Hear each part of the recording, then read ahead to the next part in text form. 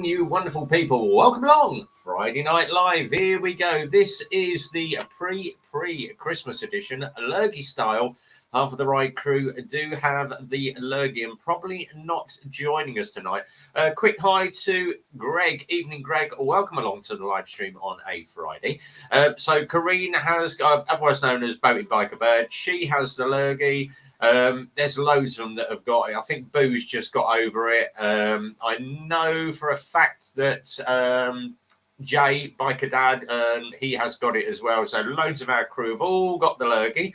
I had it beginning of the week and it's lasted about 2 days of me. I've got a slightly different immune system for everybody, so I can normally fight stuff off really, really quick. Hopefully. Still feeling a little bit shitty today. Oh, and I can say it because we have changed the disclaimer that comes down here. So over 18s disclaimers, adult jokes and F-bombs may occur during the entire show. So at the moment, we used to get strikes for the live stream. I haven't even bothered clicking monetize the live streams now because normally within the first 10 minutes of getting Peaky, Simon, Rhythmic on, it's normally either gone from yellow to a red strike. And BBB did it last week. She changed the word come to CUM and I got a red strike for it. So you can say what you like tonight because I have got the disclaimer up and absolutely don't give a rat's arse if we do get any strikes on the show. It is out there for your benefit. One thing I am going to do, and that is mention the 10 days of motovloggers. Great idea, someone has said. Yeah, the idea of doing the 10 days of motovloggers is obviously I follow around about 250 different motovloggers. So the idea is I'm going to do about 8 or 9 a day. We're going to do it over the course of 10 days. Now, it is not starting from the crappiest, working to the best. It is just how they appear in my list. But obviously, our ride team are all going to be in about the last 3 to 4 days. So if you happen to be in the ride team or you happen to know me and you're on the live streams, you will normally be in the last 5. But I'm trying to get everybody in there. And someone has obviously dropped me in it. I don't know who it was. We did a little bit of a tongue-in-cheek at TMF. It was the first 2 seconds of the TMF flyer and then guy going, boring. I'm not a lover of TMF, and a lot of the guys know it after I met him and his attitude to people. He may be a really, really nice guy, but it was just a little bit of a dig at him, tongue-in-cheek style, like we do. People take the mick out of me. Bumps. I think there was about 9 people that said, oh, at least you won't have to have Simon or anybody bump start your bike. Most of the ride team have bump started my bike at one point, whether it was the old Kawasaki or the new GTR. She now has a nice 230 amp cold crank lithium battery. So I went for a lithium ion battery. And it does fire over very, very nice. Turns over twice as quick. So it's very, very quick to start, but it was a very pricey battery. So we all have a little bit of a dig, tongue-in-cheek at everybody. It's all in jest. If you come in the room, you will get heckled, but it is all tongue-in-cheek. It's exactly as 5 or 6 guys and girls all going down the pub, sitting around the table on a Friday night and just having a few beers. And that is exactly what we do on the live stream. So if anybody does want to jump in on the live stream, the link is up in the side chat. I've posted it twice now for you.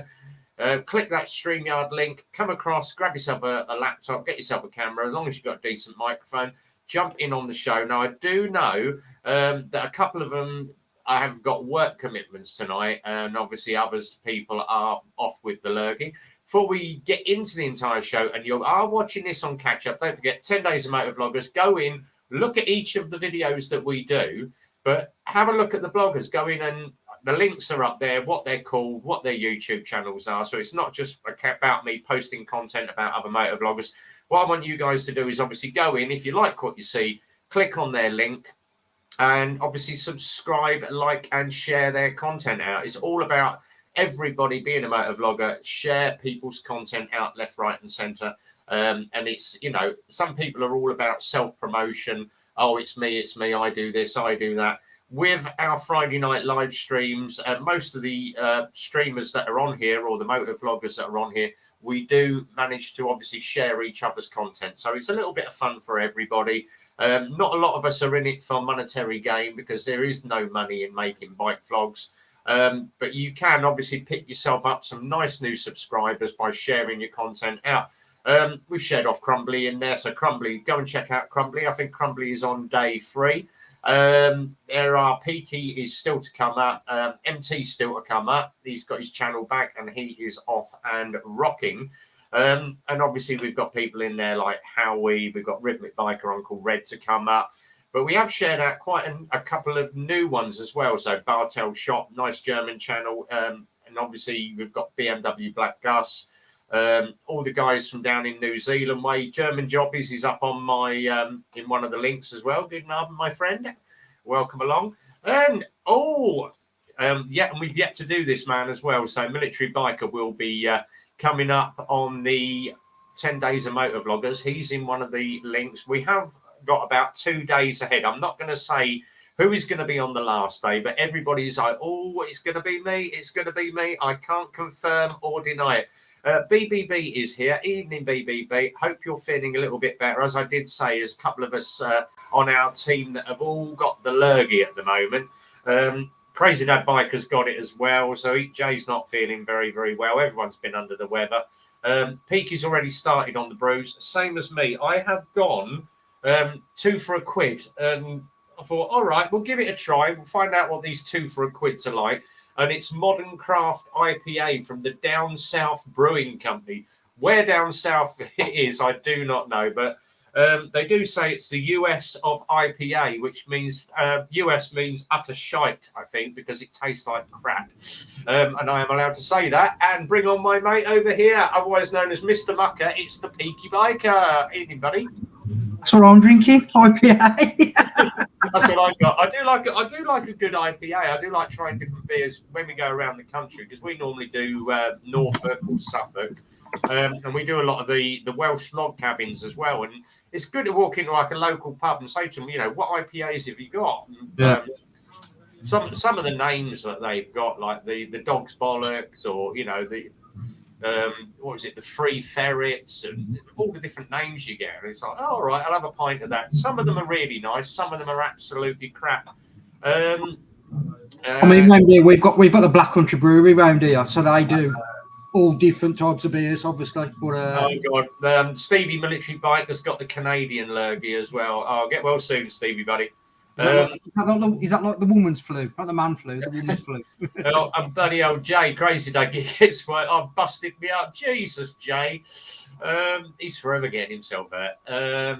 Wait, what rider? He's in one of the motor vlogs. Go and check out. I think White Rock is in day 2 or day 3. Go and check him out. King Goblin Beer. BBB, have you been jumping sheep against CTV? Man himself, Mr. Paul Keating, the mad old biker, is here. Yeah, Paul's a little bit under the weather as well, but he's obviously watching as well from the live. Most of the team have managed to get here, even if they are a little bit under the weather. Oh God, Crazy Dad Biker snap. Yes, exactly. Yeah. So there's a lot of us that are all under the weather tonight. I've managed to beat mine off in a day, and it works well if you've got a bottle of Bucky. I've got that downstairs, so I'm going to finish that, and then we're going to the Bucky. Yeah. How's your week been, mate? All right, not too bad. I'm quite fortunate, so I'll finish Wednesday, so I've got 3 weeks off now. So yeah, you did say that you were off work. We were having a little chat, you lucky sod. So that's me done until I can't remember now. It's the 3rd or the 4th. I'll go back. So yeah, that's me done. Just be spending a lot of it with the family, a few drinks, and obviously I've got my new grandson, so we won't be venturing out too far. But yeah, looking forward to it. Brilliant. So, I think it was you that put the post up. It's like -11. I was like, have a bit of this, -20. Right. And someone said to me, that can't be right, because they Googled the temperature for Milton Keynes. And I went, we are not in Milton Keynes. We are 4 miles outside of Milton Keynes in a place called Little Brickhill.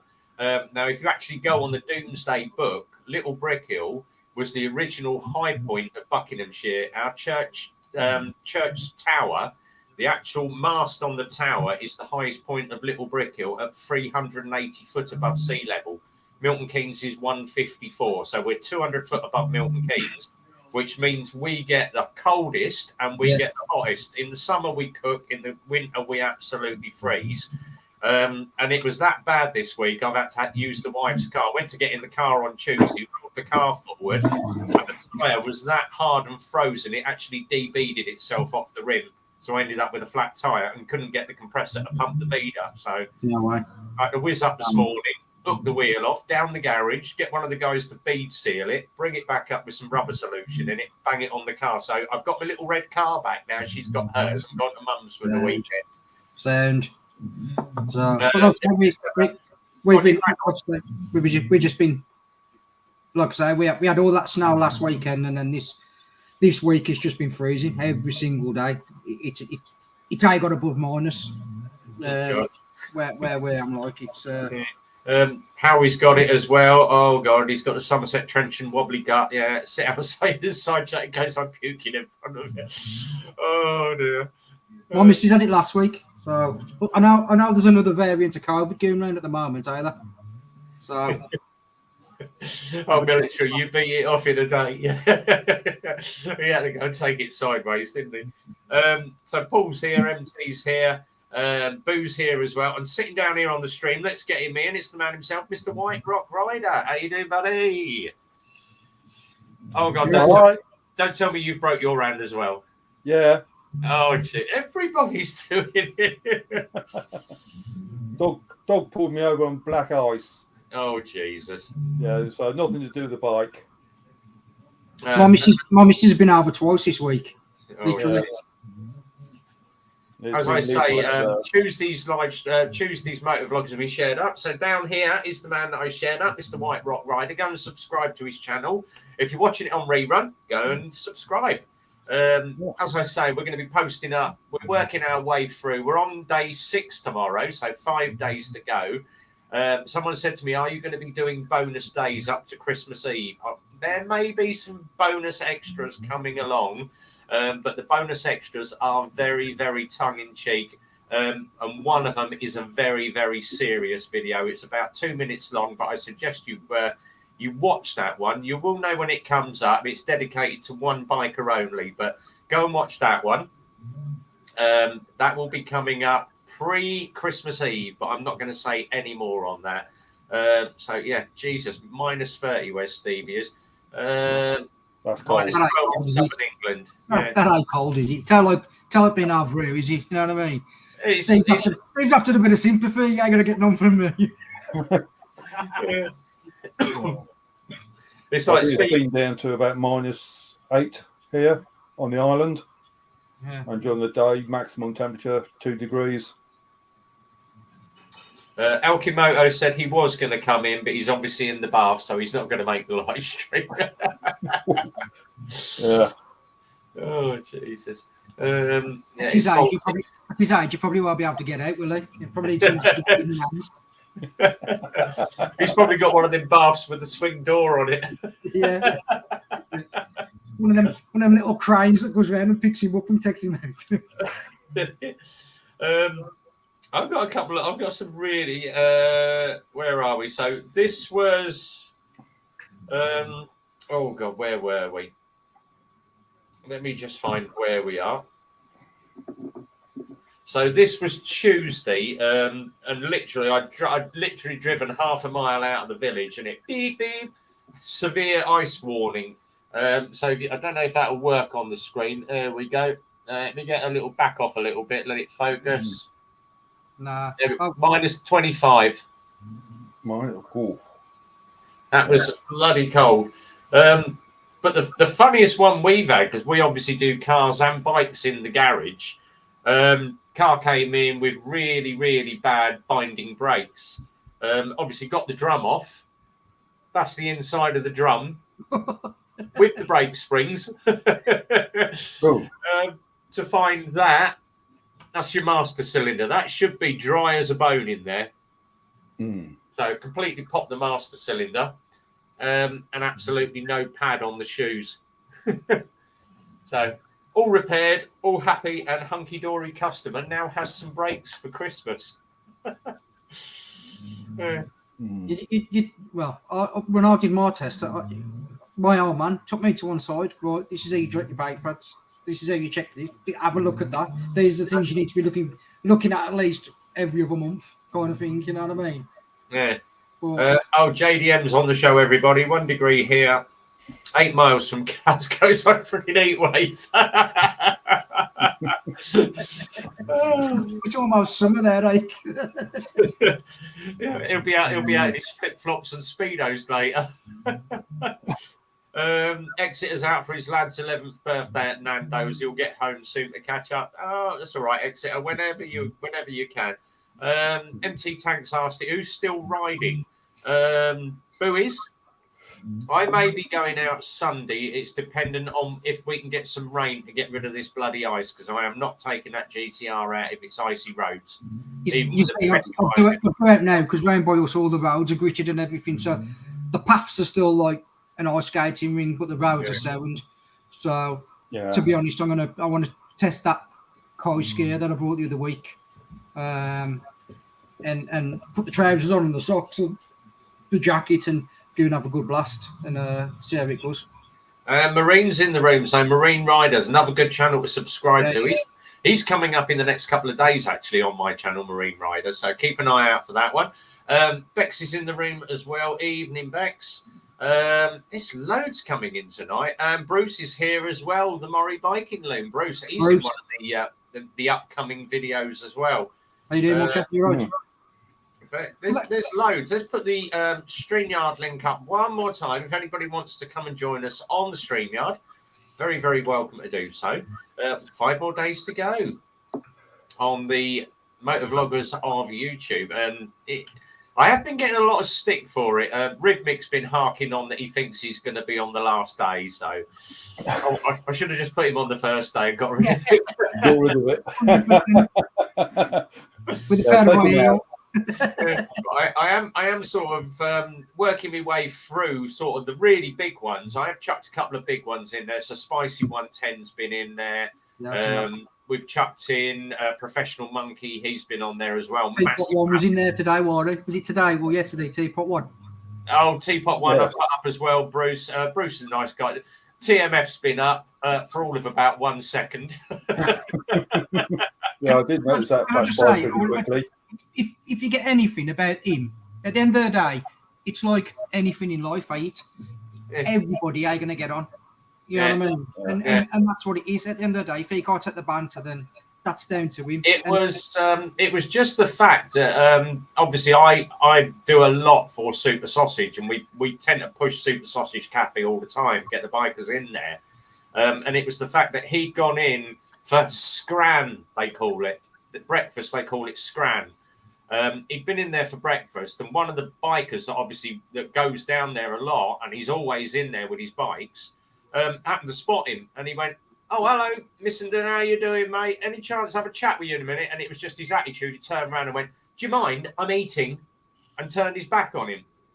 And it, if he'd have said to him, "Just give us a second, chap. I'm just going to finish my breakfast off. I'll come and have a chat with you in a minute, but just give me 5 minutes to finish my breakfast off," that would have been all right. But it was just the way that he turned around and said to him, "Do you mind? I'm eating." You don't do that to your subscribers. Just about on my way home. So I should go into the live in about half an hour or something like that. I'm going to get my shit together. I'll catch you then, pal. We'll get a few virtual beers. Right. Just to let you know, I was just watching then. Zed's just messaged me saying he'll be home in about half an hour, so he's going to jump on. Brilliant. So yeah, like I say, mate, you can't like everybody's channel, if you know what I mean. No. Yeah. So, you can't please everyone all the time, can you? Yeah, exactly. I try to get on with everybody, even if I do think they're an arsehole. But I certainly go, if I don't like someone, I'll pull them aside. You're getting on my nerves. You're grating, mate. Can you just wind your neck in? Yeah. Give it a bit of a rest, Yeah. and we'll be all right. But if you're going to keep going on, mate, there's the car park. Piss off out the way. I'm not interested, and I will say it to their face. But you certainly don't do it. So, we had a woman walk. She literally walked straight up. We were having a packed talk. There was Simon, Andy was there, Boo was down there, Jay was down there, Rhythmic and Red. And she spotted the back of my jacket. She went, "Oh, are you Rev Bomb?" And I went, "Yeah." She went, "Oh, I just spotted the badge on your back of your jacket. I just thought I'd come over and say hi because I subscribed to your channel or seen your bit." I said, well, that's Simon, that's Andy, there's Red, there's Rhythmic, that's Boo. Go and grab some stickers and say hello to the boys. And she went over. She went home with her kids with a massive, great handful of stickers and some new channels to watch. But, you know, you certainly were, you know, oh, I'm chatting with the boys. Do you mind? Give me 5 minutes. You certainly don't do that. No. Someone comes up and says, I subscribe to your channel. You know, you bend over backwards because they're the ones that are going to be kicking you down the ladder once you start making that downward spiral. You know, That's and right. if you've got really good subs, they're going to be helping to hold you and push you back Hold up. you up, yeah. They're going to support you. Yeah, exactly. It's like, you know, Matty, MT Belly had a really bad time of it when he came off his bike, and literally everybody on the channel jumped all over him and helped him out. You know, got him away from his depression, helped him out. Jim Diesel this week, everyone's been messaging Jim. I messaged him the other day. You know, and he said, oh, you know, there is stuff coming up. Put a new video up, but it's obviously old content. But I said to him, you know, when you're ready, don't rush to get on the live streams. Don't rush to put your content out. The boys are here. But if you ever need to chat, there's me, there's Peaky, there's Zed, you know, there's Simon. All the boys that he chats to are all here. And all you got to do is just pick the phone up. Our number, he knows all of our numbers. He's on the ride team as well. And he's on the UK Motovlog team. So Jim does read all the messages, all 560 that he had in one day. But you know, it's all good fun. Let's just go through some of these messages we've got. TBV's in the room. Evening, ladies and gents. I'm still riding to work and home again. Open the Royal Mode. Don't miss my cold chain delivery for my LXS. Yeah, chains for the LXSs are really hard. Well, you can get the chains for them, but you can't get the sprockets for them for love or money. And everyone's saying, oh, Lex Moto is shit for getting parts into the country. It's not. It's China holding back on everything. You know, you just can't get scooters. You can't get parts out of China. Obviously, COVID is still going on. People don't realise COVID is still going on in China. You know, we're over it. We've had all the immunisations or boosters and everything to keep us through it. But COVID is still rife out there at the moment in China, and it's getting stuff over. New scooters. They're just easing the lockdowns, aren't they? It's mad. Oh, Sarah does moto. You guys really don't like that missing the flyer guy, eh? Some do, you know. He does some good content, you know. At the end of the day, he's a moto vlogger. But when you're charging, I think it's £10 for a Patreon channel to get something a couple of days early that should be on YouTube, is it worth paying the Patreon fee when you know it's going to be on YouTube in a week's time? I certainly wouldn't go down the Patreon route. Some people like it because it obviously gives them a little bit of extra income. And that's obviously, he does that as part of his full-time job, but he's also a pilot as well. So he's making his money out of being a pilot, but you're either one or the other. You know, you're a pilot or you're a motor vlogger. You don't do both. Mate, you take like he's short of a bit of coin as well, is it? You know what I mean? No, not who's got his own plane. You know what I mean? Yeah. You take like he's bought yourself a push bike to go backwards and forwards to work. He's bought a plane. Yeah. Oh, there we go. German jobbies. Don't speak to Mr. TMF unless he speaks to you first. Yeah, exactly. That is what you get. And as Simon said, you know, the Amazon guy that went round his house, he's, oh, you're missing how do you know my name? Well, it's blatantly obvious. It's like walking up someone's drive and spotting that it's like Declan Donnelly, you know, oh, you're Deck from Ant and Deck. How do you know that? I've seen you on the bloody telly, you twat. I said the other week, I've said it a couple of times about my mate who was delivering to him, and he gave him a right mouthful. And then in the end, he just threw the package at him. He went, "Sound, I'm off. See you later." Yeah, there we go. Howie's just summed it up. Say something dumb to a subscriber and the word spreads you a knob. Just be nice. Exactly. Yeah, summed it all up in one. It's just been a bit fucking human-like, do you know what I mean? You know, you ain't above anybody. You ain't better than anybody. So, you know what I mean? I treat and talk to people how I want to be spoken to and treated. Do you know what I mean? Lucky everybody likes MT Tank. Brandon, yeah, Brandon's all right. He's a nice guy. Brandon is Brandon. He just you see, what you get on his channel is what you see for him in real life. He's got no airs and graces. He's just, and the best one was he obviously turned up at Super Sausage first time we ever met him. and he'd been following a lorry for about 10 miles in the drizzle and the damp. He was absolutely covered in it, and he took his he'd got 2 big white panda eyes. It was hilarious. Me and Boo were killing ourselves. I've got the photo somewhere. I'll have to dig it out. Brumtown's just popped in. He's on the. He's on fucking holiday. He is. Yeah, he's on holiday. Yeah. How's Simon? Oh yes, Simon is doing well. He's passed 3/4 of his tests so far. He's just got the driving exam to do. So, as we said, Simon will absolutely smash it. But Simon's doing really, really well. He is on the picket line still. He's doing all the stuff that he normally does. Crazy now. It doesn't make sense to hold stuff up, getting out of the country, but keeps the economy going. Exactly. MT Tank owns his own plane on GTA 5. Matt's just joined, brand new member. Thanks, Matt, for subscribing. MT Tank, I have a tank, yeah.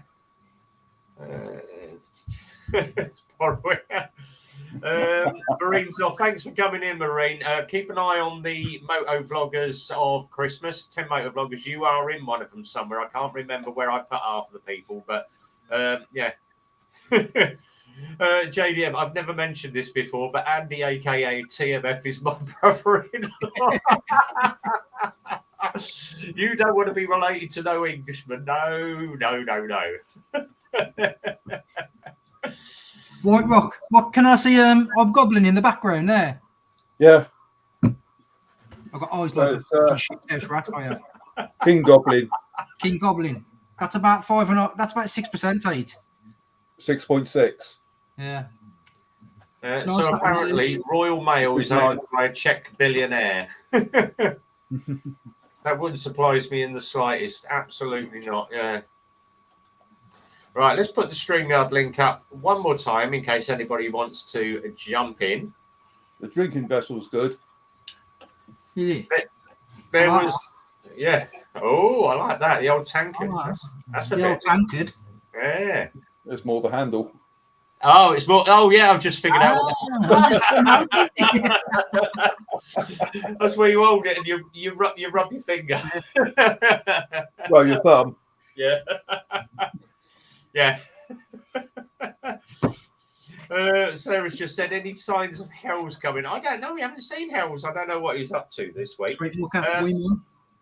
And if you haven't heard, obviously Sarah does moto. Sarah's taken over the Burning Gas Hauling Ass channel. So Sarah is now the leading spokesperson for the channel, and it's changed its name to Sarah Does Moto, which I think is quite fitting because Sarah does an app. She's only been doing it a short time, but the way she vlogs comes across really, really good. And if you happen to be a female motor vlogger, there are lots of female motor vloggers out there pushing their content and pushing other things, Yeah, exactly. Yeah. Sarah doesn't. She just, this is the bike, this is me, this is what it is. So she's doing an absolutely fantastic job. So well done, Sarah. And I'm sure Gareth's behind her all the way. Obviously, they've still got the Burning Gas Hauling Ass on Instagram. But the YouTube now is Sarah Does Moto. So that one will be up because I went and obviously started doing, but I'm like, no, it's not. It's now Sarah Does. So I've had to change a whole day's worth of video just for that one because we've got them in there. So I've had to delete the Burning Gas Hauling S logo out of one of the moto vlogger streams. So it's now Sarah Does Moto. Still the same channel. It's just had a name change on it. So go and check that channel out. She is very, very good at what she does. And best thing is Gareth's got a good beard on him as well. And he's also got the V-Rod. Still got it. I think Boating Biker Bird is somewhere in the background. Obviously, she is suffering with the flu badly. She's got the... she just needs to man up a bit, don't she? That's what it is. Yeah. Well, it's the water pikey flu because of all that ice. That's what it is. It is. Nicking all them dodgy fish out the fucking cut. Yeah. It's where you pull one out, it's got a clock spring inside it. And a bit of wood attached to the back of it, and then just the tail moves. Oh, does it sing though? Yeah. Remember them with the fish and the tail moved at the same time when it used to sing. Yeah. I tell you, they used to be all the rage, didn't they? The old singing fish on the wall. Gary's in the room. I am Mucker. I'm in here looking in. Glad to join us, Gary. Welcome along. Yeah. Oh, Sarah's just said it's still there. Both the night rod and the beard. Excellent. Excellent. Well, hopefully next year we will get a ride up to Scotland. We'll probably pick up Peaky on the way up. We'll probably do it around sort of April, May, June time. The bike show is flying along really, really good at the moment. I'm not going to ask anybody for any money until we're about 3 weeks out, so I know exactly how many people are coming for that. But if you go up to Scotland, it can't be May because that's when I'm doing my. Oh yeah, we're out on that. Yeah, we're coming up for that one anyway. But yeah. Oh right, let me just see what regiment. Yeah, finished by Scottish Grunt.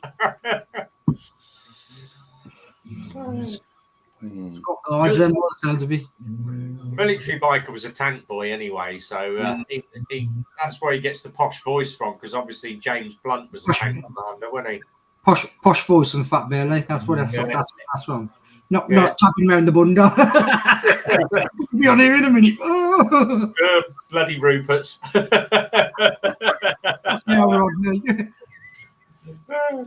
Because one of the there we go. I was a Scots Dragoon Guard. Oh, there we go. So, yeah, now you know. Because what? German Jobbie was Argyles. Yeah, Argyles were defuncted, weren't they? Yeah. That's like they disbanded, I think, about 9 regiments of the Signals and brought them all down. Some of them went to 22 Reg because they did the electronic warfare and all that sort of stuff. But 19th ended up going back down. We ended up going back down to Blansford in Devon, wasn't it? Dorset, yeah, Blansford, Dorset. Yeah, well, you had the Bruce, Murray Boykaloo, and then Stevie, the military biker. They served together, don't they? So yeah. Oh, someone's just he's joined us from the back in the, as we say, the conservatory, the living room. I can't see the bike, so we're going to bring him on. Where's he got? He's disappeared. He is there. There he is. I don't see the bike. He's obviously chucked it in the garden. No. The wife's wheeled it out to make way for the sofa. It's in there. Oh, it's out. This is the kitchen. That's conservatory through there. That's the east wing there. West wing. West wing. How you doing, Chris? You all right, Mucker? I'm getting a bit of lag here. All right, how you doing, Peaky? Nice to see you, son. How you keeping? Yeah, man. All good. I'm all right. I'm getting a bit of internet lag. Oh, here we go. Motto of the RAF regiment, then barriers don't lift themselves. Chris, what's the weather like up by you? The weather? It's shit, mate. Yes, the weather. It's not as cold as it was. It's lifted. It's a bit better. Temperatures have risen. I think it's above 0 degrees now. So ours is next week. Our temperature's supposed to rise next week. Yeah, I think ours is supposed to go up tomorrow, I think. At the minute it says on our weather forecast, one saying we've got rain Sunday, and the other one saying BBC saying we've got rain Sunday, and ITV are saying we've got 12 hours of snow. I don't think nobody knows, if I'm being honest. So you never trust the weatherman, especially when his name's Fish. Yeah. Oh, it's going to be light breezes. Yeah, bloody torrential, bloody hurricane. Look, as it rains. We need it to rain. We need to rain. I need to get out of my bike. I've been out of my bike for nearly 2 weeks now. I haven't been out on the GTR since I had it valeted, so I need to get it dirty. And I've managed to put we've got the battery in it now, so I've got a lithium ion, because the original battery was 150 cold cranking amps, 14 amp hour, but only 150 amp cold crank. So obviously, as soon as the battery started dying, you had to bump start the bloody thing.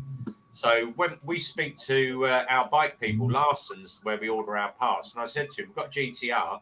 He said, easiest way to go with a gel battery. He said, you'll get 200 cold crank amps out of that.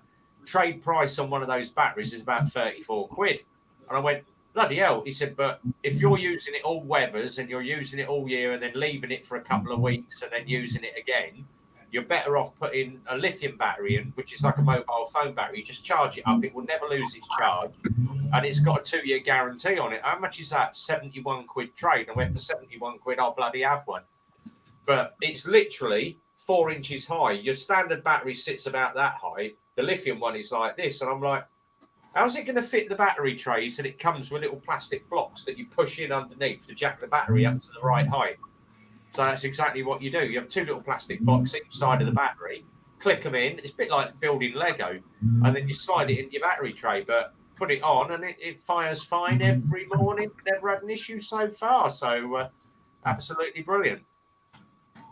MT. They forecasted snow for Nottingham on Sunday. So far, we haven't had any. Yeah, no snow at all. We've had loads of it down here. Honestly, mate, last Sunday, me and the kids and the missus and everything, we was all outside. We was playing the snow, and it was a good 1.5 foot deep as well. It was like a little bit of a sprinkling. We had a proper downpour. Zen is here. It's got to the point now where it's all fucking ice. Do you know what I mean? Because we've had a week of cold, or you know what I mean, minus weather. It's just turned into ice. So everything's like ice skating, ringing, falling over every fucking 2 minutes. Yeah. And that ain't enough to do with the beer, neither. Well, my I think you do a lovely pirouette, is it, Peaky? You do a lovely pirouette. Where is it? Sitting up there. I got nowhere.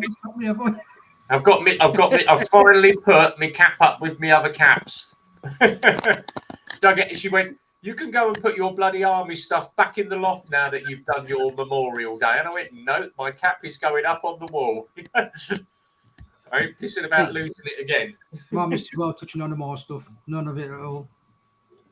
I don't know whether it being here with military legends. When I'm a fake Hollywood action hero. Oh, I love it, John. Absolutely love it. Brilliant. Oh. Peaky's Gordons are local to me. They were, as were the Queen's Own. Yeah. Well, that's what my old man was a Gordon Islander. So I got family up in Scotland. So my old man was a Gordon Islander. But yeah. The Gaelic Southern Highlanders was my local regiment, and I think it's disgusting what they've done to the Scottish regiments. All that history, hundreds of years of history, and they've just it's gone. Yeah. Well, that's the same as in 2007, mate. They amalgamated every regiment in the British Army into not every regiment, every infantry regiment into the Mercians. So all that regimental history, terrible. Try to keep it, but it's gone, mate. It's gone. See the Gaelic Southern Highlanders? They've got a berry. It's called the Thin Line, right? And see the Gaelic Southern Highlanders? They were the first infantry regiment to stand against household cavalry. Yeah. Yeah. I mean, I've still got my arm man's fucking kilt. And win. No, sorry, and win. Go on, Chris. I think I'm having a bit of internet lag or something. I think my internet's terrible. I don't know what's going on. Jumping backwards and forwards, yours is, mate. You're stopping, you're freezing, and then you're coming back on, like. Yeah. He's obviously got BT Wi-Fi there. He's running his laptop off his phone. The dog's in. Is it prison Wi-Fi? Come on. This was where he starts doing the old. It was the bloke that used to do it. He used to. Lee Evans. Lee Evans, Rory. You know, he's come back on it. I'm going to go and switch.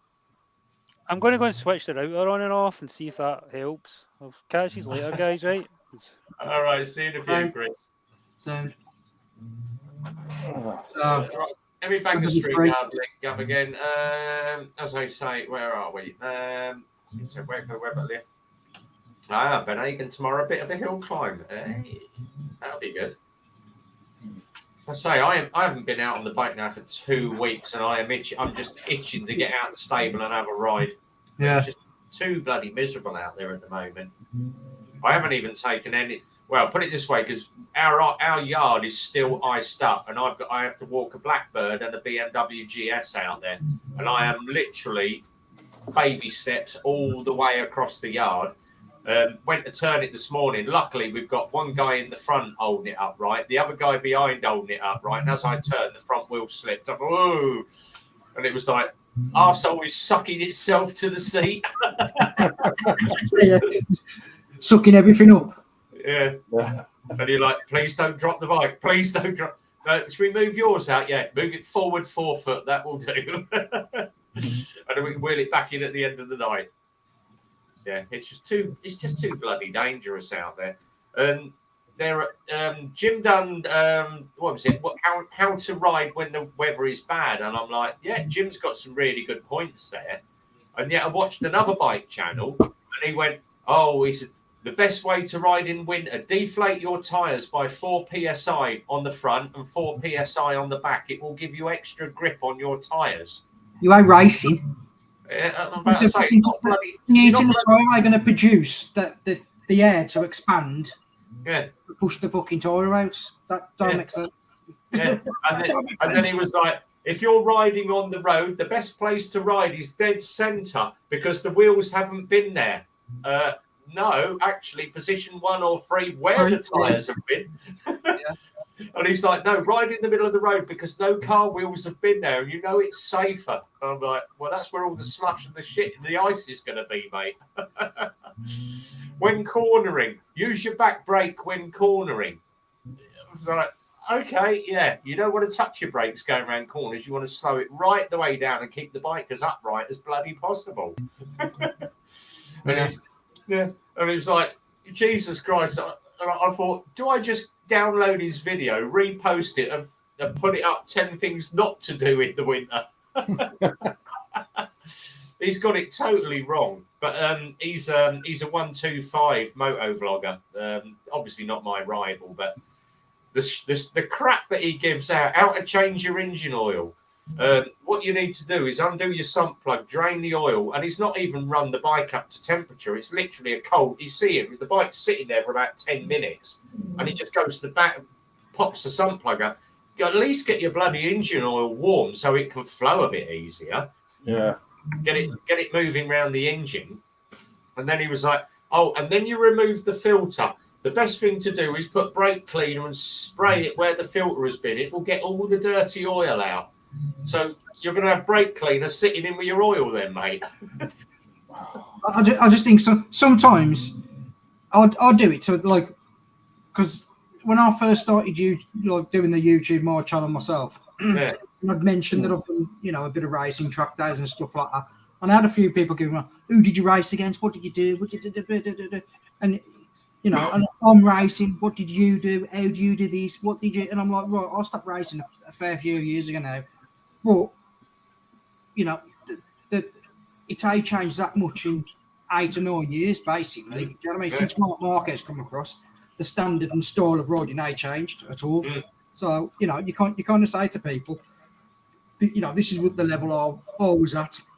Mm. A lot of fucking wheel beater by no stretch of the imagination. But it's like what I'm doing now. You get to enjoy it. I don't, especially when you're racing, you don't come last. You don't race to go, yeah, I turned up. Do you know what I mean? You want to be at the front, don't you? You want to, Yeah, you do, yes. boxes, you know what I mean? And Military said, can you get White Rock to say, I'll get you, Butler? I'll get you, Butler. He looks nothing like Blakey. I'll get him a cap. Send me your email. I'll get you a cap. Get you a cat. I'll get you, Butler. Yeah. Oh, yeah. Zed. Sounds like someone who's deliberate. No, actually, the guy is a complete and utter bellend when it comes to doing moto vlogging. He was the one that's brand new Iska, and I do. Well, you've all seen me 125 videos. 40 mile an hour for the first 500 miles. He takes a brand new Iska up to 62 mile an hour out of the box. It's got 2 miles on the engine. And he whacks it right up. Look, this is the top speed of the Iska at 62. You can hear this thing bouncing off its limiters. Yeah. The thing is, the thing was, he put the video up of him doing it, and the guys put a video, put a message below it. That was my bike, you CUN star. It lasted 2 weeks until the engine went bang. Now I know the fucking reason why. I'm bringing it back to your shop, you complete and utter twat. They deleted his comment and he left a Google review on their page. Got me money back, went to trading standards, got me money back, would not touch this bike shop. Go and look at it. And the video's still there of him doing 62 mile an hour. He won't pull the video down because it's had massive, massive views. But they got slated for it. That's like when I picked up my my Triumph, mate. I rolled it in the back of my van. German job is 2 big dollops of grease on your brake pads in winter will stop you looking. Welcome back, Chris. You're right, How you doing? Is that better? That's better. Yeah. There we go. Yeah, Rev, listen to this then. When I picked up my Triumph 675 from the Triumph factory, rolled it in the back of the van, and there was like, oh, you know, don't go over 60 mile an hour, don't go over 4,000 revs, this, that, and the other. And then when we rolled it in the van, there was my mate Wedgie, his R6 race bike in the other side, and there was like, where are you going now? We went Mallory Park, and he went, you ain't never going to take a brand new bike on Mallory Park. I went, mate, it's going to get absolutely fucking hammered in like an hour. And he went, you're supposed to be running like a day straight to Mallory Park, mate. You fucking smashed it. Yeah. Yeah, he said he's in the room. They did. Hang on a minute. We're gonna have a little shuffle here because we're gonna put the Beardy Boys up the top. Chris, I've got a beard. We'll move the semi-beardy one that side. Chris is a full beard yet. It's like one of them. One of them ones where you get like 14. That looks like my Mrs. Muff, I tell you. I would probably say I've grown that by about 12 o'clock. Yeah. I just went to the hairdressers the other day as well. Would you pick it up off the floor?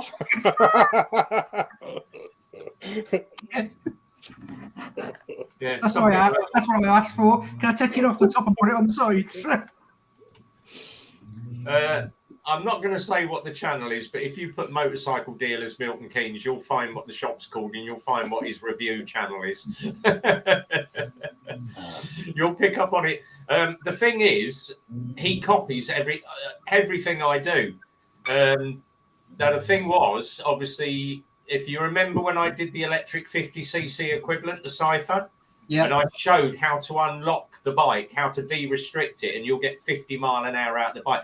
I actually asked Lex Moto how to unlock the bike. And he said, yeah, but if you do it, you're going to invalidate the warranty on that bike. You're all right to do it for the first mile or so, but then you've got to get it back into lock mode because the battery is designed and the controller is designed for 30 mile an hour. You have to buy the different flash unit to go in different ECU to unlock it properly. Otherwise, you'll burn it out. And I went, all right, so we did a mile on it. This is how to unlock the Cypher. Look at this. It does 52 mile an hour.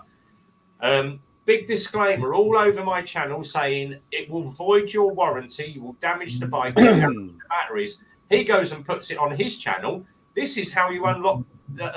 I've gone and watched Rev Bub's channel. I've changed names again. I'm now Rev Bub.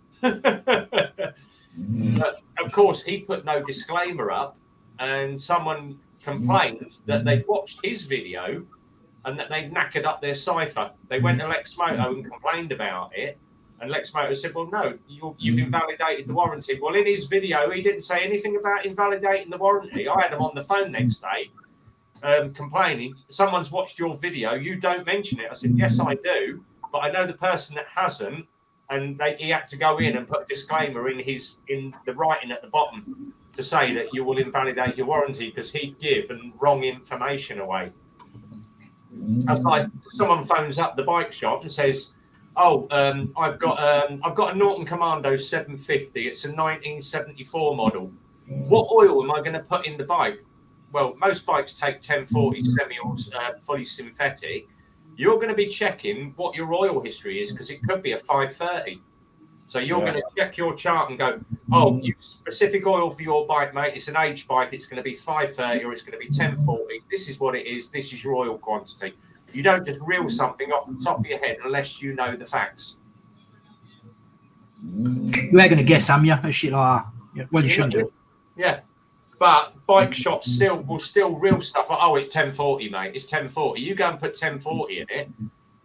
We had it with a guy that had he'd got a 125, and he'd phoned up and said, "Oh, what oil is it?" I said, "Well, it's 1040 bike oil." And he went, "Oh," but he went to Halfords and bought 1040 car oil and put 1040 car oil in his bike. Oh, there goes his clutch. I've had quite a few of the older bikers down at Largs tell me that it's just the same stuff in this. It's not. I was like, no, the viscosity is totally different. Yeah, it will knacker your clutch up really, really quick. The quickest way to ruin a clutch basket is put the wrong oil in it. 1040 car oil is nothing like 1040 bike. If you get a board and hold it like that and put the car oil and put the bike oil, they'll run down it to the different rates. Yeah. Because the viscosity is different. Yeah. I usually do that test over boobies, to be quite honest.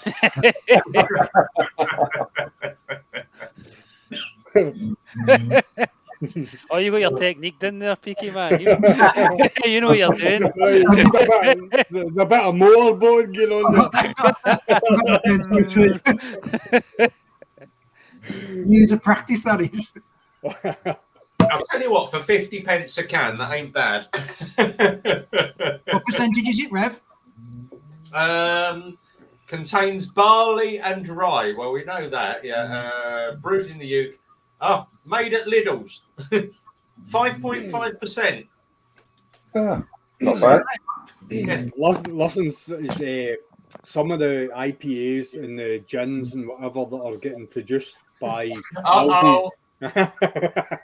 Who's just figured out the dealer? CBRs. Yeah. I'm not going to say it, but he's spotted it. Yeah, they do have a bit of a reputation in Milton Keynes. Right, they're more massive, all of them. Yeah. Must be the water down there or something. Fucking huge. What was it? I'm just going to nub your breasts. Num, num, num, num, num.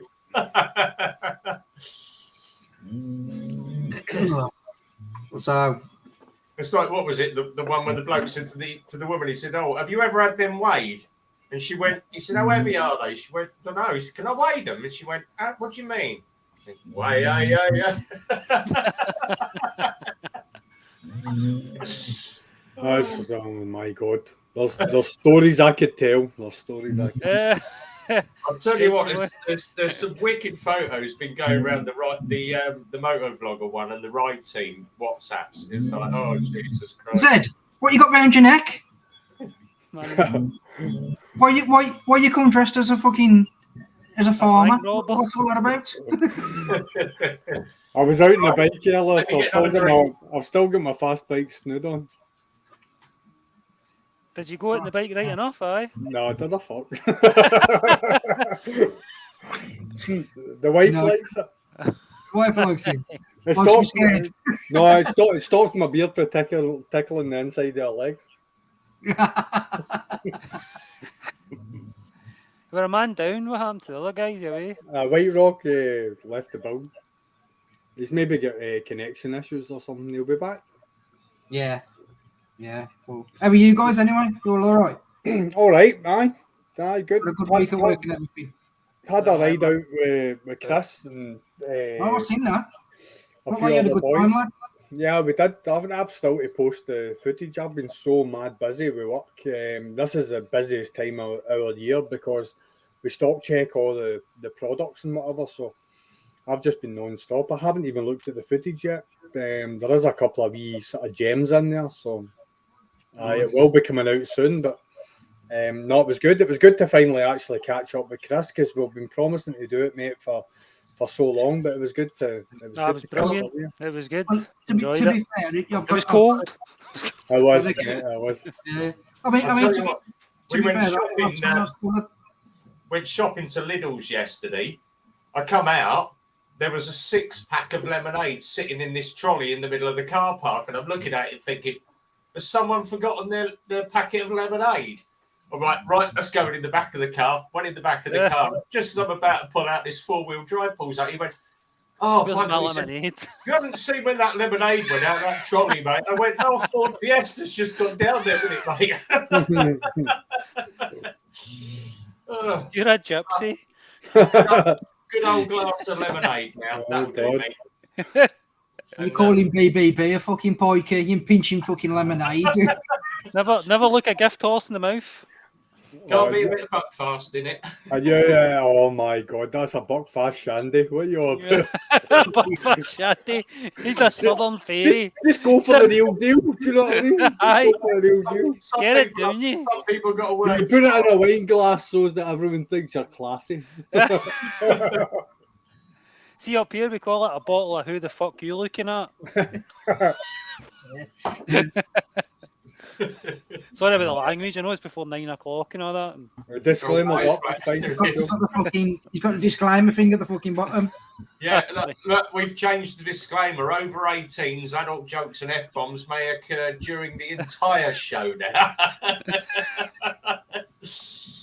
Yeah, I had to change it because I got so many strikes. Believe it or not, BBB did it last week when she actually put cum, C-U-M, and I got massive strike for the word cum in it. Oh, there's nothing worse than cum on that. Jesus Christ, YouTube, rein it in a little bit. Yeah, they don't always look at the sentence, do they? No, is it not just like a sort of program or something that picks up? It will be an algorithm that will listen to keywords. That's what Do you know what I it mean? It's like come. You see, Rev put me on the chat right away. It's short wank, but he's red stripe for the word wank. Rev started his channel and straight away it was like, yeah, usually it's either Simon or PK. I get a stroke. I was like, I ain't even on yet. I haven't actually checked what we've got for tonight. Let me just go in the studio and have a look. I showed my mum the stream last week. I put it on when I was in her house and showed her it, and that she was disgusted with all languages, especially yours, PK. She said we're currently yellow. Yeah. So fine. Let's have a look. Over the last 10 weeks, every single one is yellow. Yeah. Chris, when she texted me, she said I was all right. She said I look good and everything. PK, you've not seen my mum yet. It's like this. Nice in the face, and it's in the back of her head. Just as well. Hope you yourself checked out, man. She's been around the whole village. Stevie's going to come into this. As you said, they'll look a gift horse in the mouth. But saying that, you can't catch it twice, so you'll probably be all right, PK.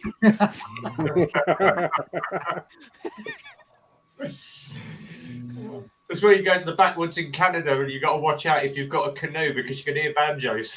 Yeah. You're going to burn him out, boy. It's when they start talking to you in the same language what you do, talk about the sin bin and stuff. You're like, what? How do you know about that? You can say wank all you want because I've already had a yellow strike. So, See, it's made the world a lot smaller now because everyone's got the internet. So, well, that's it. That's exactly it. Everybody's heard it all now. Yeah. The thing is, what was it? Because we've got new neighbours next door, Ben and Zoe. Zoe's the one that likes Peaky's ginger beard. Or strawberry blonde, she called it. Just let them know that it's African sunset. Yeah. But her kids watch the live show as well. They sometimes log in. Now, I think Leo's 10, and Elise is 13. And I was like, Mummy, and she come down. She went, when we popped down to have a quick smoke, she went, Mummy, there's 2 people on there, yeah? He just said fuck. Right. I just saw the military bikers comment, and it kind of rung true with me because I was at a doctor's appointment the other day there, and he said, Zed, you need to stop wanking. I was like, why? And he said, because I'm still trying to examine you.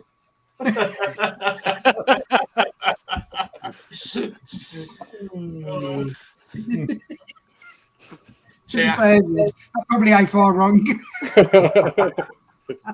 See, my doctor, I've known him since we were. He was in about 4 years up from me in school, but he's our local doctor now, runs the practice. And he said to me, he said, when I hit sort of 55, and he said to me, so you've got to come and have your prostate exam. Why? He said, because we check anybody over 50 has to have a prostate exam at least once every 2 years. All right. What do I do? He said, just drop your trousers on your side, bring one leg up to your sort of grab hold of your leg and pull it up. And I'll put some gel on. And I'm like, in he goes. And he's like, I'm like, oh, fucking hell, Jesus Christ, man. And he went, don't worry, I've got both hands on your shoulders. And I was laughing so much. And he went, there we go, all sorted. I went, why is that? He said, because when you laugh, he said, it makes your muscles contract. It makes me easier to feel your prostate. That's why I make people laugh. He said, that joke works on everybody. Yeah. What he said to us, Rev, he said it was like a kick in the sausage of rally. A super sausage. Yeah. A super sausage. Sausage of rally. He's sitting asking the doctor if he was in yet. You in yet? Wetter than... I bet Rev went into the doctor's surgery all nervous. Like, where do I put my clothes? And the doctor's like, next to mine. Yeah. Oh, GTR's here as well. Evening, buddy. Oh, Exeter's back as well. Brilliant. Oh, it was like, what was it? He said, oh God, what was it? One of the new receptionists there is like, is this what you said to her, Rev? No. Can you lie down, put your leg up? He said, what's your problem? He said, oh, my fucking cock's dripping. Oh. And he went, oh. And he went, I can't piss, it's just dripping. And she went, well, I don't want to know that. Tell the doctor when you get in. Back the following week, he went, Doctor said to me, just tell her it's something else. When you come in, tell me. And he went, what are you in for this week? He went, got a bad arm. He went, what's wrong with your bad arm? Still can't piss out of it.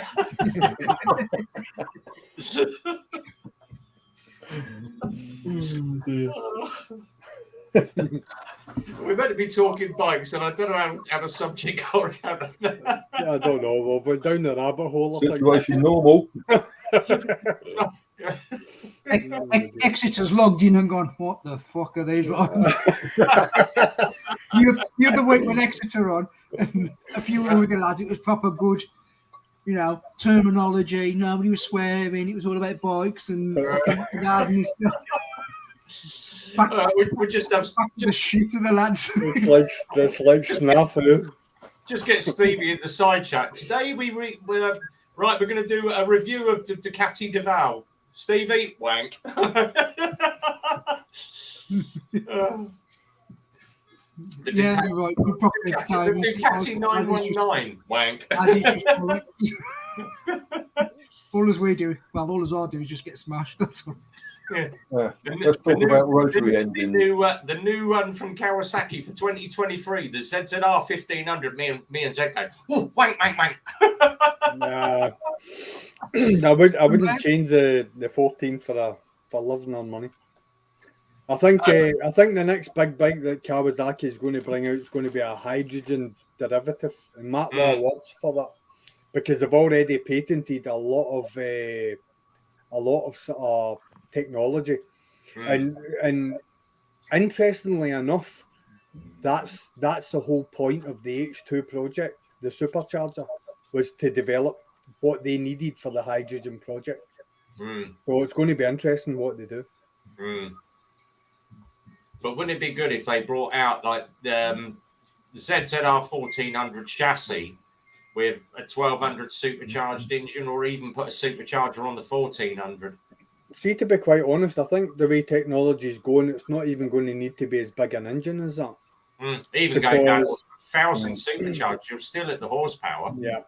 You look at the way cars are going, and you one of the most powerful engines just now is actually a Volkswagen engine. It's a 3-cylinder, and it's turbocharged. They've actually turbocharged it, and I can't remember how much brake horsepower they're developing out of it, but I'll tell you how it came about. This engine was a blueprint for the Bugatti Veyron. Yeah. So they started off with 3 cylinders to get the theory right, and once they get that, the compression rate and the valve train and so on and so forth, they made it a V6, and then they made it a W12, and that's how they got the Veyron engine. But the 3-cylinder engine is probably the most powerful 3-cylinder engine that's ever been produced, and they're making a fortune off it because all the other car manufacturers are buying it. See, the Germans are coming out with some damn good stuff at the moment. I bought a rolling chassis I have for a Harley build that I'm going to do. So it's just literally a frame, engine, and gearbox and some wheels. And I've done it before, so I'm gonna just literally, it's going to take probably 2 years to do, but I'm going to build it and have it customized. So now I know how Komodo does the spray work. I'm looking at some fucking. Listen, buddy. If you go, that Harley of his man is the pride is amazing on that. I sat and watched Alcamoto's. It was like a tank that a boy had given him, and it was the step by step. He basically ground off the Harley logo and whatever, and he hand did the whole lot straight from scratch. Now, and he will say himself that he's not. It's like self-taught, but see the attention to detail that he puts into every single one of those projects that he does. It's absolutely phenomenal. His own bike, that Sportster, all the sort of wee copper touches, and it's just the accents of it. He drew me in. It's like to trade. I'm an engineer, and that was the whole thing about Alcamoto's page was. He was like-minded in the sense of the way his attention to detail and the wee things that he picked up on his bike. I totally tuned into that. He's fantastic. But Peaky, I'm sure your boyfriend will love the Harley when it's finished. Grace says I've just authorised it. I could just see Peaky riding down the street with a guy in the back, he's Harley and all that, riding bitch. Leather caps. Crotchless leather caps and a fucking white Pull over! Those leather trousers that kind of stop there. When you see the flesh and all that. Has anyone seen the super sausage? We're going to super sausage, boys. Might be there every weekend. It's just who's going to win the World Cup, do you reckon? Not England. I ain't bothered England out there, so I don't give a fuck anymore. Not I've England. got a clue. I ain't even watched any of the world. I didn't even watch any of the England games either. Football portion. Personally, I think Argentina's going to win. Yeah, I hate France. I hate France. I hate the fucking passion. But Aye, Peaky, you were singing football was coming home and all that, and then you get pumped, son. An interesting fact. Cat armed out there. That's what they brought out. That fucking cat. I was going to say something, and I thought, no, I was talking to the missus, I was like, I better know. People take football dead serious. No, I better not say anything. An interesting fact about France, and the military biker will appreciate this. Their tanks have got 6 gears. They've got 1 going forward and 5 in reverse. In the fucking back. Fucking right answer there. Fucking right answer there. But But nah, What was since it, England's one of I ain't really fucking arsed. Like I watched the game the other night, but it don't really fucking interest me. But it's more frustrating. Go on. To be quite honest, like, see if the English commentators would just chill out a bit, I would support the English team 100%. Because I don't dislike the players. I just dislike the way that they're commented on. And it's the whole 1966 and it's blah, blah, blah. I'm sorry, but it sticks in my throat. It's like, it was great that England won the World Cup, and I appreciate the fact that they have done. It was great. But nobody mentions 1967 when we handed your asses to you in a plate. Do you know what I mean? Oh, it's like if the commentators were open and honest about it, they would say, well, remember the great Scottish team that actually brought us back down to earth after the World Cup? Nobody mentions it. But we have to watch the World Cup and listen to English commentators talking about the World Cup as if it's coming home. It's been coming home for how many years now? Yeah, it's because when fucking Graham Sinis goes on, nobody can fucking understand what the fuck he's saying. We all just look at each other like, huh? The fuck's going to I know. Oh God, I don't even think Graham Souness understands what he's saying. Man, he's up to tits half the time. I think he's lost about fucking 9 stone in about 3 weeks. He has. He's on the fucking old Columbia marching powder out there. I think he's mental. Who was the black guy that was doing the interview? And they were doing the match in the background, and he was like, "Oh, you've just missed a goal," and he went, "Oh, that's Chris Kamara. The sad thing about Chris, what is it Chris Kamara's got now? He's got like an illness, is it? Yeah. It's no MND, is it? It's something else. No. But it's like his speech and everything, his motor skills are all starting to. And I've watched a documentary about him. And it's like, I don't think it is, Chris. I think it's something. It's obviously it's a motor illness, but it's not MND. No, it's not he doesn't know how he's going to be every morning he wakes up. Sometimes his speech is better, sometimes he can hardly string 2 words together. And it's brutal because it all depends how much beer I have. Yeah. As long as I wake up breathing in the morning, it's a good day. I don't know, mate. If I'm going to go, I'm going to give me fucking sleep. If I'm going to go. As long as you wake up, I'd rather die in my sleep than like my granddad did, screaming and with 500 people behind him in the plane as well. Right, it's going to go very, very sideways now. We're going to bring this guy in. It's Stevie. Yeah. Oh man, how we doing, boys? How you doing, sweetheart? You all right? I'm all right, sausage. How are you? What's a roll? All right. Calm down. Hey. Oh, I've not heard that one before, Chris. Thanks for bringing that over. There we go. All right, Bruce has just said it. Apraxia of speech. There we go. That's what I was. Thanks, Bruce. I couldn't. Same thing Bruce Willis has got. Yeah. What did you say, Rev? The same as what Steve's got? What did you say? It's the same as what Bruce Willis has got. Oh, right. Okay. Sorry. Right, yeah. I know I've been construed with Bruce Willis before, mate, but, calm down. It's that ginger beard. It's not a Christmas movie. We're a bit out of place here. I still forgive Stevie after the other week when he get fucking cutting me off on his channel. There we go. I've been forgot yet. Yeah. That's what we do. Do you realise nearly 60% of this room is ex-military now? Yeah. How are we doing anyway, guys? Yeah, good. How about you? Yeah, not too bad. I've got the Canadian Lurgee. I've got a cough from hell, but yeah, I'm not too bad. Oh man, not too bad. I take it the weather's still absolutely fucking shocking over there. Oh, it's shockingly Baltic. Yeah, it's horrible, mate. It's like -20 something right now. So yeah, great. But that just takes me back to like fucking Kosovo and shit. You know what I mean? Yeah. All of a sudden it's fucking nice, and then 2 weeks later. Yeah, mate. Kosovo ruined snow for me. I used to love snow, and then I went to Kosovo. I was like, "Fuck this shit." Yeah, this is crap. Yeah, -20. I'm thinking about turning my heated grips off. Rev, see when you were in the Falklands, you had that on your head. Did any fucking lynxes or anything like that land on top of you? Believe it or not, look, it's still got my frigging name in the bottom of it. Look, because you have to write your number in the bottom of your cap. I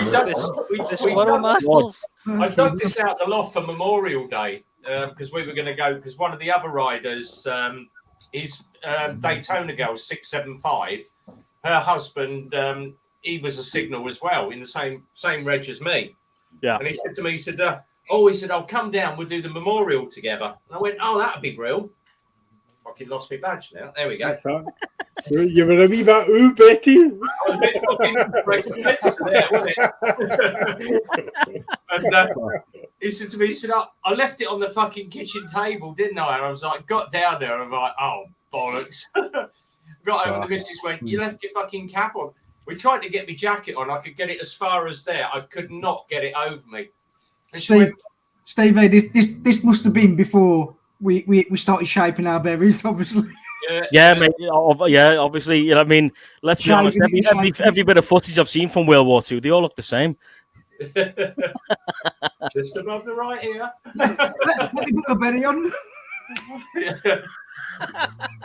Oh, fuck it, I'm having a little trouble. Oh, fucking hell. Betty! Yeah. Jesus. You're right, it did go a bit sideways there. Zed's come down about 100 miles because he looks like a Yorkshireman now. He does, doesn't he? Yeah, look at him. I'm a peaky biker. Are we? You're the perky biker. Are we drinking Bucky's? You see them under my t-shirt? Fucking hell. It's gone very, very sideways tonight. How's that new helmet then, Steve? Are you all right? Yeah, mate. Do you know what? It looks nice. I mean, it fits nice, and it's it's quite sort of comfy on. But the test will come. Obviously, come springtime when I can actually get out and ride. What it sounds like, whether there's any sort of issues with it and anything like that. So, yeah, it looks really cool. You know what I mean? It looks like a really good looking helmet and stuff. So. I think one of the biggest. That is the last 3105. One of the biggest tests, Stevie, will probably be, can it withstand a moose impact? A what, mate? A moose impact. Aye.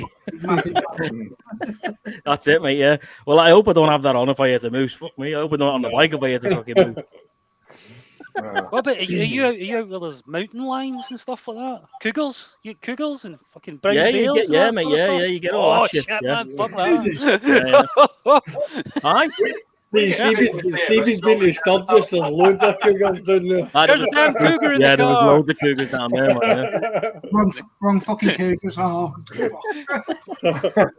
Yeah, mate, we get all sorts of shit out here, fucking, because we're so close to Montana and stuff. You know, the mountain lions, fucking cougars, and also lynxes, grizzly bears. I remember watching Joe Rogan. And he was talking about he was living out in the sticks, and his dog was out or something, and a cougar ate his dog, man. There's nothing he could do. He just had to kind of stand and watch. That's all you can do, mate. Yeah. I thought that was a fucking standard Chinese shop. Yeah. My last four is 7573. 0865. Oh, ships. Come by. Away to me. Just off Doubt Woolpack. The wife actually changes. What time is it now by you, Stevie? 2:20 in the afternoon. Fuck, you on the beer already? No, mate. I'm hanging out my ass. It's Pepsi. Oh, right. However, I do have a yellow jacket next to me. Just in case. Is that a Coors Banquet? Is that a Coors Banquet? Aye, it is a banquet, mate. It is. Mike, me and Zed the other week when we rang each other, we was laughing about how pissed I was when I come on your fucking live. Yeah, mate, I think we were all pissed. We've been watching the footy. The footy was on monitor. I just thought, fuck it, let's go live, and just Jesus Christ. Well, I had a notification that he was coming live. I was like, fucking on that. Yeah. Stevie, I went on a car journey. Remember that 11.5 hour stint. I went on a car journey with the family the other week, and I put on the podcast when Nine Fingers. I played the whole thing. They're like, "What the fuck's this?" I was like, "Just listen." Yeah, mate, that podcast was unbelievable, man. Mate, that was one of the most funniest things I've ever watched in my life. I listened to, like I said, I listened to it back a few days later on the podcast, driving to work, and I was like, "Oh my fucking god!" But I was in tears. I was in tears, laughing like it was unbelievable. Yeah, but if you're a normal bloke, you'd get the banter. You'd get what was. Yeah. Do you know what I mean? If you listening to that or listen to this now, and you're going, fucking hell. I need to hold my hands up here. I decide down for me. Then you need to fucking turn off. I think I need to sort of re-record these and do these as a podcast because it would be fucking amazing. That's all I did, mate. That's all I did, and the podcast gone through the roof. It was trending in the top 20 in Canada the other day. Like, holy shit! Hilarious. But see, the thing about it is, and like you said, Peaky, it's like zero badness. That's the whole thing. It's like banter, but zero badness. There's no malice. There's nothing. No malice there. Do you know what I mean? And that's what I like. Like, it's just a group of people just enjoying each other's company, and that's brilliant, man. Yeah, exactly. Like a bunch of hookers. You need to do some more of your Instagram lives where you're playing the music, go down the road. It's like. I know. Mate, you missed two. I did one the other day, and they obviously shut me. I went on for ages. I was like, no way, they're not shutting me down. I had all these tunes blaring. It was fucking great. Like I had stuff from Bonkers on there and everything. It was mental. And then all of a sudden, it just went off. I was like, you bastard. That's like when we were doing like the one where you had all the Ibiza tunes on like Cafe Del Mar. I'm like, here we go, Ibiza. Yeah. Remember that one? It was a while back, and I was doing it live, and then all of a sudden, a fucking big gigantic moose just walked out in front of me. I was like, there's a moose. You know, we've had some good times. We ain't snowflakes, and we can take a joke. Yeah, you're not lefty white fascist. Yeah, exactly. That's it. We're not lesbians either. Speak for yourself, Rev. I know. I'll try anything once. I used to be a lesbian, but I lost my liquor license.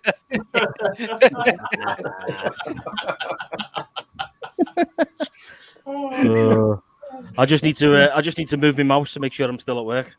It's like you say to me, busy. I'll do you a quick impression. What's this? It's a lesbian with a hard on. Wow. Jesus Christ. Zed, you need to have a word. You need to have a word with him here, Zed. He's getting work. I get struck off. I think you'd be on red by now. Yeah. It wouldn't surprise me in the slightest. Let's have a quick look. Refresh. No, we're still yellow. No way. Just let the snow. Yeah. Your monetization is limited because of ad suitability. Who gives a fuck? Yeah, fucking jog on. No, he's red. Oh, let's invite TMF on. Fucking jog on. Who's jog on? I heard that in years. I said that to an American once down in Montana. He looked at me like, what? And I was like, fucking jog on. He didn't have a clue what to do, so he just literally walked away. Wind your naked and jog on. See, even more kids say now, wind your naked. Do you know what I mean? Yeah, what does that even mean? Okay, mate, I suggest you wind your fucking naked now. Yeah. I'm like, Oh, you gotta love the military bands, man. It's great, isn't it? Oh, it's great, yeah. It is, man. I was trying to explain to Phil the other day. I said, fucking root, because we had a guy in who was an ex-commander. And I went, oh, fucking hell. I said, you were a fucking Rupert then? And he went, what? I went, you were a... Oh, yes, I was. And I went, Phil went, what's a Rupert? And I went, one of those that you don't fucking salute when you're out in combat. You never salute your sergeant or a Rupert because the enemy knows that's the one to fucking shoot. Or if you don't fucking like him, you keep fucking saluting. Keep fucking saluting him, yeah. Have you, dickhead. You're going to fucking have it. It's the ones that you salute that don't salute back, man. I used to go fucking banzai at them. They just fucking walk, you fling one up and they just walk past him like, oi, I just fucking saluted you. He's like, sorry? I just salute. I'm not saluting you, you dick. I'm saluting your commission and the Queen.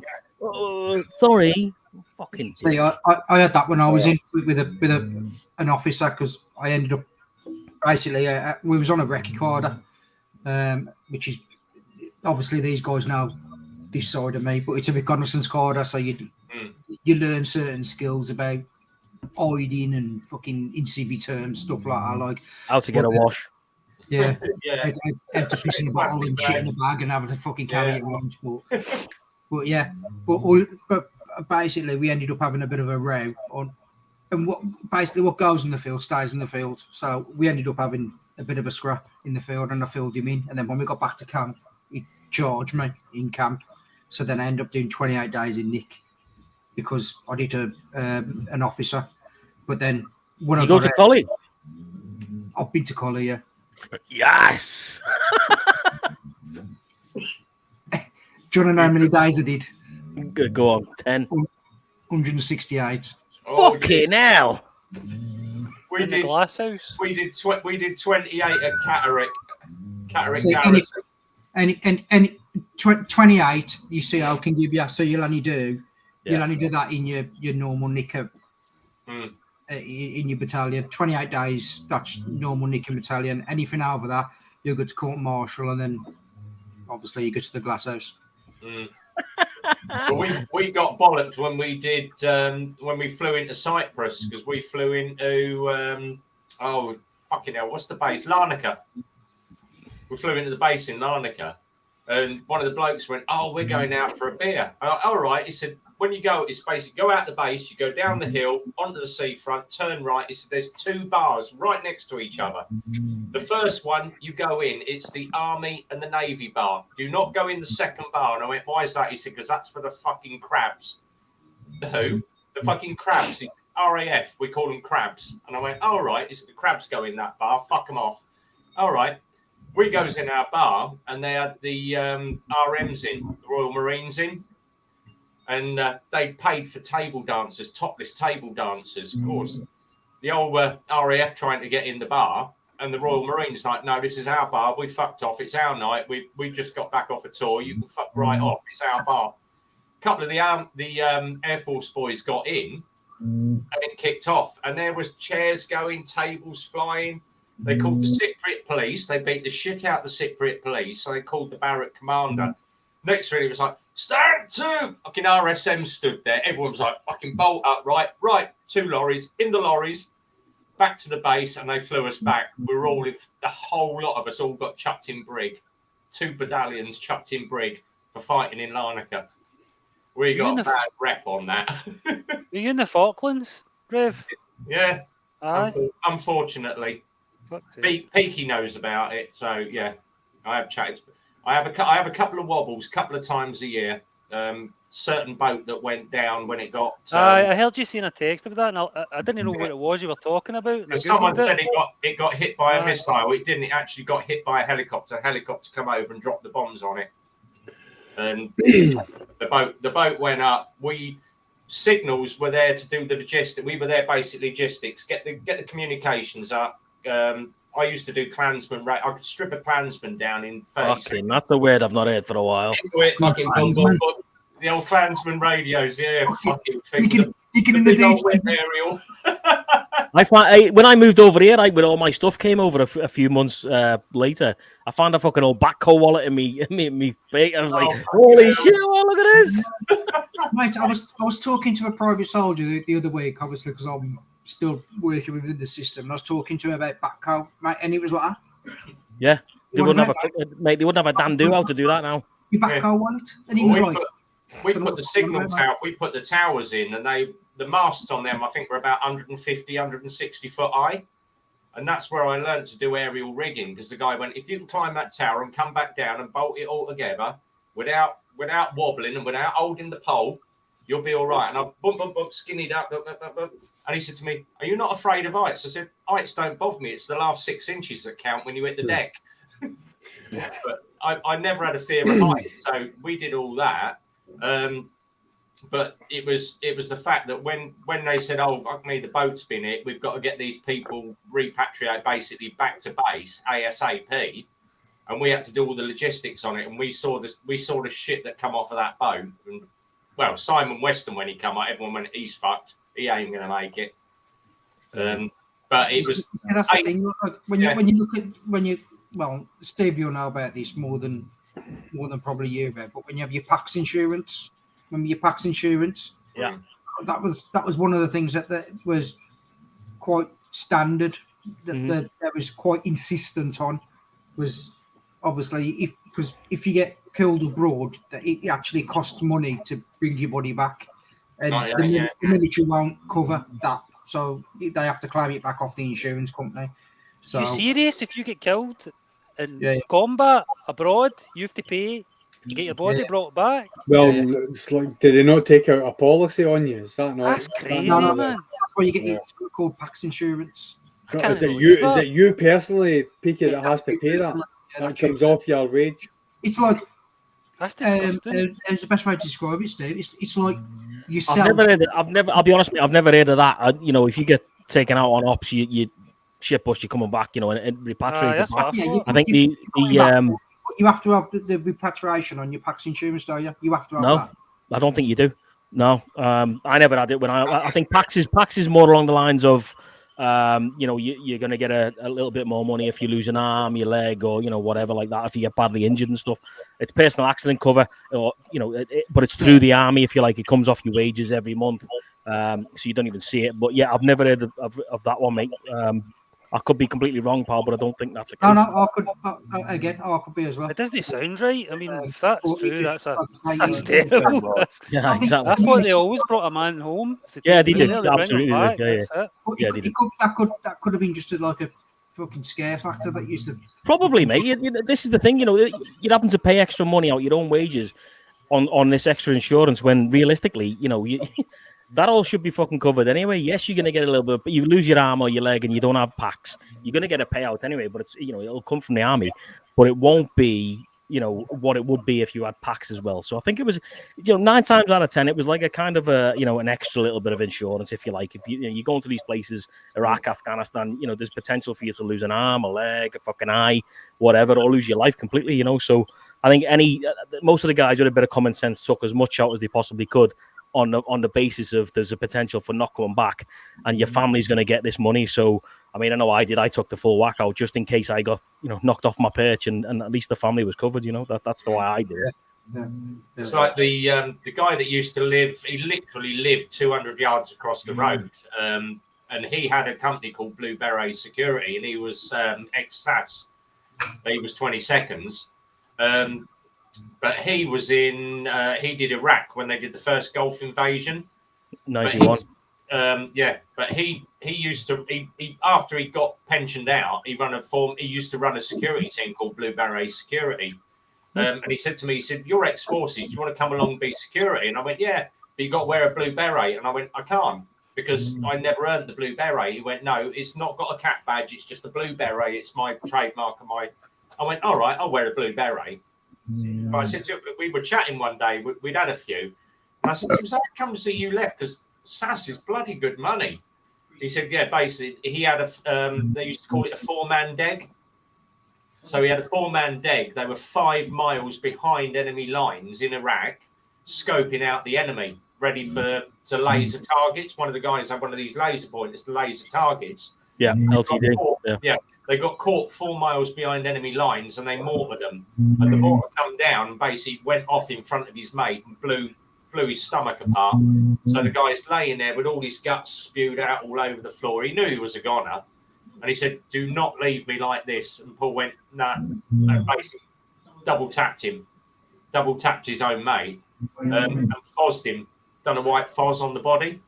So there was nothing left of the body. But he got back to base and basically smacked out his commanding officer because he gave him bad intel. He basically got a dishonourable discharge with his money.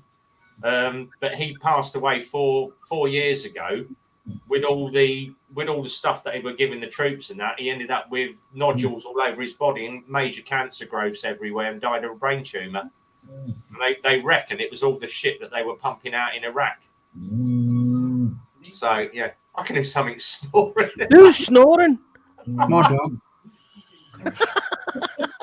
Have you, it's dead loud if you get a mic in his cage. I say Zed's not fell asleep in the background. That's my Oh, dog. he's on mute. He's fucking fast asleep. He's got a I thought it was White Rock, man. I thought he'd fell asleep. listening to you, Steve. He's like that. Oh, fucking cheeky bastard. I've got to get you back, I've got to get you back. That's true. Rev, do me a favour, Rev. Kick him out. I wouldn't do that, Peaky. I've got too much respect for him. No, I don't kick him out completely. I'll kick him out, and then when he's calmed down, I'll bring him back in. Then you know what I mean? Wind your neck in. I was fucking steaming, though, to be fair. Yeah. I think we all were, though, mate. Let's be honest. No, but the thing was that 2 hours went really quick, didn't it? Did you not think? It was only on like 2 hours, were we? Yeah. I should say I need to turn that one into a podcast. Actually, I haven't done it yet. I will. Like I'll have to. Some of them blokes are like looking as if to go, I don't know what the fuck you're saying. I'll tell you what, it's a great watch. You go back and watch it again. Go about an hour in, and it gets the further forward you click, the better it gets. Watch it on fast forward. It's bloody. Oh yeah, any of my live streams, the further you go in, the more fucking lethal it becomes, and the more messy it gets. Can I ask a question? Has anyone fell off their chair and never recovered from it live on Stevie's? Because I'm sure that record is mine. I think you're right, mate. It could be possibly yours. Yeah. I ain't been that bad. I've got to the point where I can't remember leaving the live stream. Was that the 12-hour one, Rev? Yeah. No. The 12-hour one, that was a whole different kettle of fish because I was on the initial podcast and then I went to bed and woke up and joined it again. We're still going. And I was like, still going. What's going on? It was unbelievable. I am the start and the finish of that podcast. No, there was another one where I think I had one too many over the breach. That was it. Do you remember that, Stevie? Do you remember that bloke who was drinking fucking Corona and fucking Disarray? Oh, He got there pretty quick. Devon. He was good. I don't know what the fuck he's saying. Devon from the V-Twin podcast. Yeah, he was absolutely blotto. It was brilliant because it was great. It was just so natural as well, though. It was cool. Well, the thing is, once Devon started doing it, and he's like, we were like, "What the fucking hell are you drinking there?" John, Canadian vet, then went to the shop, got some Disaronno, came back, and he started doing it as well. Well, see, that's all I'm seeing on TikTok now is people doing Corona and Disaronno. I'm like, what? It's like that was the first time it was on your podcast that I saw it. Yeah, it's crazy, mate. I've heard about it, but I've never seen anybody drinking it or nothing like that. Do you know what I mean? But when I see him, literally, honestly, within what about? I'd say within 40 minutes, he looked fucked. He messaged me the next day and he's like, "That's the drunkest I have ever fucking been in my life." No, I'll tell you the drunkest I've ever been on one of your podcasts, and that was when you had J-Mac on and we were going drink for drink. Remember that? Aye. We're going back a couple of years now, though, isn't it? J-Mac Tornadoes beers and whatever. He's like, and I still go on to his live streams now. He's such a cool cat. J-Mac's a good lad. He is. Thanks, Jim and Jobbies. Appreciate that, mate. Nice one. Yeah, he's absolutely brilliant. And it's like I'm like, another beer dead. I'll go for it. So fucking hell.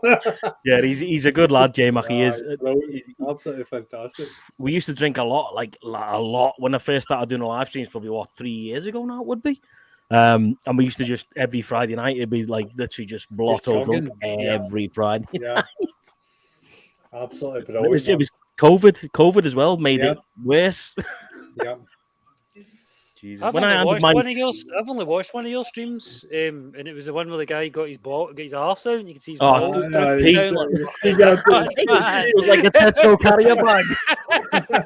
It's like baby's arm holding an apple like that. He was an absolute legend, man.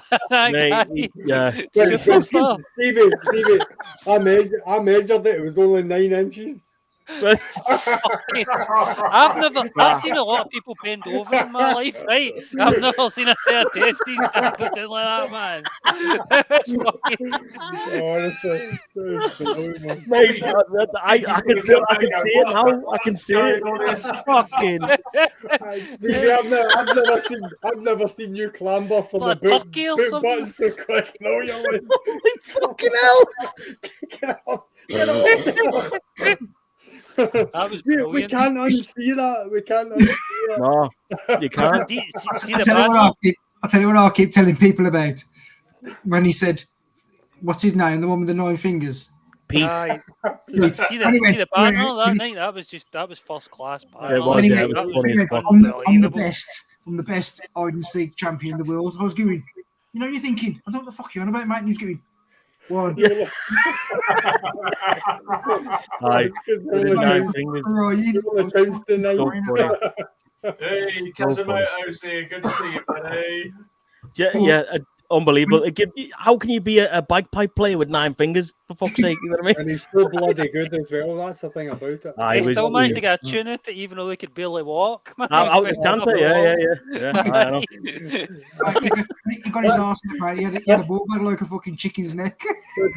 Yeah, mate. I couldn't believe it.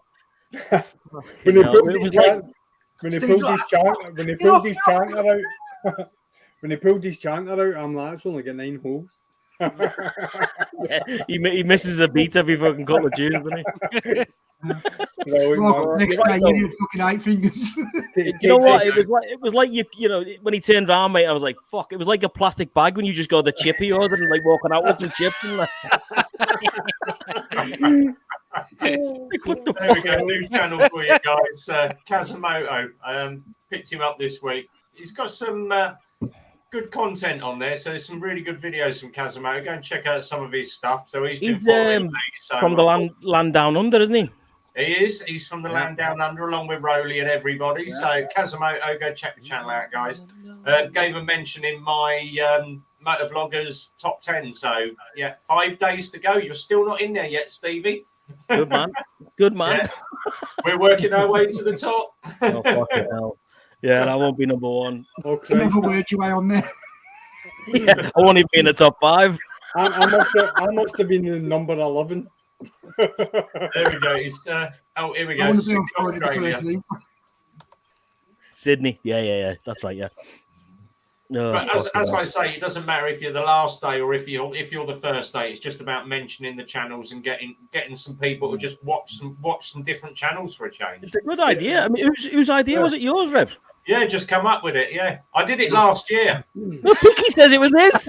I did exactly the same thing last year. Top 10 moto vloggers. I remember now. Yeah. So I do it every Christmas. It's a little bit of a.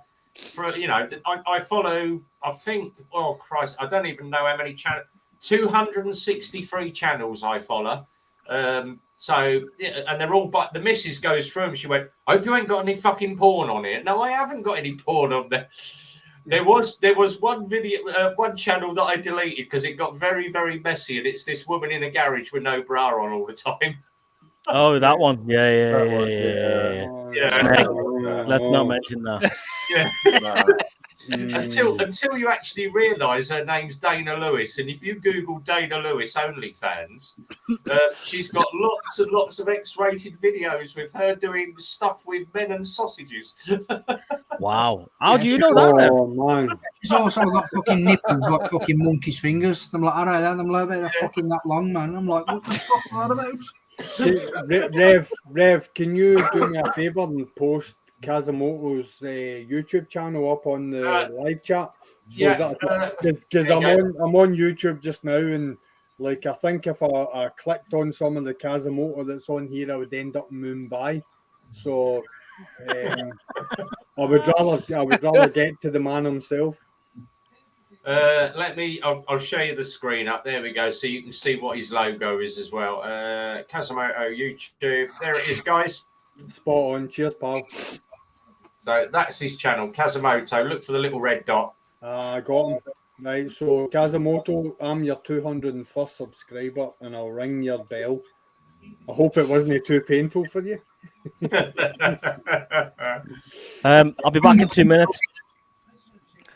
Lovely. Yeah, there's a lot of subs going on in the side chat, so everyone's subbing to everyone. That's the whole idea. Just watch people's content, you know. Yeah. Give them a click, give them a like. That's what it's all about, man. I've had no subs at all in about 3 weeks. I've been fucking. Oh, you'll get some soon, believe me. Yeah, I've lost 5. I've had 3 this week. I've lost 5. One of them actually commented. He got it from Rev Bomb. Well, this time last, Rock. Honestly, this time last year I was on about 300, and I went up to about 450, and then January I went back down to like 370. You know, you just like fuck's sakes, man. I don't know.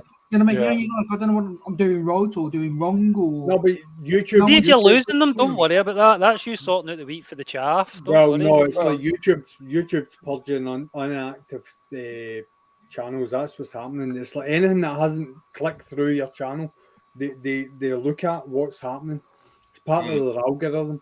Because like I've got TubeBuddy and like I was on 439. I think it was 439. And I went right back to 431 at the beginning of the week, and I've slowly but surely climbed back up again. But what's more important to me, if I've got 439 subscribers, see if I've got 15, 20 regular commenters on my videos, that's more important than the 400. Every one of my subscribers is important. Don't get me wrong, but if I've got consistent commenters on my vlogs, that's more important to me because that creates a rapport. It creates the algorithm of the comments going back and forward.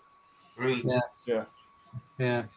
Shows people. I mean, like I say, mate, yeah. I mean, I had that. Watching the first 30 seconds, then Go off elsewhere. You can tell because sometimes I've actually deliberately put stuff in vlogs that I'll know if you've watched the whole thing. Because I'll have maybe said later on in a vlog, comment if you think blah blah blah, and I know when I've done it. It's late on. I maybe say it early on. It doesn't matter when I've said it. I know when I've said it. So like, if somebody's went great vid, bud, blah blah blah, and like they've missed the whole point of the video, and that was Yeah. They skip through it. Yeah. There's no point fast clicking through someone's video because you know you're going to miss something. So you might as well just sit there and watch the whole bloody thing. Well, I've got it's like I finish next Wednesday, and like I've got Next Wednesday. This Wednesday coming. Sorry. Bloody So, hell. 4 days then. Yeah, so I've got 3 days left, and then I'm off for a fortnight. It's all right. I just finished last Wednesday. That's all. Well, I'm working up to Christmas Eve. I've got Christmas Day, Boxing Day off. I'm back in on Wednesday, Thursday, Friday, and Saturday. Do you know what that is, Rev? Go on. Get out your fucking neck. I like what I do, you know, extra money. And when you're self-employed, you can't afford to have time off because if you don't work, you don't bloody earn. Mate, that's why I'm a civil servant. I get paid irrespective whether I work hard, whether I don't work or I get paid exactly the fucking same. It's a great money, but Rev, see the amount of traffic you bring to that garage. I'd be looking for a salary, buddy. Believe it or not, we've just taken on a new brand, WK Bikes. We've just started getting we can't get scooters for love or money from Lexmoto till January, and we've got 50, 60 customers that want scooters. Right. So I'm chatting to the guys from WK. He said, we'll send you 2, see what you think of them. Well, I went, do you know what? All you got to do is literally put the front screen on. The bike's pre-built. With the Lexmotos, you've got to assemble the handlebars, put the front wheel in, put the suspension up, bolt. It takes you an hour and a half to do a Lexmoto. With this, 20 minutes, the bike's ready to run. Get it out the crate, battery's in it already. All you got to do is fuel it up, connect the battery, job done. So I said to him, I can't wait to get this out and have a quick ride of it. He said, well, you moto vlog, don't you? I'll tell you what, if we send you a bike a month or a bike every couple of weeks, you have it for a week, do a full review on it, see what you think, see what the riding style's like. How much do you want for it? I said, I don't want paying for it because I enjoy what I do. And he went, seriously? He said, other people want to asking for us to pay for reviews. And I went, no, I'm quite happy because my YouTube channel channel will bring the money into me. All right, I'll probably only earn me a fiver, but a fiver's better than a kick in the teeth. But it's going to bring traffic to the garage to sell bikes, which is what my channel was all about in the first place. It wasn't about me making money. It was about me doing customer reviews for each person that buys a bike. Yeah, but the thing about it is, Rev, is like obviously, like I'm looking at it from like what I would be. I'm a family man. I've got a wife and kids. It's like you're bringing a lot of traffic to the garage, but you're self-employed, so all the risk and that is on you. Yeah. Because if you don't work, you don't earn. So like if you're bringing all that to the garage, I'd be turning around and saying, you know what?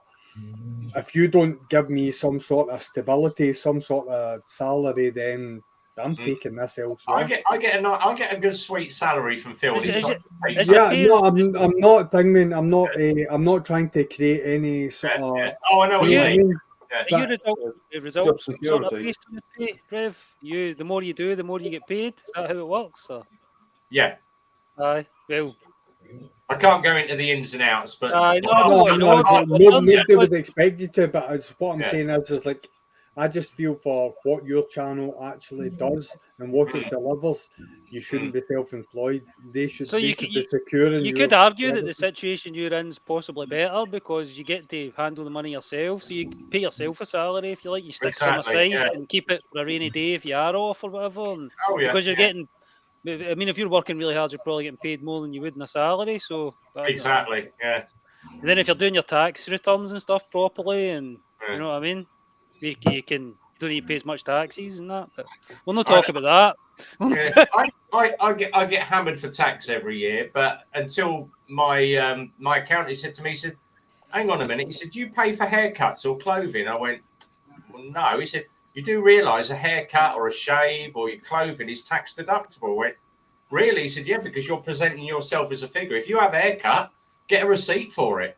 Rev, super sausage, bacon, super sausage, bacon rolls and coffee on a Sunday. That's business lunches. Yeah.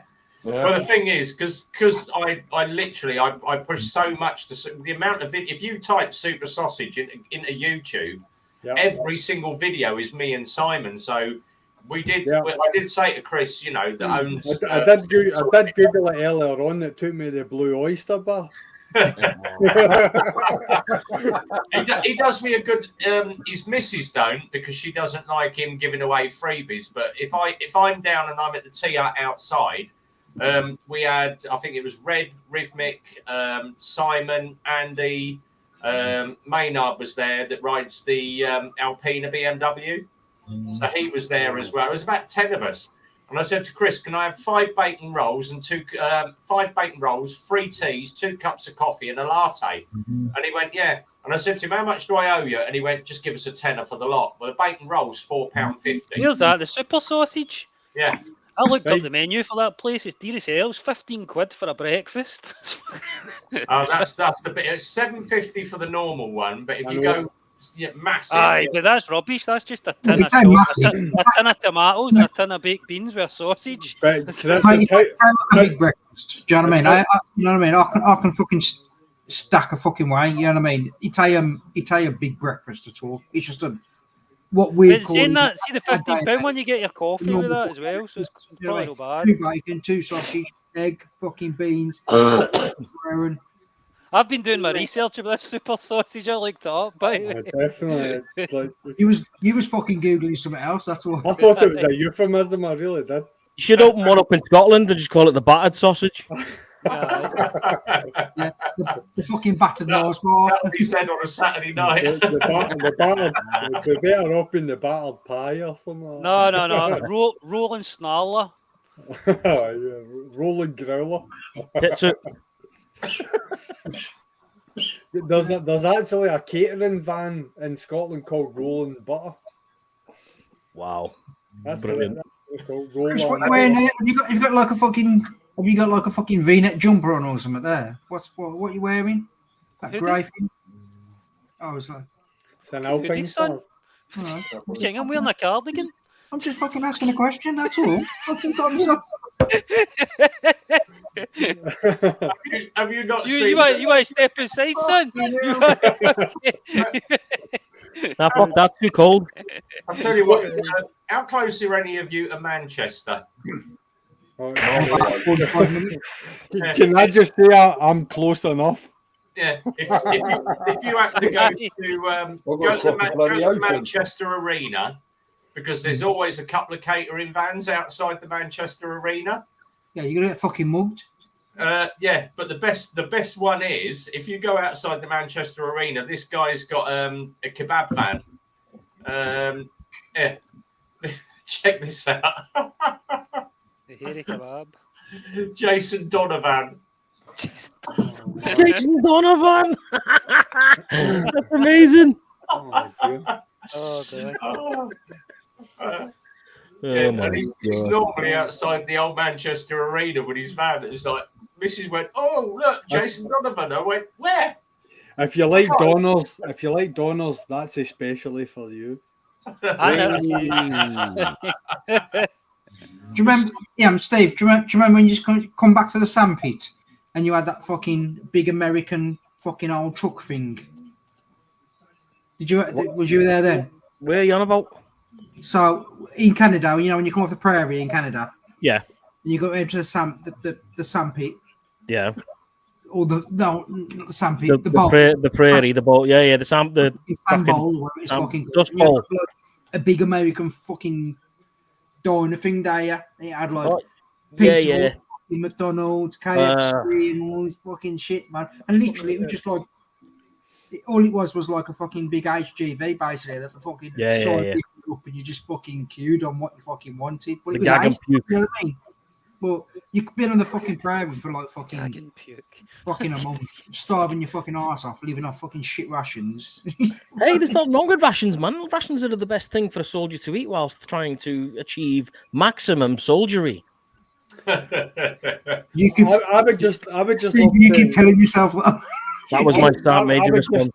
I would just love to know is like how much of an extra 10% does a packet of Spangles give you? Spangle. Remember Highland Toffee? Yeah. What was that bloody bar that they used to do? Kendall something bar or something. Kendall mint cake. Kendall mint. That's it. The Kendall mint cake bar. Yeah. What you wanted was the a tin of spam fruit, over the fruit biscuit. Because that clogged you up for a good 4 days, Dave. Clogged you up for a good 4 days. You don't eat shit for a good 4 days. However, you used to have a shit, mate, and you used to fucking bust your ass all open, man. You used to bleed like fuck because it was rock hard. And then you had like, then you had like the biscuit brown. And then biscuit brown. The biscuit browns were designed not to make you shit for 4 days. Mate, there was lethal. But what you don't realise is they put chemicals in there so you don't get a fucking stiffy while you're on exercise. So I don't anyway. I've heard this before. I'm sure my wife gave me that. It was called a wedding ring. Yeah. Yeah. Or what was the other I'm going to shower this video and she's going to slap the fuck out of you later. Or the bully beef ration in the little fucking silver tear-off packet. Oh. Corned beef hash in the morning with a bit of Tabasco in there, boys. Yeah. Yeah. I don't know whether fucking Steve remembers. Remember the old little fucking tins you have to boil? Possessed cheese. Cheese.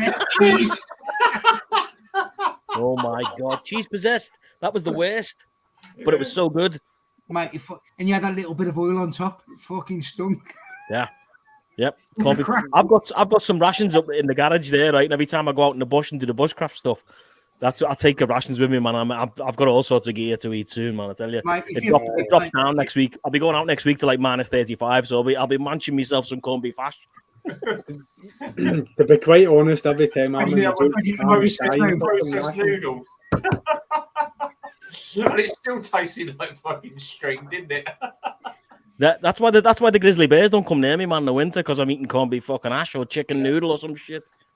Chicken noodles. Sticky toffee pudding. Sticky toffee pudding with cheese was it? The toffee pudding was all right. Toffee pudding's nice. The best ones was like fucking bacon and beans. Oh, bacon and beans, Oh, sausage and beans, yeah. sausage and beans, the little sausages, sausage Yeah, and yeah. beans. And they did the burger and beans as well. That was Yeah, banging. yeah. And the chicken and pasta, that white Chicken cream and pasta. was lethal. I'm lost here, boys. Every time I'm in the bush, it tastes like fish.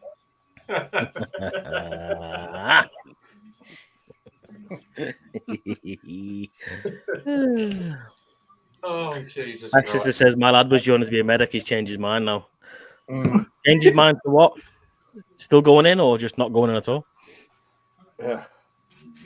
You see, I've said to my girls, because a couple of my middle one, she's 17, and she's like, I fancy doing something like that, and I'm like, right, you need to go join the fucking RAF or something, get a fucking education with you. Don't join fucking infantry because we're more fucking solid. You know what I mean? So just go and get something behind you that when you come out, you can use it in Civvy Street rather than. Hey, if she joins the military, she won't be long before she's got something behind her. Keep them comments to your fucking self. You couldn't help it. You're getting exactly. You walked right into that one. Fucking bastard. As soon as I said it, I thought some fucker's going to be in the same now. You can take the boy out of the squaddies, but you can't take the Jesus. squaddies out. Whatever you do, don't have the dried bloody drinks because the tutti frutti tasted like piss. Yeah. And you know this how? Sorry, Peaky, I had to say that, mate. You led me right into that one. You're a fucking bastard, yeah. He hates you and loves you because he wishes. I'd love to hate you, but I can't. Because I'm sorry, mate. I'm sorry. I know. Honestly, exactly the same. You'd be proud of that if you said it to somebody else. You'd be like, Aye, would you? fucking girl. Yeah. He's had that little moment in his head. It's like, just a virtual high five, like. I like the one I heard you say before, Stevie, where you were like, you liked watching the infantry guys coming out the jungle and all that, and you're sitting in the tank on nice and warm. Yeah. Check the dicks. Yeah. I had a right good laugh to myself when I heard that, man. Like the fucking village of the damned. Fucking days. You can tell me for fucking days in the fucking jungle, and then you come out the jungle and some cunt sat next to you in a fucking warrior. Or a fucking You know, all right, boys. Hey, Turn that heating down, lad, will you? No, man, you're thinking, what the fucking hell have I just done for fucking days here? And then cunts just drove here. Fucking. That story that was Poland. It was like let's say minus 19, 18 or whatever it was in Poland, and we were all leagued up, and we were just like having a cup of tea. We just finished eating. The heating was on inside the tank, and we were sat in the back decks with the engine running with the gun over the side, and it was just so hot. We were all just sitting there like t-shirts and stuff. And next thing you know, they were seeing all these guys coming out the woods like they'd just been let out of Auschwitz or something. And like,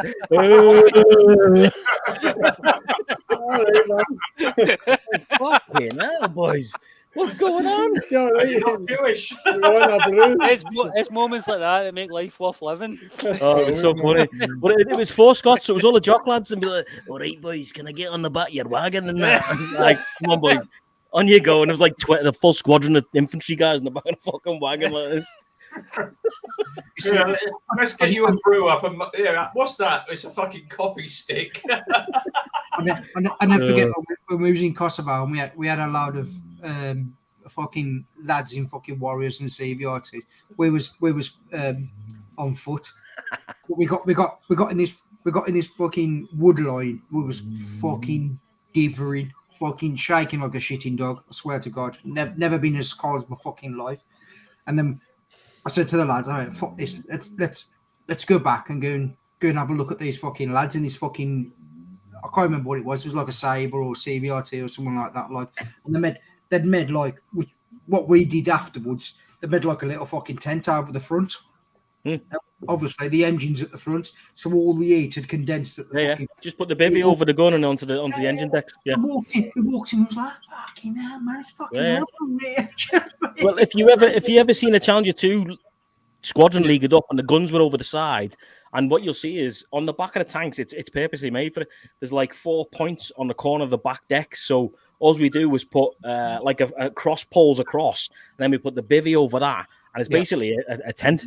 you know, and it keeps all the heat in because the engine's, you know, you're sleeping on the engine basically. Yeah. But Well, after Kosovo, we was down in Tidworth, so we went armoured, and because I was obviously recce at the time, we went to the Sabre, and like first exercise, I'll put this fucking thermal sheet over, and people are going, "What you doing, mate?" I was like, "Yeah, you're saying fucking steam, mate." Fucking, you know what I mean? Everybody's divvying the fucking bollocks off in sleeping bags outside. Fucking like, isn't I'm lying on the fucking decks, fucking toasty. You know what I mean? Anybody can be cold, man. So, you know, if you cannot be cold, then that's the worst thing you can be is cold and wet on skiing. The worst thing you can be. Yeah, 100%. But it's just funny that how can I put it? How the British military allow you to kind of learn the fucking hard way rather than Yeah. Just somebody come up here, mate. Just grab me that, and you've it's passed down, mate. And it's traditions passed down. All this knowledge has been passed down over the years. It just keeps getting passed down. Learn knowledge, isn't it? It's learn knowledge. That's exactly, mate. Yeah. When you've got have you ever heard any stories about like two guys on stag at night and all that, and the other one's like that kind of gets a bit friendlier and like that? Is that ever? No. Touches his ass or something. Maybe in the RAF, but not in the army. If you're crap, yeah. Oh, Jesus. That's not pillows. Exactly. The one thing about stag, it's all like that in the arm. No, the one thing, and Picky, you'll remember, the one that you can hear them if it's your turn to get up and go walking around at like 3 a.m. You can hear them coming a fucking mile away, and you're like, "Oh, it's my turn, man." You look at you watching your bit in your sleeping bag. You're like, "Fuck, I've got to." It's pissing down with rain. It's like -20, and he comes over and he goes, "Stevie," and you pretend to be asleep still, like Stevie, like fuck off, man, I'm asleep. It's like, it's your time to get up. You're like, I don't want to get up. It's not me. Go fucking get up somewhere else. Stevie, this is the game. I'm not Stevie. Lurgee. And you go, what? You on stag? I've only just come off. Yeah, what is it called? Yeah. 6 hours. I've only just come off. It's time hard. Yeah, it's not me. The next bloke on the fucking list. I've just I used to send him to next wagon. And he'd be like, Stevie. I'm like, nah, mate, next wagon. He'd fuck off and give me an extra 10 minutes in bed. Yeah. But the thing is, he's like, because I'm that absolutely fucking ball bagged. Yeah. Like, I need that fucking 10 minutes. But like when you on stag, it's like, go find that bloke at like fucking 1:45. He's on at 1. Fucking 22. You fucking walking round. Jonesy. Yeah. I'm not Jonesy. Fuck off, Jonesy. I know it's fucking you. Get out your fucking bag now. Get up, you cunt. Get out your fucking. Get out, or I'm gonna fucking drag you out. So you were responsible for making sure the next person was up. Yeah, basically. Is that the way they laid it? Is that the way they laid it on? Yeah. So when you want stag, you'll alternate. There'll always be two on at night. So then, obviously, every hour it rotates. So rotations, fucking pepper pot kind of thing. Yeah. Pepper pot. Fucking hell. There's an army fucking slang I said for years. Pepper pot. Better than pepper pig. Bag before I kick you out, you bastard. Yeah, sometimes that's got to be done. Yeah, but you know, you got. It's just fucking shit that I don't miss that. I don't miss getting up at like 3 a.m, piss wet through. Just I don't miss it, man. That's all. Just fucking lying there for fuck all. Yeah. And I'm just thinking, especially when you're on. What used to frustrate me was like, especially when you're going to do like like a record card or anything like that, or anything, and you just think, oh no, fuck all's going to happen. Yeah, no one's coming. You know, many have two sets of kit, like a dry kit and a wet kit, and you have your dry kit on when you're in your bag at night, and your wet kit. But in the grand scheme of things, and in reality, mate, it doesn't fucking work like that. Unfortunately, it all becomes wet kit. Exactly. It doesn't help. It doesn't help when you fucking when all your kit. Yeah, you have two sets of kit that are fucking wet. That's what you have. Yeah, you know what I mean. Exactly. That's like one of the guys we did our exercise. We had to go over the Bodmin Moor. You had to do the hike over the Bodmin Moor. with your bloody great big backpack on, and we'd all chowed down that literally about 2 hours before, and it was a 9 o'clock start on it, so it was like 9 until 6 in the morning, all bloody wet, all soaked. And one of the guys halfway through the party went, "Anybody hungry? Why is that?" He went, "Here," opened his jacket. He'd got about 12 buttered bread rolls underneath his jacket. He said, "Does anybody want a bread roll?" It's like, oh, and he's passing these bread rolls out discreetly, and everyone's like chomping on a bit of bread roll. It's like, "Where did you get them?" Oh, he said, "I had a quick raid of the mess bin round the back. It's where they chucked all the slops out." And we're like,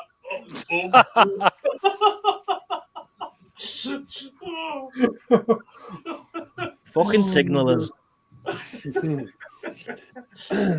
It was all right. It was tasty. It was edible. It kept us going. Then, isn't it? Dirty bastard. Peaky's that a new tattoo? Yeah, I saw it. Is that a new tattoo? Yeah. That's a tap. Turn that way. Nice. What's it say? Rafi, that's his name. Yeah. It's Hebrew for uplifting. Oh, nice. So, because Freya, the same as me, has had fucking mental health issues. So, with him coming, it's fucking brought her up and fucking. Oh, that's beautiful, man. That's good, man. Yeah. That's a lovely story. Nice touch. You know what I mean?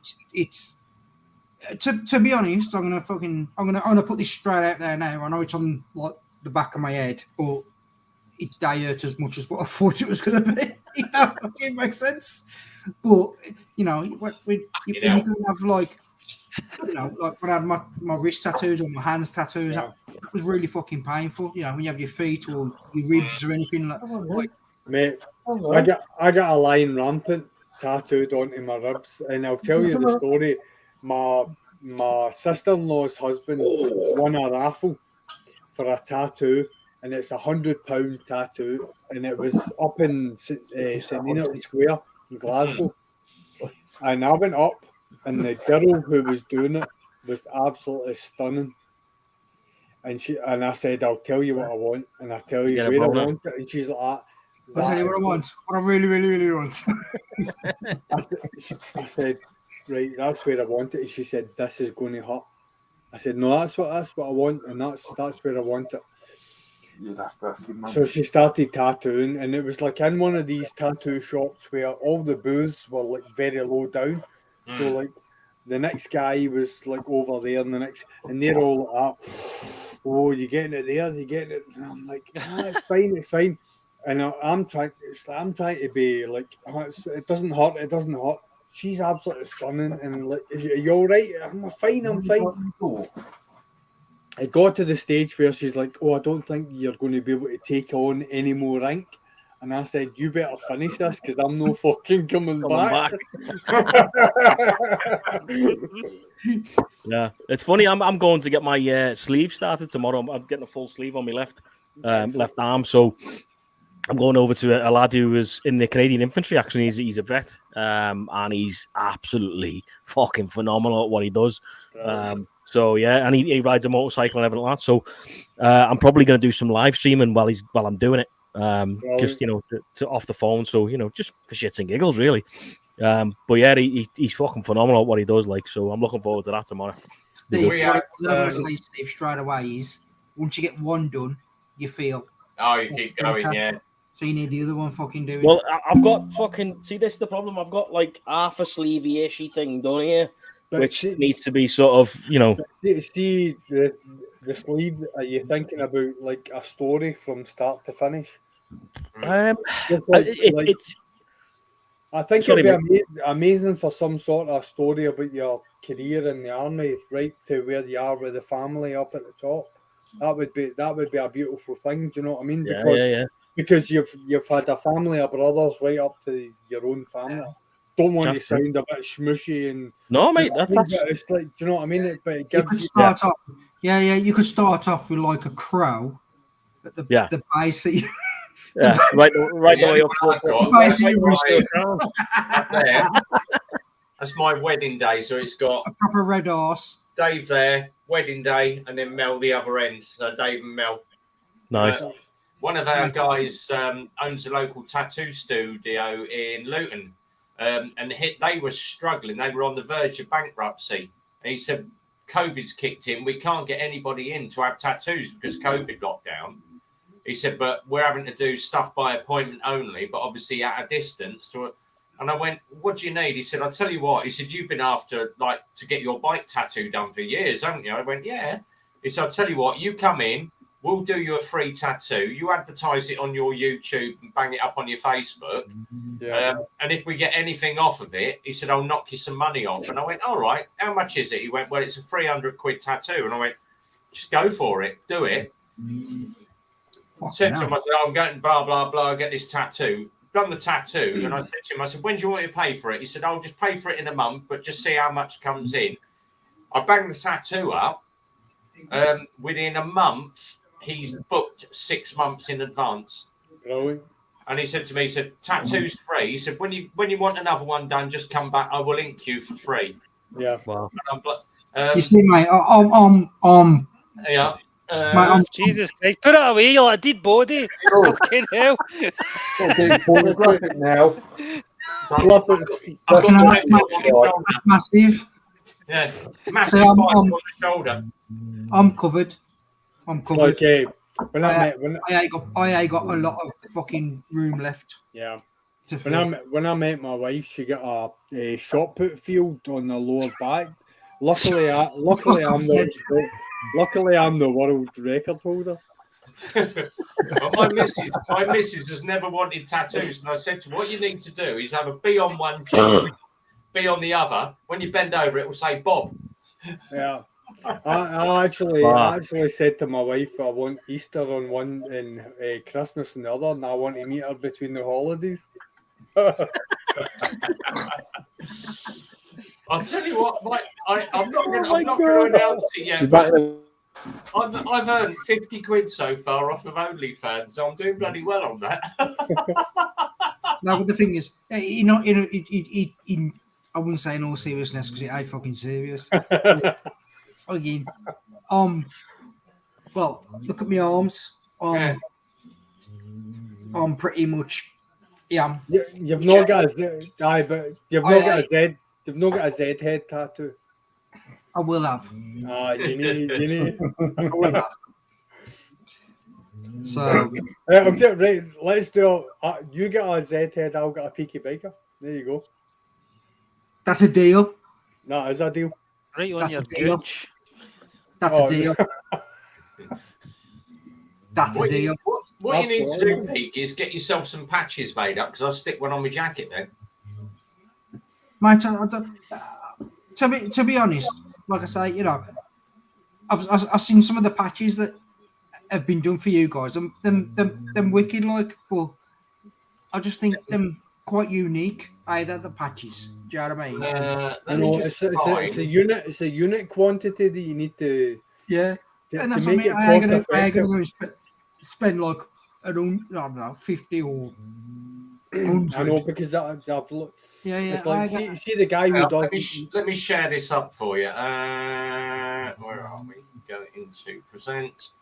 This guy did my Rev Bomb on my jacket. He did the Eclipse motorcycles. He's done the Super Sausage for me. Them ones cost me £4.50 each. The big Rev Bomb one cost me a tenner.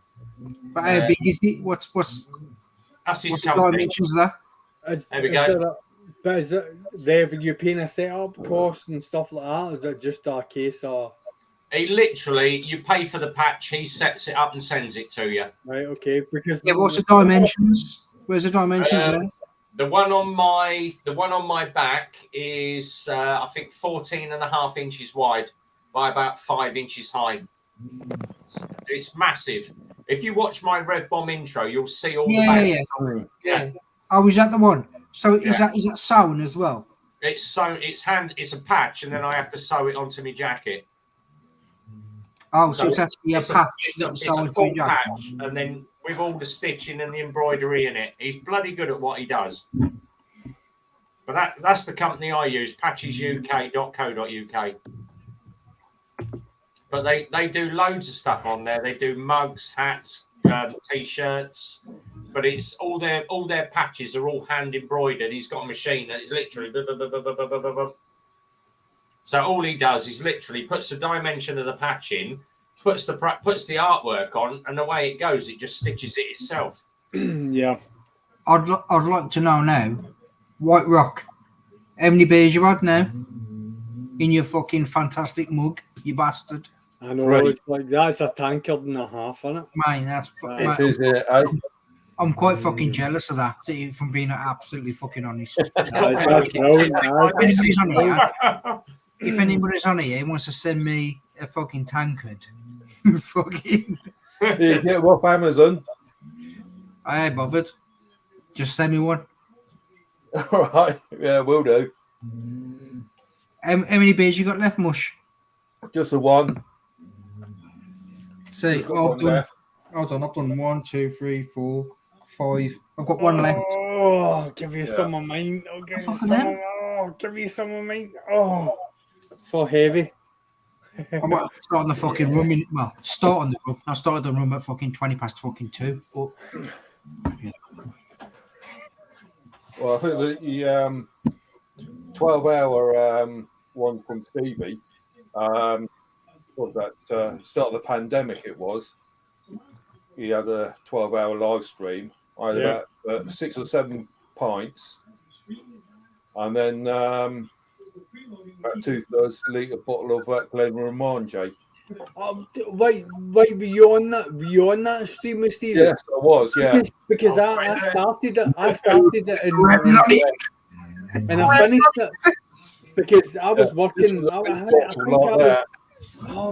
was working, and like I saw him coming on, and he messaged me, and he's like, "Zed, I'm coming on." And I was like, "Oh, I'll be there," because like I was just starting to go on, and like.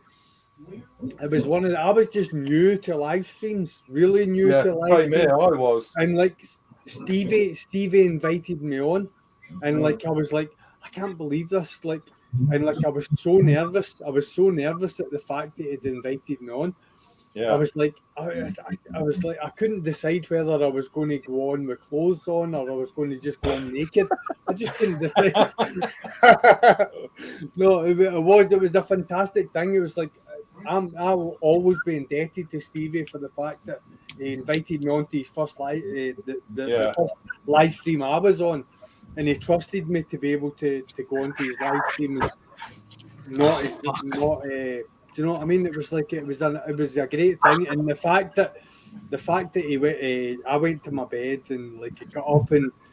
I was like, oh my God, he's still on. I was like, I jumped on again. I was like, all right, what's going on? I've not even been in my bed yet, mate. It's like, what's going on? I was like, I've just had like 6 hours sleep and like, what's going on? It was great. It was fantastic. I can't believe you were on as well. I can't even believe that I never tied that together. I think I went to bed about 6 o'clock in the morning. I think that's right. Yeah. I remember. I got about 8. This guy down here is a fucking legend. It was amazing. You could have left. I wouldn't go that far. I wouldn't go that far either. He's all right. I'll go back to bed in a minute. The thing is, you know, you jump on a massive channel and you think.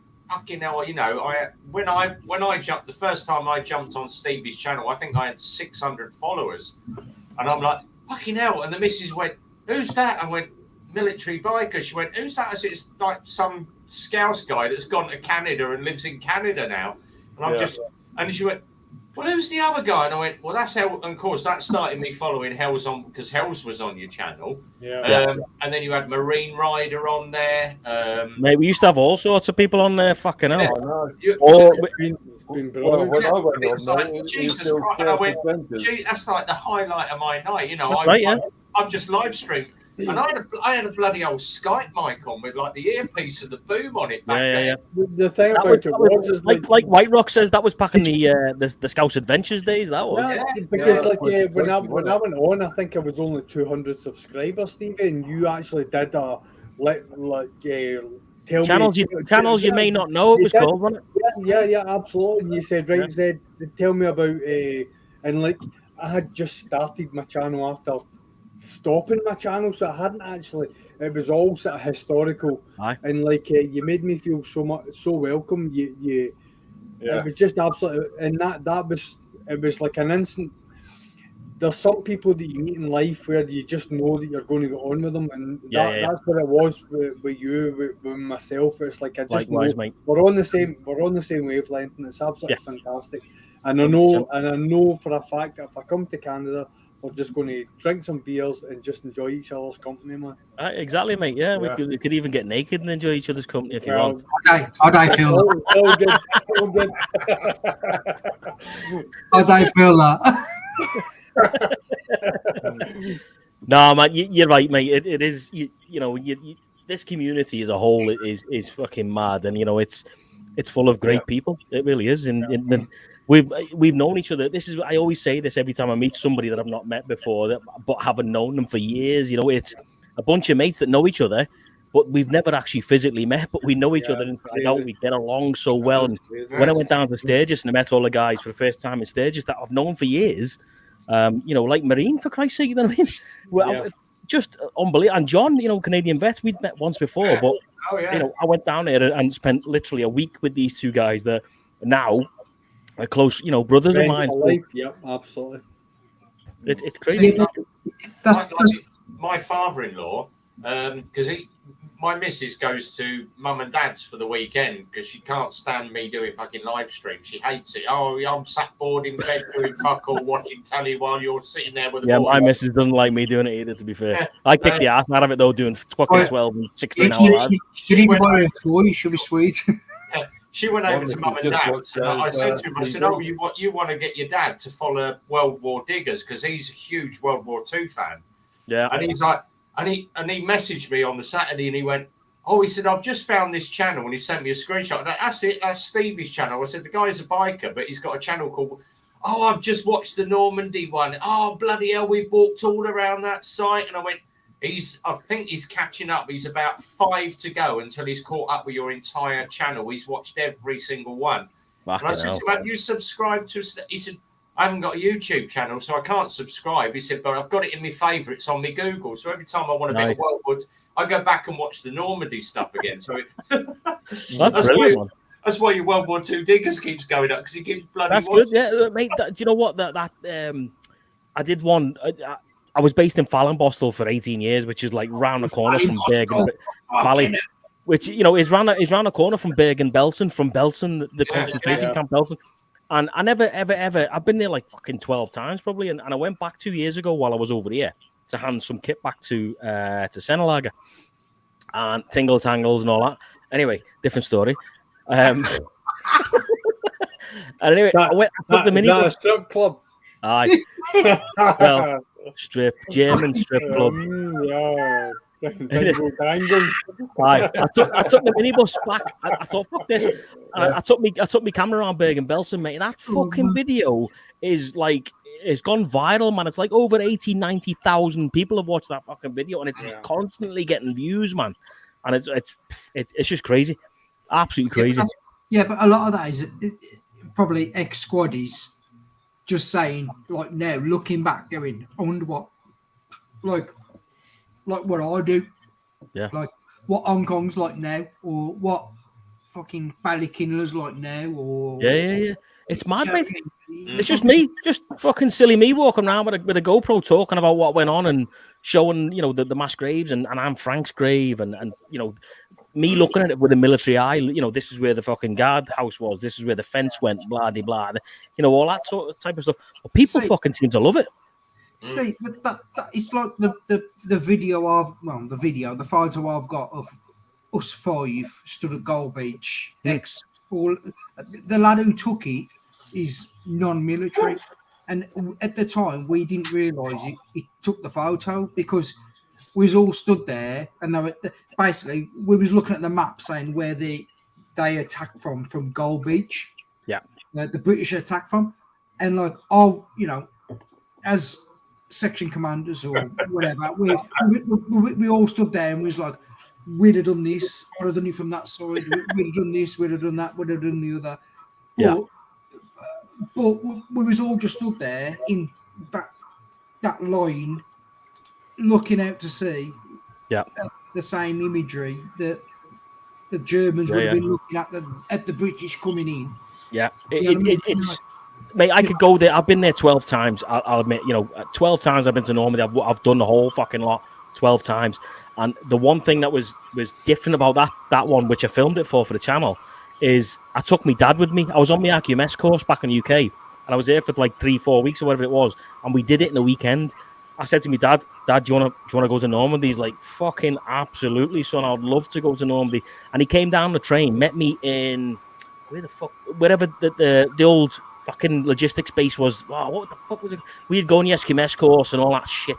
Anyway, long story short, and he got the train down from Liverpool, and I met him there, and we literally drove down onto the choo-choo, straight across over no, not the choo-choo. We got the ferry over to Cannes, actually, and we stayed in Carentan. That's where we stayed for 2 nights, and we just fucking bounced around, mate, the whole place. And that was the best thing about it, the fact that I got to do something that I have such an interest in with my dad, and my dad absolutely, he could hardly walk at the time because he had a busted knee, but he followed me around. We must have covered about 100k in 2 fucking days, walking around everywhere. And me being me, we were in the bunkers, we were fucking everywhere. And that was it's there, it's a memory for me now. You see me dad in the videos talking.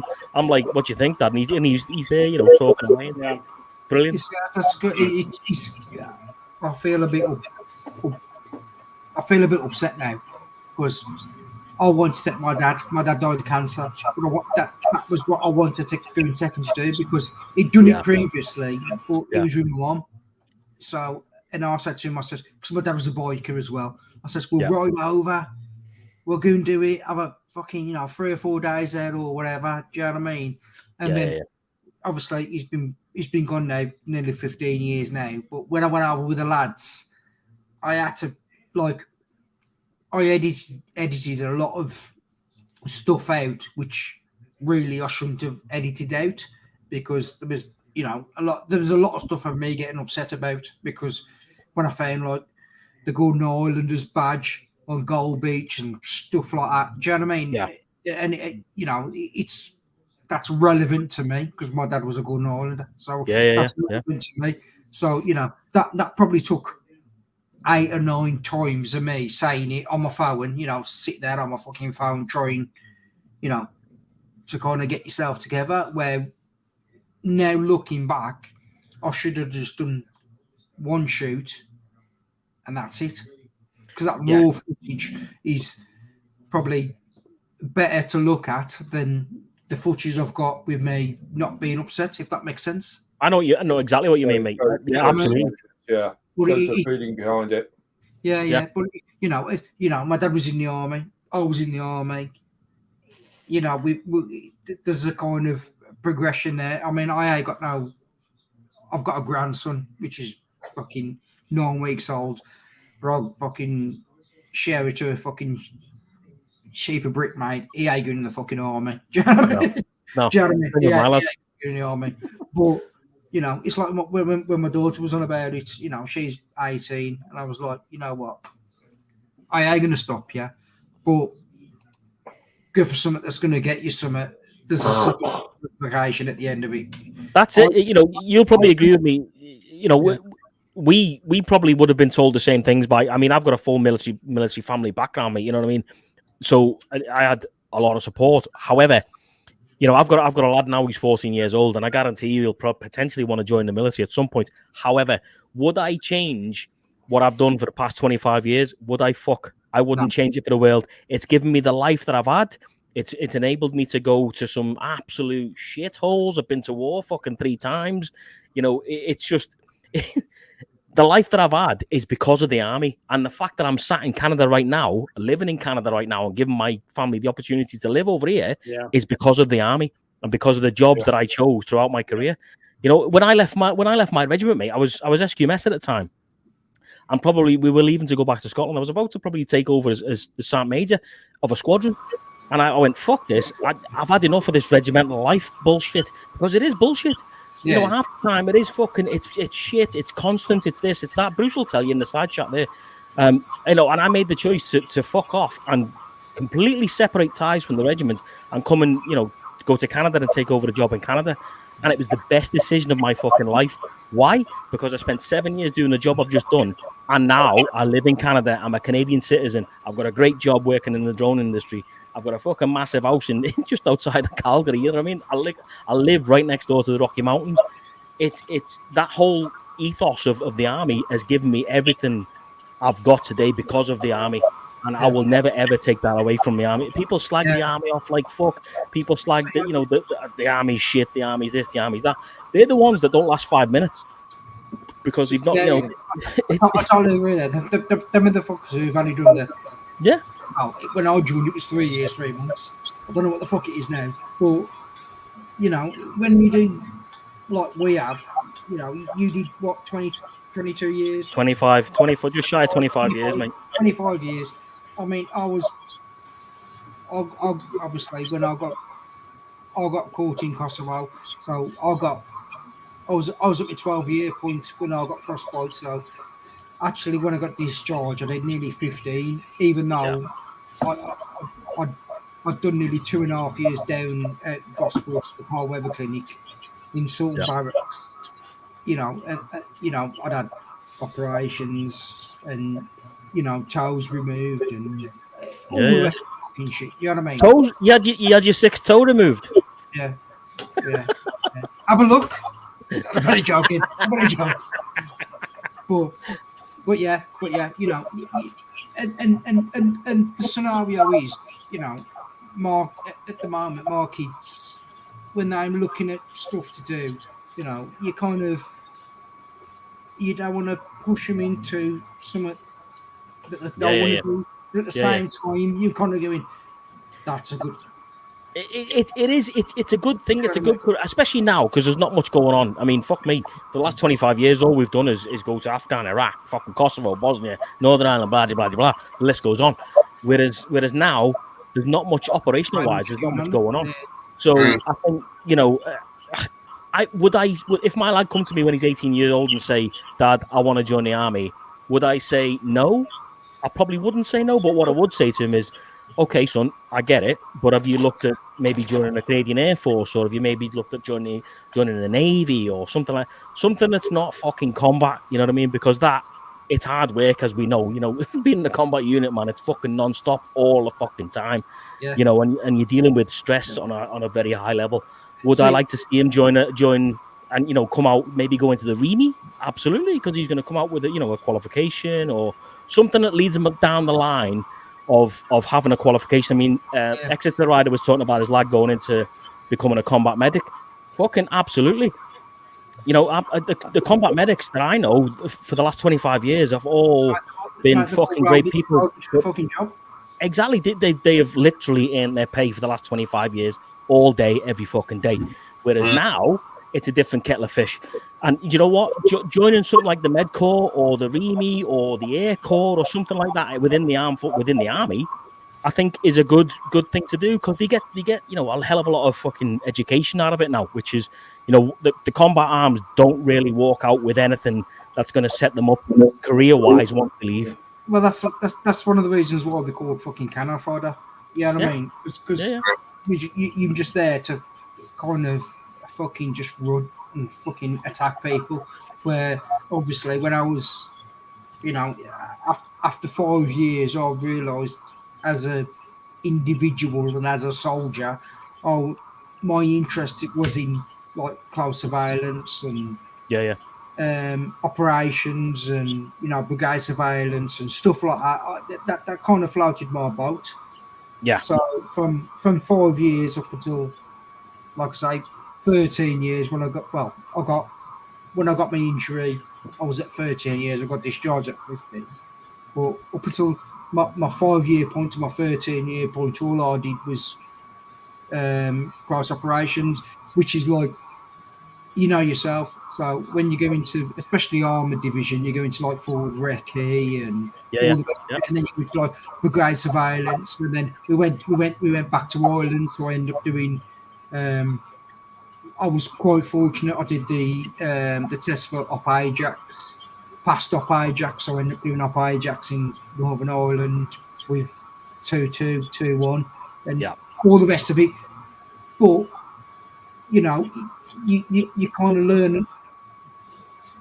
You're a jack of all trades, but a master of fucking none.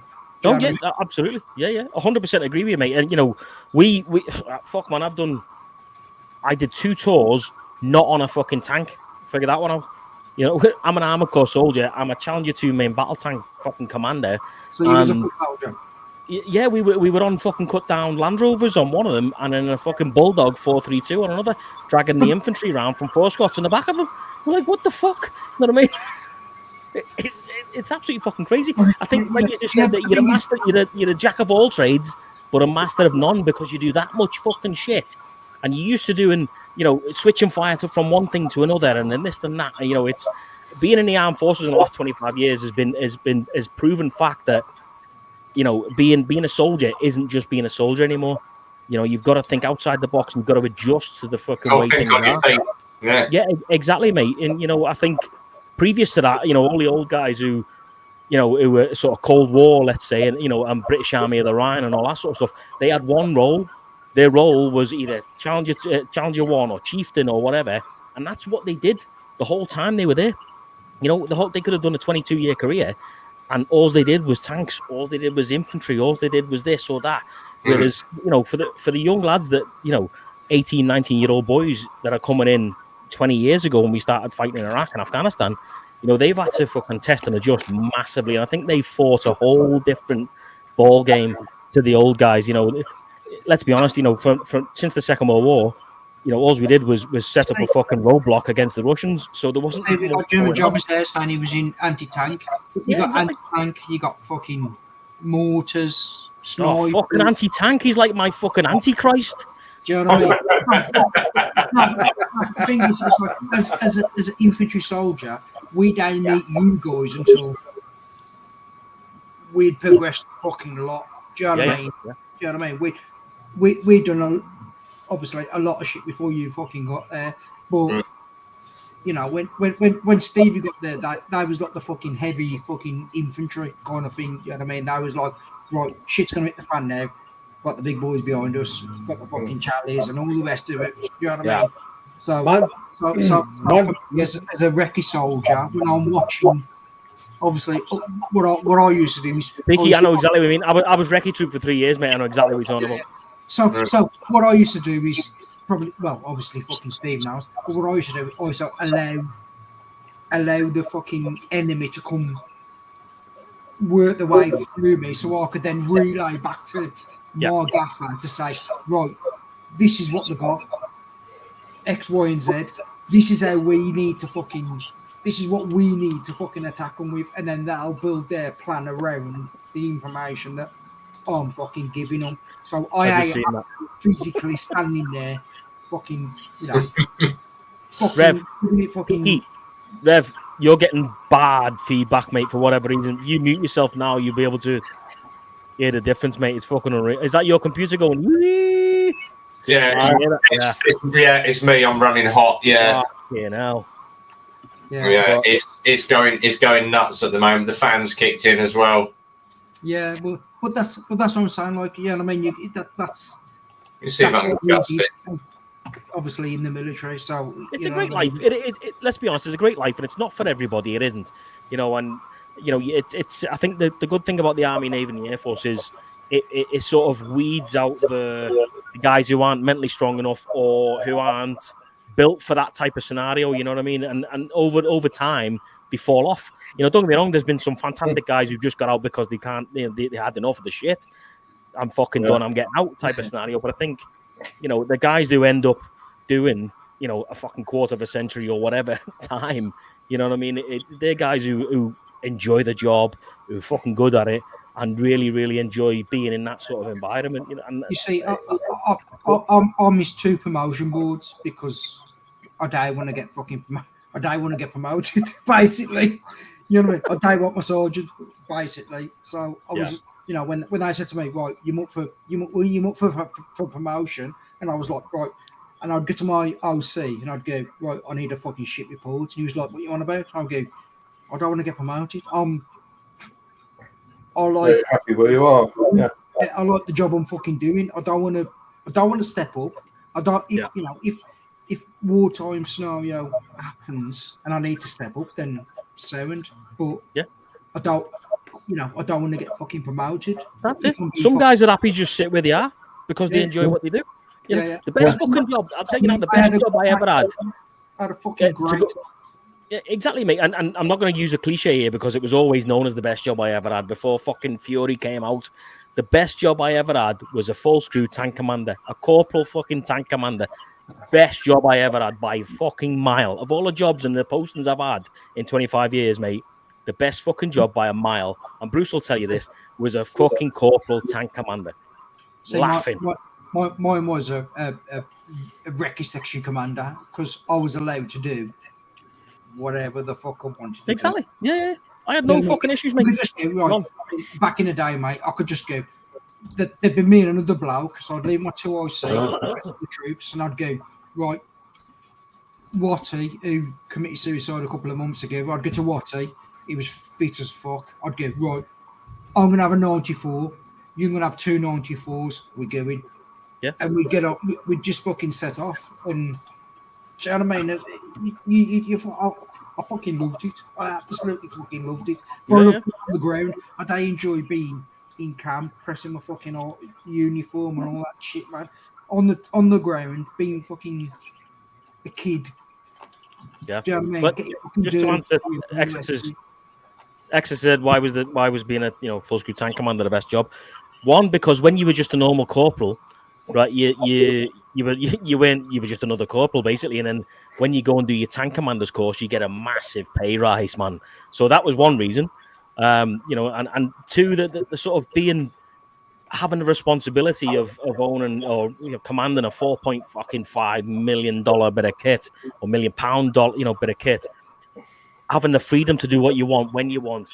It was almost like it was like literally the best job in the world because that was it. Full screw tank commander in the Royal Armour Corps was classed as one of the most highly sought after positions because there was that many corporals. Not many guys got chosen to be a corporal tank commander. If that makes sense. So when you get in that position, I mean, many guys went and did the course. Many guys fucking failed. And I absolutely loved it. I loved it that much. I finished top of the course, and I was like, "What? No fucking way!" And then going back with that bit of paper in your hand, saying this guy was top student on his course, then getting given a fucking tank because of it. It was like, dude, this is amazing, man. That's like when you go on like a recce course or some. Well, obviously, when you go on a recce course and do you know what I mean? And you're against other regiments. Yeah. And it's not just you. It's your fucking regiment. Exactly. That's the thing. When no Scots TG commander had been top student for about it must have been about a year and a half, 2 years by the time I got there. And walking back to the regiment, going, actually, I passed my course, and actually, I put Scots TG at the top of the fucking ladder for the first time in 2 years or whatever it was. Was fucking great. It was a great feeling. And to literally go back to the squadron and some cunt be sacked and you put in their place because of that, it was like, holy fuck, this is nice. The one thing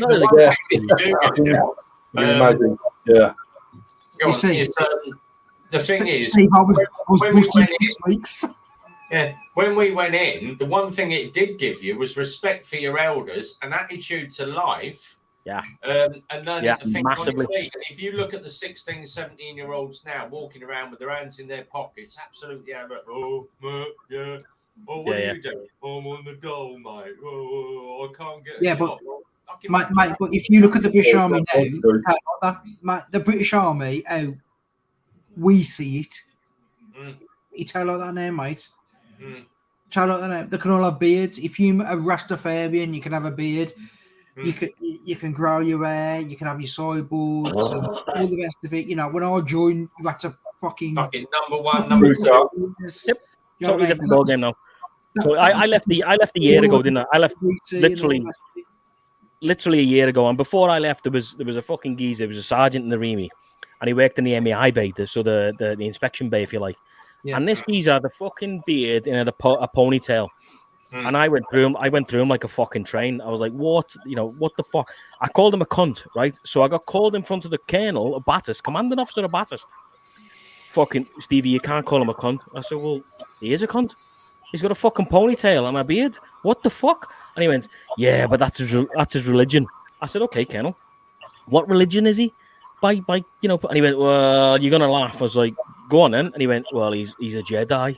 I was like, what? I was like, shut this. He's like, Oh, God. no, I'm being fucked. He says, you can't laugh at them, and you can't call them cunts anymore. I was like, fucking Jesus. Yeah, but Steve, back in the day, 20 years, well, not even 20 years ago, but you just fucking fill the cunt in, wouldn't you? You know what I mean? Exactly. Yeah. Be in a bell end, shave your fucking beard, cut your fucking hair, or you're gonna get a fucking belting. And, then, and tomorrow you're gonna fucking get a worse belt. Let's go round the back of the amount of times, Bruce will tell you, the amount of times, let's go round the back of the tank and sort this out. Was that was the thing. Nobody ever used to get charged. Well, apart from the dickheads, nobody used to have arguments, and it was like literally it was dealt with there and then, and it would, you know, you'd crack on. Whereas now it's almost just like it's fucking dragged out. You've got to go to, you know, fucking court martial for this, blah blah blah. You're not allowed to do that now. Fucking snowflakes. I had a pop. We've got like a college fucking thing at our place. So we've got these like fucking 16, 17, 18-year-old kids. So I walked out the other day with the dog. I took the dog out for a fucking walk, and they're all throwing snowballs. And I was like, why? And they're all like, and I'm like, you ain't at school. You are preparing to be army, navy, or police or summit. And you're all stood there throwing fucking snowballs at each other. I went, you need to fucking grow up. Do you know what I mean? Seriously, you need to grow up. There's people here, because I ain't trying to fucking scare you. I was just 99% of the people here, we've all been to fucking war. So you running around like school kids, throwing fucking snowballs at each other. You need to grow the fuck up. Do you know what I mean? Seriously, you need to grow up. And I left it at that. Took the dog for a walk, come back, 20 minutes later, Margaret called me in. What have you said? Proper like, what's going on? And I'm like, what's the problem? What have you said to him? What have you said? And I was like, so I explained what I said. And he was like, mate, you can't say that no more. I was like, mate, I can't. It's a different army now, mate. It really is. I mean, Exeter said, in your eyes, you think it's worse now. I would get, I mean, 100%. You know, it's a different time, mate, and it is. And, you know, so we're sitting here whinging like fuck, and I guarantee the guys who were in the 60s and the 70s, I'll be looking at us as the same as we're talking about them now, you know what I mean? So back then, you had the first time you got something wrong, you get we used to do what was called the dry slapping. So you'd get 10 or 12 guys around you, and they would literally just flatten their hands, slap you around. That was your first time. Second time, you'd get hauled in the showers and you would have a Brillo bath. And it was literally Brillo pads. They would 10 guys would hold you down and they would rub you down with Brillo pads. And I had one, and it fucking hurts. I tell you, it fucking hurts. You don't do it a second or third time. You learn. But then, if you went and grasped to your senior officer, you'd go back in and you'd get an even bigger kicking for grassing on your mates. So you learned it was a team. If you weren't part of that if you were that cog, you had to fit in and you had to make the big machine work. Well, this is it. You know, you've got guys who, you know, let's say 10 years in, and this all started about 15 years ago, 10 to 15 years ago, I'd suggest. So now you've got guys who are 10 years in, pushing sergeant, who are now bringing that whole ethos of all this liberal shit and the way they do things now into the armed forces. And I think it's only going to get up the ranks. The further they go up the ranks, the less discipline there's going to be, the less the way we used to do things there's going to be. And, you know, I think it's different, and it will be different because that's the way the world is. And that's the show, you know, the time, that's times. You know, like I said, 40 years ago, I guarantee they'd be looking at us going, who are these motherfuckers? They didn't do this like I, you know, we're literally being our dads right now. Well, it wasn't like this when I was in. I mean, so that's right. Yeah. He's one for you. For anybody. Good old regimental bath.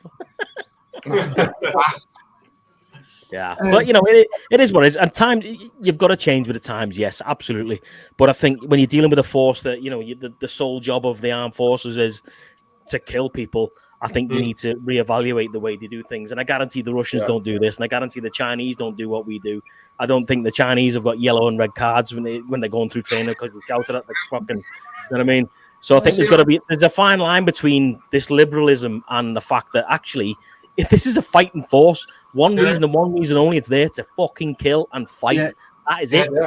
And if you breathe I dug one of my old T-shirts out. The missus said to me, "You can't wear that T-shirt down the street." I said, "I've had that T-shirt ever since I come out," and it was like, "Join the Royal Signals, travel to exotic lands, meet wonderful people, and kill them or fuck them." Yeah. And said, "You can't wear that," and I went, "Why? Should you get arrested for it?" And I went, "No, can't. It's a fucking army shirt." Yeah. You can't have that. You see, back in the day, it was a bit different, Wally. When we joined, it was a little bit fucking different. You know what I mean? Lads were lads. You went out, you had a fucking beer, you had a fucking scrap. Now the lads don't get them. They're more interested in the way they fucking look, and if the skinny jeans fit them and their hair's fucking right, and if they got an ear, if they can put their earrings in at the weekend, then actually, who am I going to finger tonight? That's all we. You know what I mean? How much shit face drunk am I getting? Who's getting fingered? That was it. The thing is, we kind of worked hard, play hard. So you know what I mean? Exactly. Yeah. You get to a place. You get to a place. You go in. You smash the fucking place up, and then after fucking 3 or 4 weeks, you kind of feel your feet in. Everybody kind of fucking knows you. After 6 months, you fuck off. Everybody fucking knows who the fuck you am. You know what I mean? And then like, right, don't fuck with, I don't know, that commando or the Staffords or the Mersons or fucking exactly. Because everybody kind of fucking knew who the fuck you was when you went into a fucking town. You know what I mean? It's weird how it works, isn't it? Our CEO used to say to us, right, what I want you to do, I want every fucker out tonight, and I want you to go and smash the fucking place up. Yeah. I want you to go right off as many fucking pubs as you can. And that was quite open. Yeah.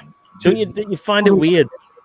It's weird, and you'll probably agree with me. I hope you do anyway. That I was 7th Armour Brigade for 20 years, the Desert Rats for 20 years, and we had in between that whole thing, we had the Royal Tank Regiment, we had the Mercians, we had 4 Scots, we had 2 Battalion Remy, we had 16 Tank Battalion RLC. The guys who basically truck us out to wherever the fuck we were going. And we would fight like fuck between ourselves at the weekends in the Wild Boar, which is the local pub, or downtown. We would fight like fuck. But when it come to being away somewhere as a battle group, we would all come together and fight against every other fucking battle group. You know what I mean? It was fucking bizarre. Man, it was bizarre. You're all brothers then. Exactly. And then that was tonight, however, tomorrow. If you're in the shit. Exactly. I remember fighting alongside Bruce. Bruce said we had a big scrap against. The fuck was it? I think it was the Mercians. Actually, they weren't part of the 7th Armour Brigade at that time, and we were basically the Civ Pop for the whole. For them coming through to be in Senelager, in Tin City, in Senelager. Right. Stop. We used to fight like foot, and we used to crack them over the head with the batons. Stevie, stop. Explain Civ Pop. So Civ Pop is an abbreviation for civilian population. So what would happen is every time you would go through this place called Tin City in Senelager, which was basically Northern Ireland, it was built to look like Northern Ireland, but they used it for Iraq, Kosovo, Afghanistan, all that bullshit. And what you'd be civvies, you'd play the civvies, so you'd play Iraqis, Afghans, Kosovans. But, basically, it was a fucking regiment full of jocks who were just, "What ain't pal? What's happening?" Trying to be wee widos. And you would go against guys in uniform from this other brigade coming in. So you'd be launching fucking firebombs at them and everything.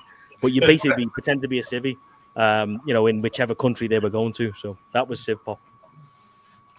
Yeah. Collateral damage, we call it. Yeah, actors is what we were, like literally employing fucking Northern Ireland, and you're going to like the fucking Nerd village in Northern Ireland. Yeah, it's like a proper village. It is like you can live in the village, and you get fucking hammered.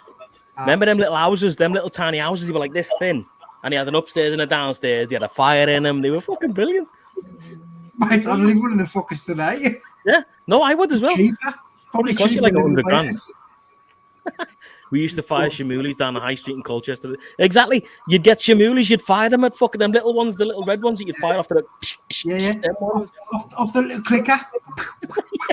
Fucking, you wouldn't get away with that shit nowadays. We used to get petrol bombs. Yeah, lads, throw some petrol bombs at the lads over there, will you? What? Yeah, all right, fuck it. You'd launch a petrol bomb at some kind of like fucking riot shields and shit, like people on fire and everything. You'd never get away with that now. No, you wouldn't. Fucking hell. Health and safety would have a fucking meltdown. Did you ever practice with the toe poppers? What's that? The what? The toe poppers, the little mines. Don't know what you mean. You know what a toe popper is? No, mate. Landmine training. Did you ever do landmine training? Yeah, a but while. Yeah, fuck. I've never did the toe poppers before, mate. Yeah, little ones, tiny little ones. They used to pop up. Yeah, we used to jump. Yeah. I know what you mean. I've never had them called toe poppers before, though. Yeah, we used to call them toe poppers. It's like you step and it click, and you're like, oh fuck! I just stood on a twig. Well, that was an evolution. That actually turned into paint mines. So towards the end, fucking hell, I think it was about 2009-ish. What they would do was they'd put all these mines out in the pressure plates and all that to simulate pressure plates and stuff. And they'd set up paint, and they'd use paint basically. So they'd have a mine that would go off, but it would squirt out paint. So you'd be like, oh fuck's sake! And obviously you'd be losing a leg or whatever. But yeah, the evolution of those was that basically. Yeah. We used to call them toe poppers. You step on one of them, your toes are gone. Well, Peaky hasn't got any toes anyway, so he's all right. Well, he's got 20. One of the two. Fuck you. Anyway, enough talking about the fucking army, man. Poor Chris over there, man. He's fucking fell asleep 3 hours ago. Yeah, No, I know. he's He's feeling probably down because he hasn't stroked his bike, has he?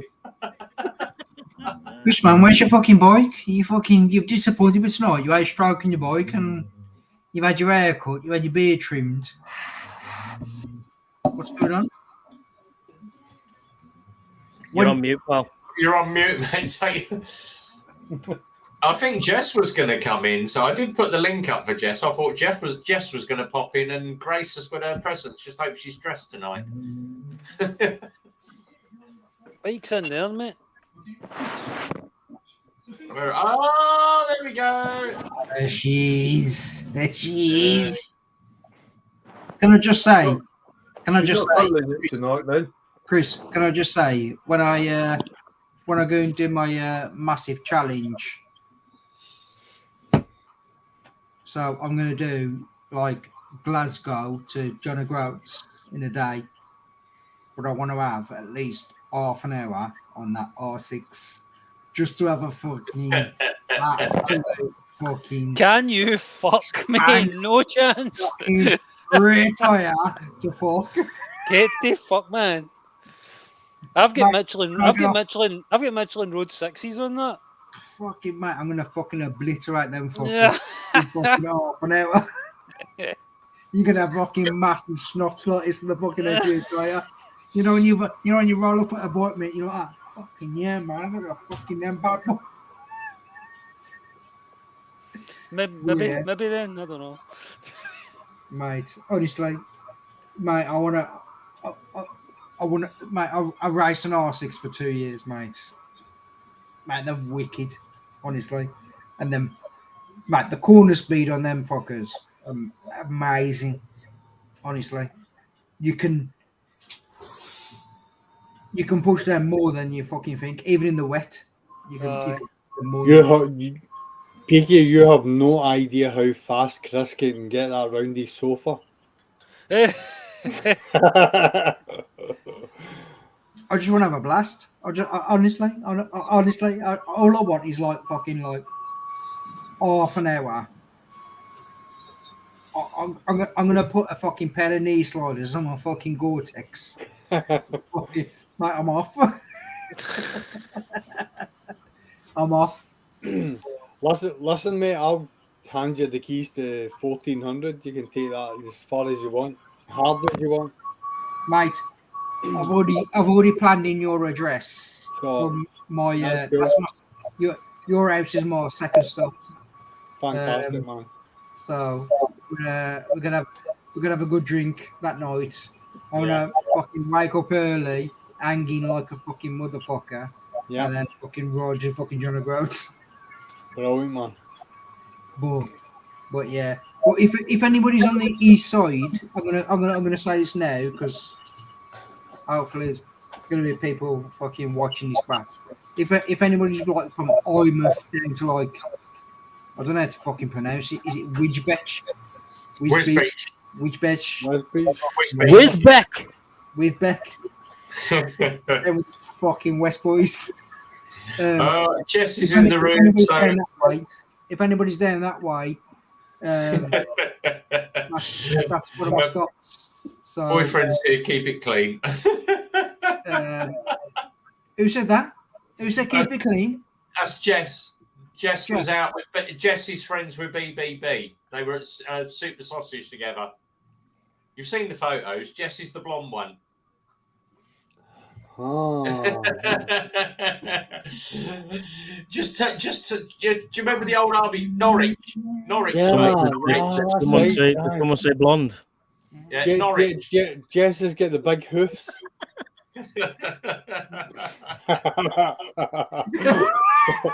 The big teeth. We all started laughing.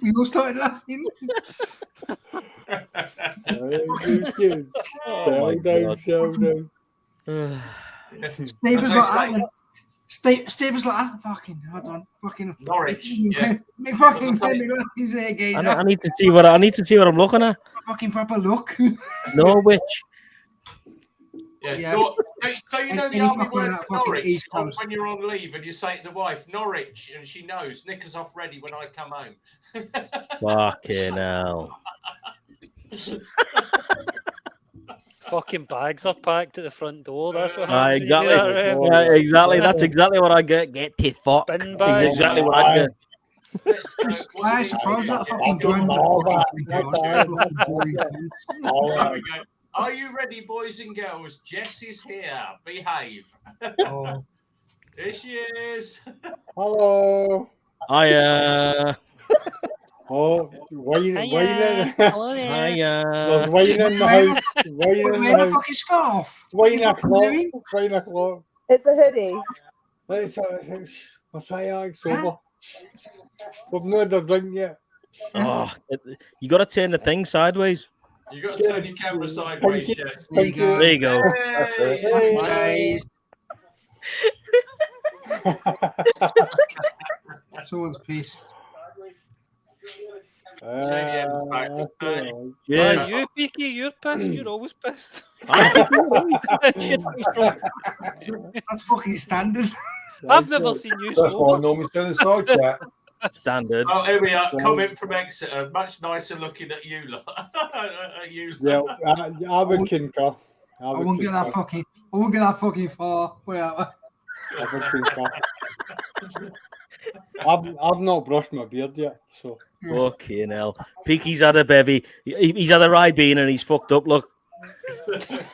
Like fucking 3 wine gums. Fucking hell. How you doing, Jess? You all right? Have you lager talk? Yeah, we got you on the tally as well. You have to take it off the tally. Got a what?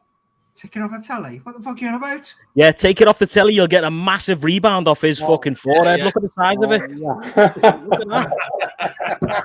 Oh, Jess. You didn't buy Alex Moto, did you? Have a fucking Paolo knock. Fucking that eye. Must be Like fucking posh as fuck. How big was he in Germany? That eye. I lived over there. Over there.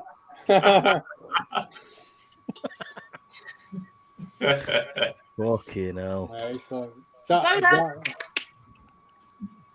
little Is that your Riesling. boyfriend? Is that a Riesling? I think he's trying to avoid being on screen. No, he needs to come on.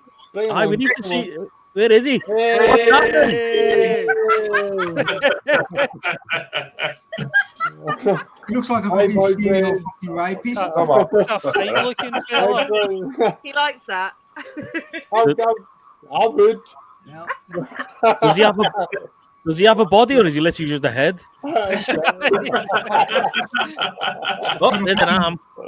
He's got a fucking chin like fucking Jimmy Hill. What the fuck was that?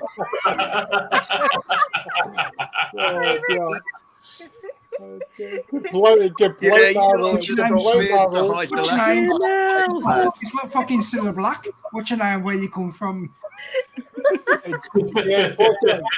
Your boyfriend's name. Why have you got your missus fucking jumper on? Rev, this is exactly why I fucking kick him out of my live streams, because he's not allowed to be around people. That's all right. It could be worse. You could be a water pikey. True. Yeah. Oh wait, Probably hang is. on. Water pikey. What's that like? Ronnie Wood. No, correct. She lives on a boat. BBB lives on a barge, so we call her the water pikey. What's his name, Jess? What's his name? Brad. Brad. Hi, Why Brad. didn't you ask Brad what his name is? What's happening, Brad? How are you, mate? Hi, Nice to see you. Brad. You're right. Good evening, Brad. Hello, Brad. He's the one who got me into bikes. Oh, good man. well done, Good Brad. Top man. Oh, man. Here, I can Brad, say have you got a four. bike? What kind of bike have you got?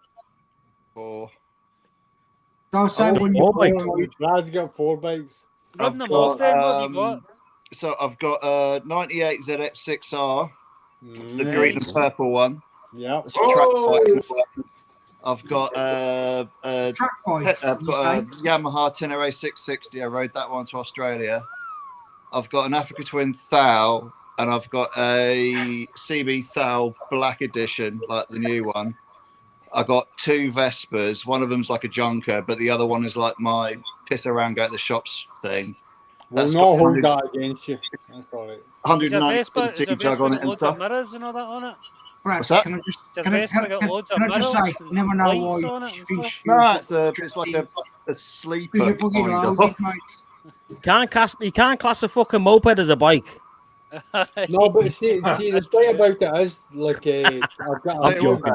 Vespa's a classic, man. You go I've around got the a few corner on a boys- bike at you- 70, it's fine. You go around it on a fucking scooter, it's terrifying. No, but see, the Like thing 40. about it is like, Way more exciting. I've got a few boys that I know that have got their Vespa through and through that are now onto bikes, but a very highly tuned Vespa is a good bit of kit. Yeah, mine's like fully Molossied up. It's got a 190cc jug on it, sports variator, sports clutch. It's got straight cut gears in the back. Yep. And the bodywork is just like fairly knackered, so I can leave it outside the gym and not worry about it. What a lot of Nice. them said was it was What's that doing, absolutely like brilliant. 75? Fucking No. hell. No, it's 190. 190. Yeah, it's a Yeah. 190 because I put a bigger jug on it. A lot of them said. Mate, A lot of my doesn't mates playing said your that, fucking eyebrows. Huh? a lot of my mates said that it was absolutely fantastic. The extra horsepower allowed the wind to get right up into their vaginas. Oh, hang on. That's an old Glenn Danzig joke that was nicked. Fucking hope you've got thick skin, lad. Fucking hell. It's like talks of fucking Harry Potter. I don't know what it is. See, you can't be around people. I've told you this, I Rev. know, it's It's like giving Fred West a fucking go around a couple of bodies. Yeah, Fred, lad. Go talk to those people over there. Yeah, no worries. listen, there's like whether it's a He's bike or trying whether it's a not moped, to it look. doesn't matter. He's really trying not to look. I know, it's Oh, like, someone having a piss. oh, I know. Is that wine? That's me in the bottle.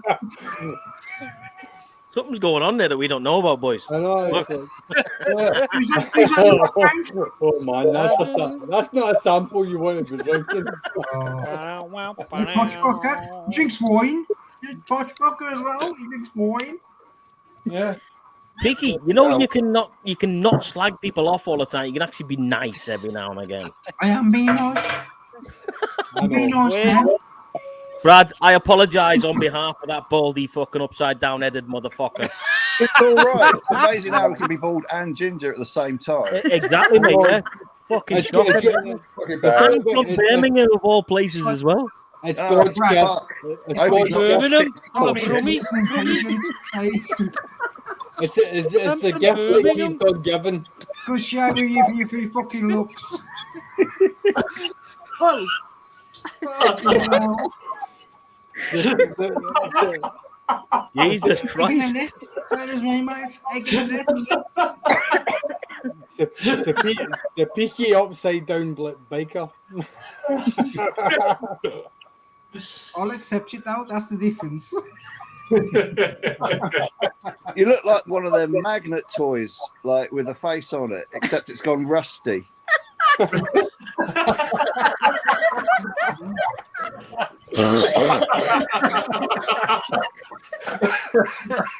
Oh, Jesus. Right, what's going on? Your chin looks like my bollocks when I shave them. Fucking all the fucking saggy bits at the bottom. Oh my God. You know, after you moisturise them, you know when you shave and you moisturise them, you got that fucking saggy bit at the bottom. Prove it. No, I can't say I've never moisturised my bollocks, to be fair, so no, I don't know what you're talking about. I've never been in Be that. fair, it's Peaky Mum that moisturises his bollocks for him. I usually get Jess to do it. The peaky bummer. The peaky bummer. Poor old mad old biker's pissing himself there. Oh my God. Fuck. Crazy legs. Pinky's just a poor man's Viking, and he look at him. Fucking poor man's Viking. What was your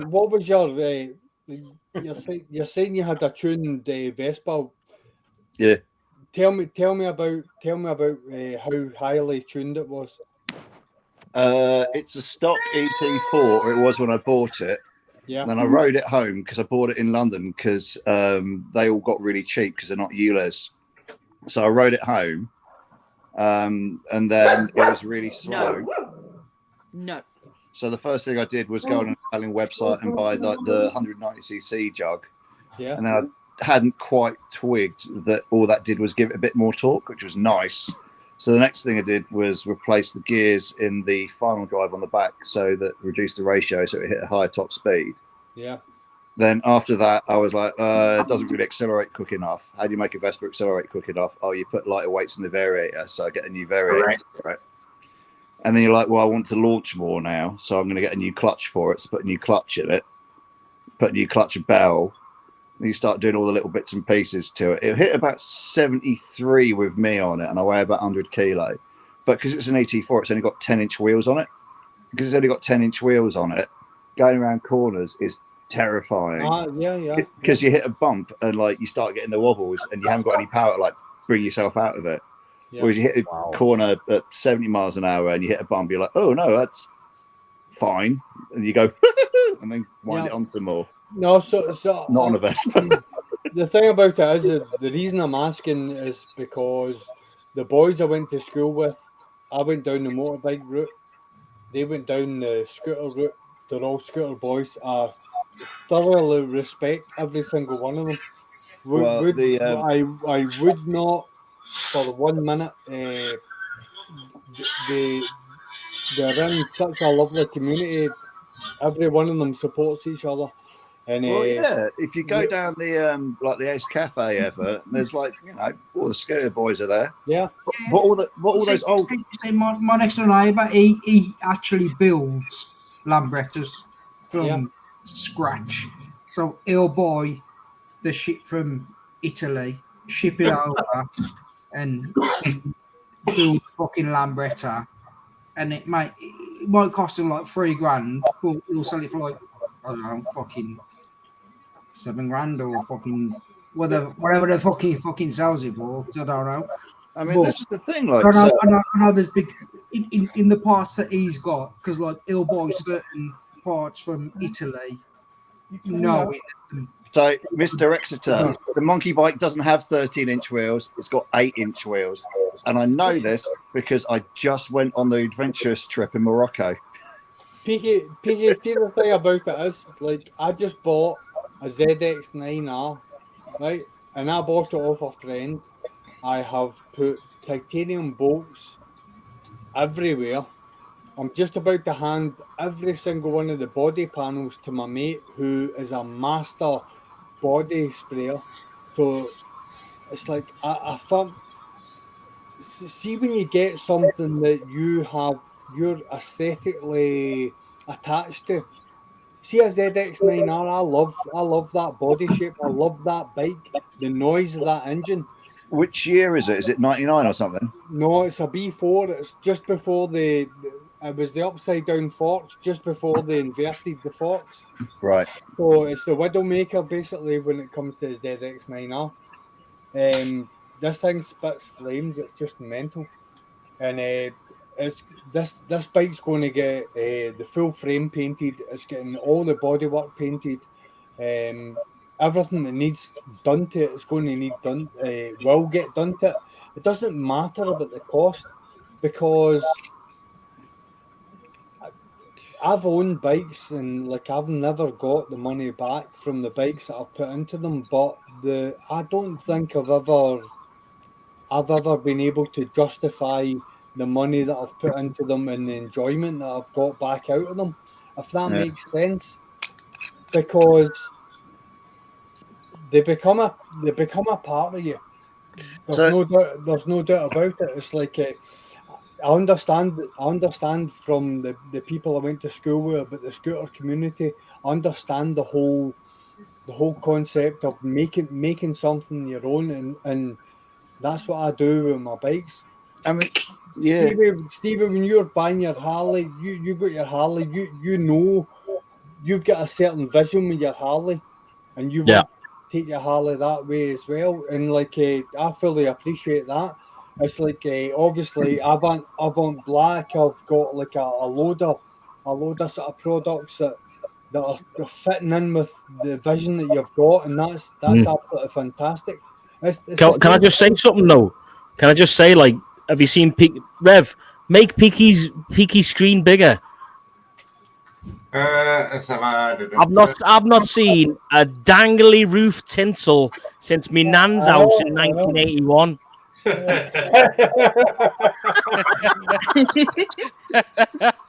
I'm more worried why he's got a baby carrier for the bloody dog. No, it's not. No, Peaky, why have you? You fucking cock. Jeez, I knew Birmingham was backwards, but fucking hell.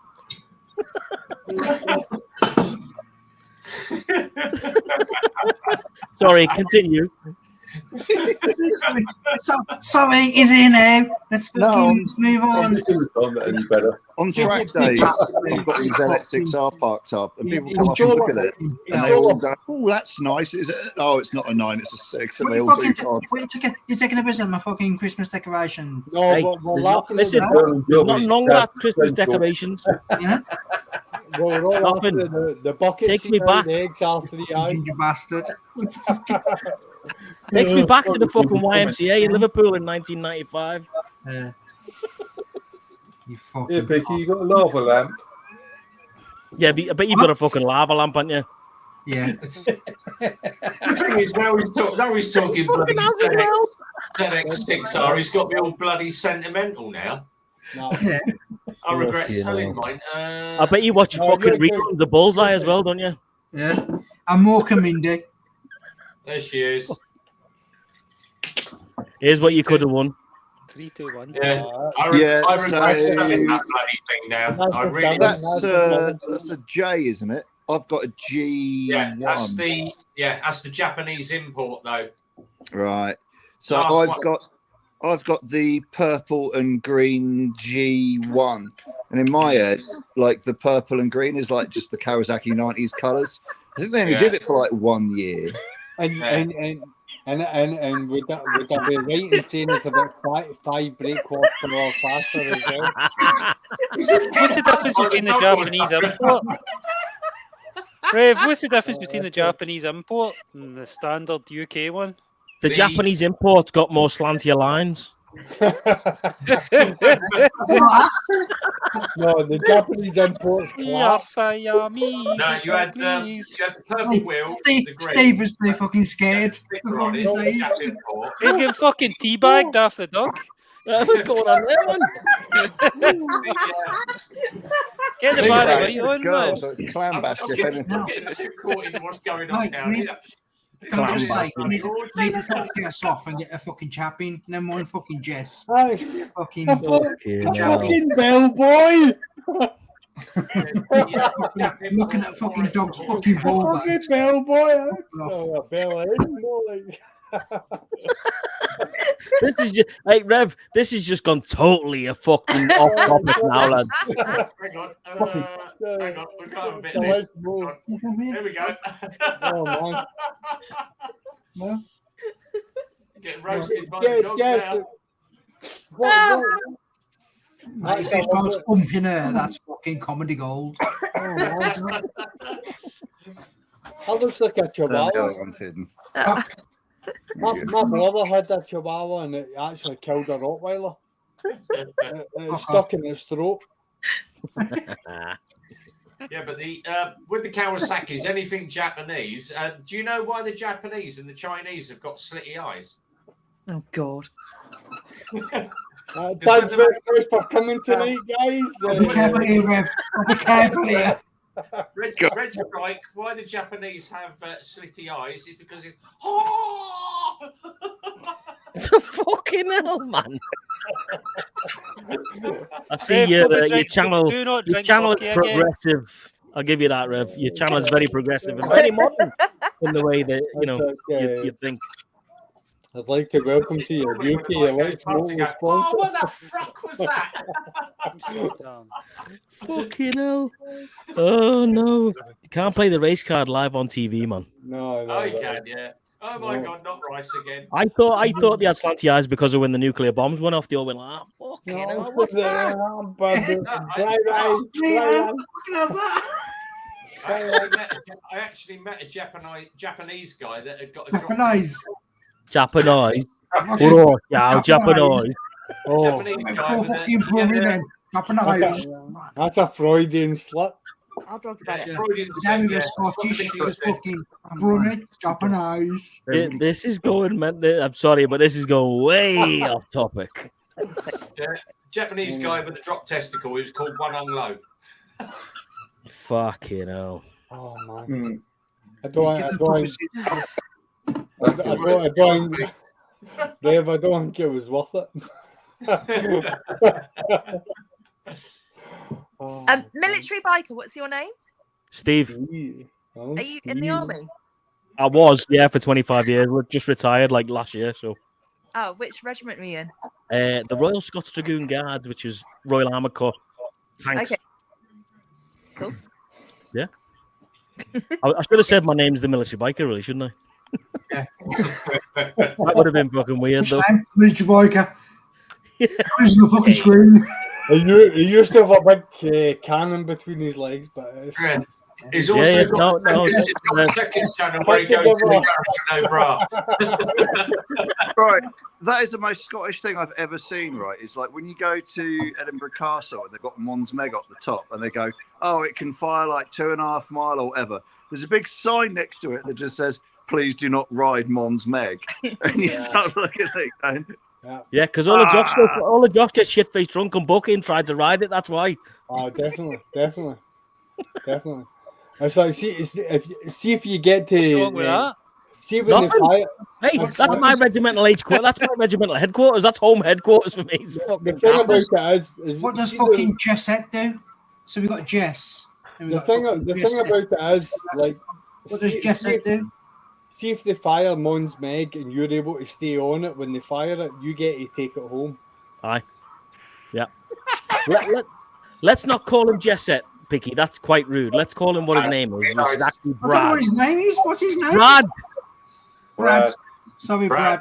What do you do, Brad? "What do I do? I write Fucking software." Wear beanies, fucking bad. Software, Brad. Software, Brad. Nice. Software. Software. Just a bit of super saucy and just right to mutts. Oh, I've been to the Mutt Factory. Yeah. Good Yeah, bikes. yeah. Good bikes. What? What do you do? Me, I write software. For what? The Fucking bank. Fucking Pules, my Peaky. God. Oh. He's designing these bitcoins that are trying to steal all our money. He's the motherfucker that makes you sign in 89 times before you can see how much money's in your fucking account. Aye. It's easier for hackers to get into your account than it is you. Verify your passcode. Evening, buddy. How do we know it's you? Because it's me. What's your name, Brad? Yeah. Can you prove it's you? Yeah, it's fucking me. It's my bastard bank. It's me, why? Because I'm fucking ringing. That's fucking why. Which date of birth? I'm just giving my fucking date of birth, you fucking belly. Aye. Here, I phoned them up 4 before and they bikes fucking on a hung up five-way with me. next year. Fucking Ah, I didn't know you had an OnlyFans page, Yeah. Peaky. Say what? I said I didn't know you had an OnlyFans page. Yeah. Yeah. No, Yeah, fucking it's called upsidedownhead.com. What's Steve's? Suckmeoff.com. What is this Hey, OnlyFans I'll never say no thing? to one of those. What is this OnlyFans thing? Is it like a cam? Fucking. I fucking know that. Ask Zed, he knows. He sells foot pics for 20 quid. Oh, definitely. Listen, Yeah, but he's ain't got fucking 3 toes, are you? The fucking Fucking says you. Fucking says you. Put it I this know, way. I started an OnlyFans His page. feet are like fucking Snoop Dogg. It's like that. Listen, like the Peaky doesn't have an OnlyFans that says Everest Adventurer. It's like 2.5 toes. Started one. You lot keep going on about. Next to the Green Man I started an in the OnlyFans Rainbow page. Valley. You fucking bellend. Peaky Biker, what's your name? What's my name? Peaky Biker. Peter. Ball Hello, bag. Peter. You bloody liar. Peter Parker. Oh, yeah. Unlikely. I've seen the web you shoot. What were you doing when you saw it? That was the best one you've had on. He said that was brilliant.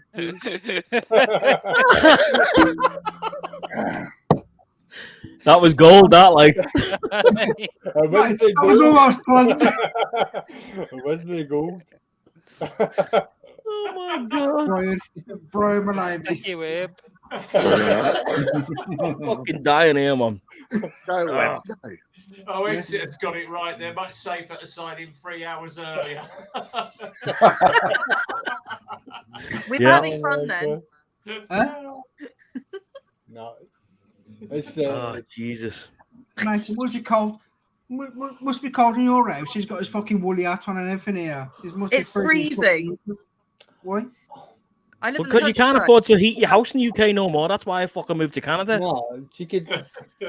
You, You've in got all- like in a all open honesty- staircase there. That looks like a fucking posh house. Oh, look what you've done now, Peaky. it's either Listen, that, Peaky, It's either not that everybody you- lives in a fucking bungalow. oh, but it's either that or you set fire to one of the Vespers. I'm just putting it out there. Just sell a fucking kidney. It's all right. So you get like fucking $4,000 for the kidney. You know what I mean? Just fucking bang one off.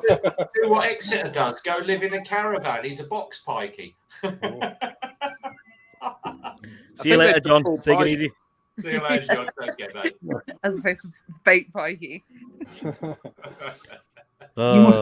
You must be posh as fuck because you haven't got a proper staircase there. You got like a posh staircase as well on its own and everything.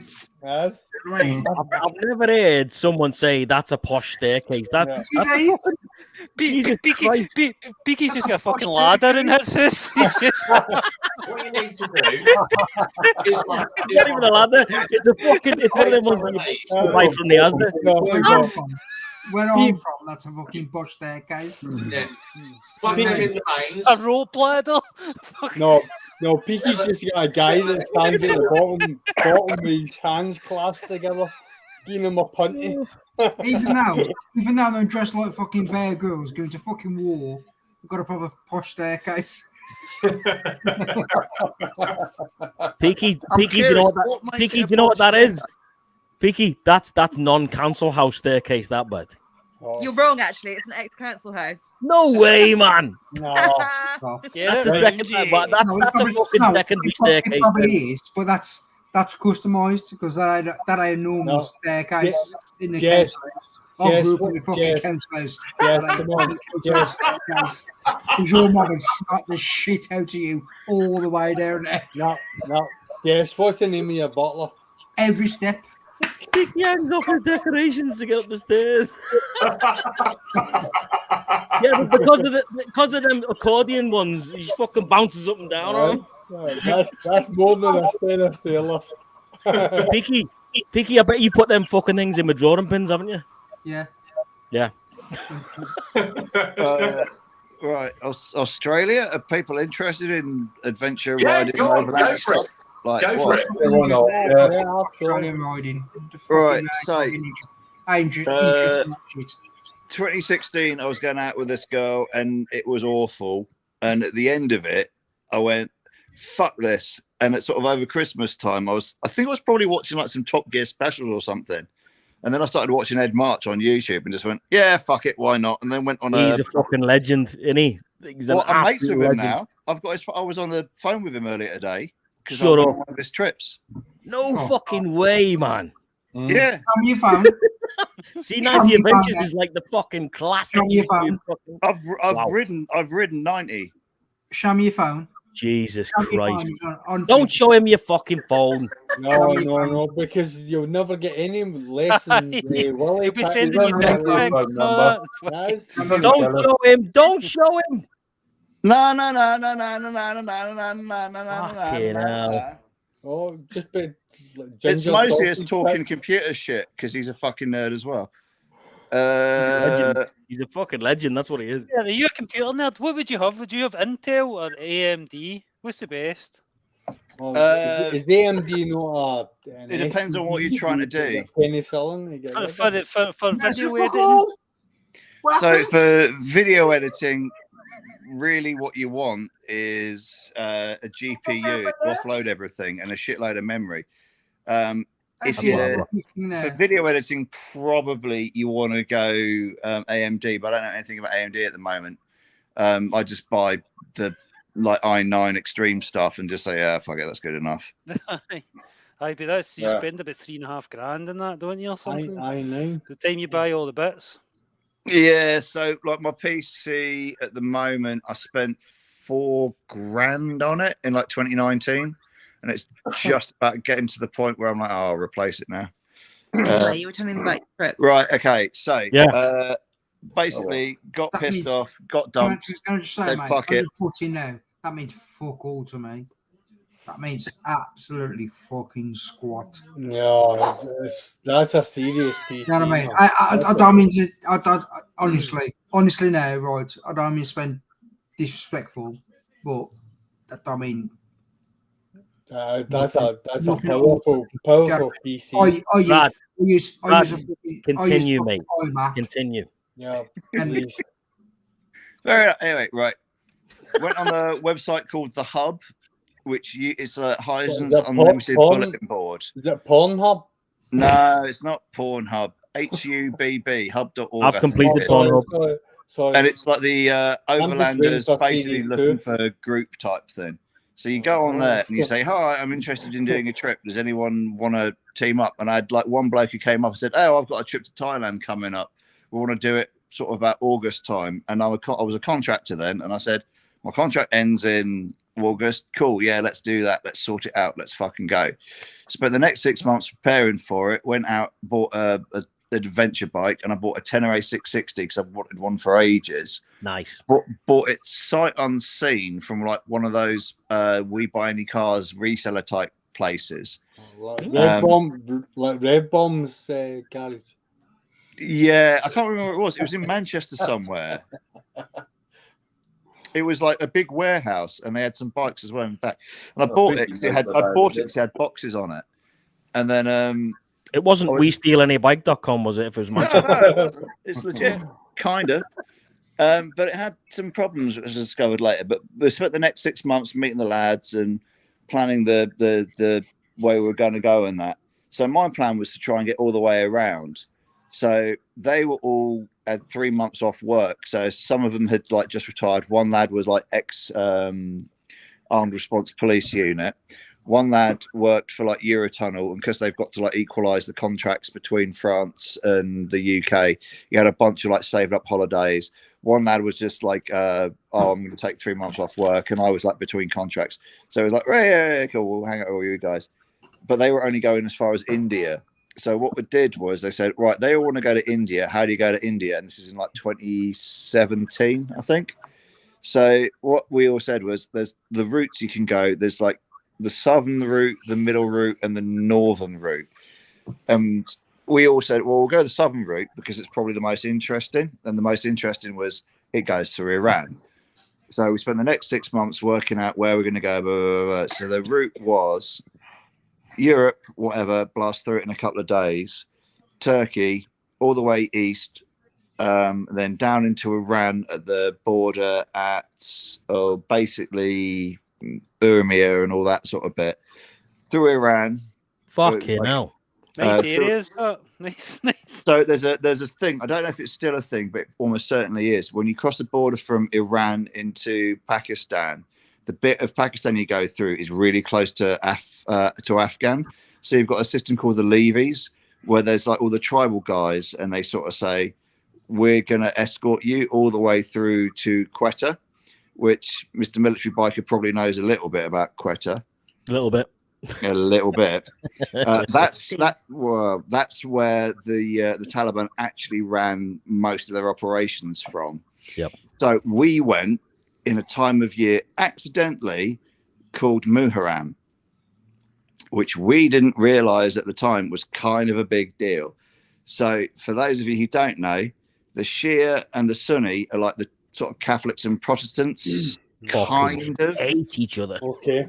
The Protestants and the Catholics are fucking bush league compared to how much these guys hate each other. Yep. Iran, big Shia country, right? Oh Christ! Do they hate Vespers as well? But Pakistan, big Sunni country, and Afghanistan, who are up here, big, huge, like basically Sunni extremists. That's like the whole fucking deal. Yeah. So we're going through.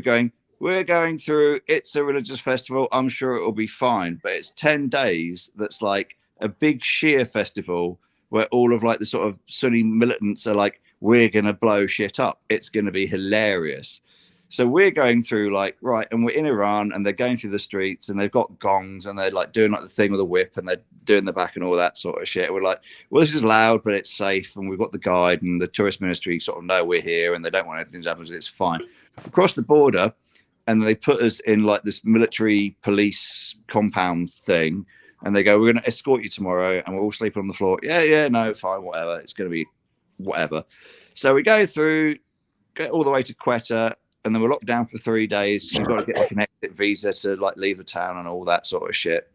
And then we leave the next day, and there was an Australian couple on a GS Thou with us. So it's 8 a.m. So they said it's going to be a long day. You're going to leave. And what happened was a big truck came in front of him, did a big left turn. He went, well, I either slide the bike or I die. So he slid the bike.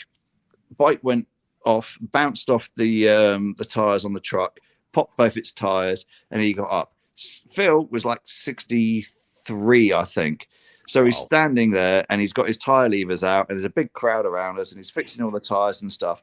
And there's lads around us holding AKs, and all the locals are getting a bit testy, and they go, we have to go now. We're like, we can't go now. He's got no fucking wheels. So we got back on the bikes, and it was, I think it was about 12 hours of riding until sunset. And just at sunset, we'd cross the border out of an area called Balochistan, which it's now a proper bit of Pakistan after Imran Khan. But at the time, it was tribally administered, which was like a different, I don't quite know how the politics of it work. But we all went, yeah, cool, let's go to the nearest whatever bullshit hotel and just chill out. That wasn't what happened. What happened was they went, you've got to keep going. You can't be on the border. We've got to take you way down deep into Sindh province before we can let you go anywhere. So we went, all right, yeah, no, cool. 60 kilometers. No, it's 120. So we did 120K in the dark in Pakistan, which we'd never really seen before, because you're on like your bike and you're going through and you can't see shit because no one has got any lights on anything. There's donkeys coming the other way to you, And then we get to the hotel about 11 o'clock at night after a 14-hour day. And we're like, fucking hell, this was a bit much. So we're in a hotel and there's a big gate at the front and all this sort of business. And there's a brewery in Pakistan. It's called Murray's and it's fucking awful. So we had like a bunch of the beers and stuff. They were terrible, but we had beers, which we hadn't had for about, 3-4 weeks since Turkey.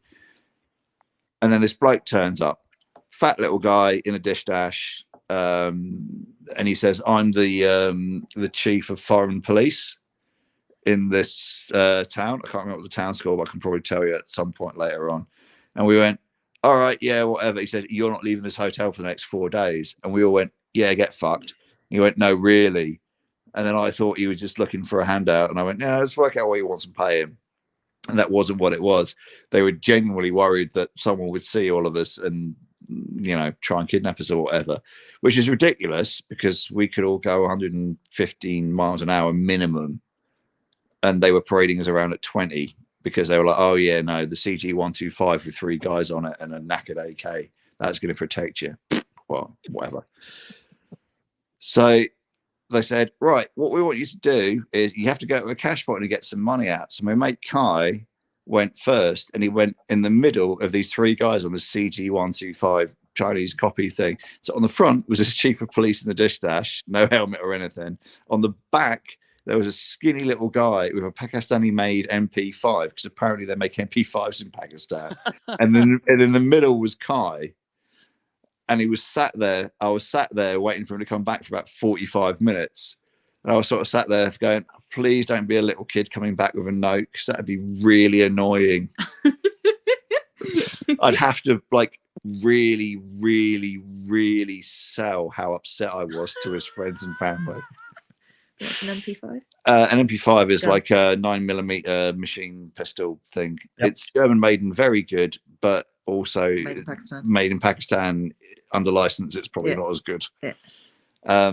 He came back and they went, now it's your turn to go and get money to pay for hotel for the next 4 days. So then I got on the bike and then I went away going, oh, maybe I'll get abducted. But then I didn't. And then, so that was Pakistan. And then we eventually got to Lahore.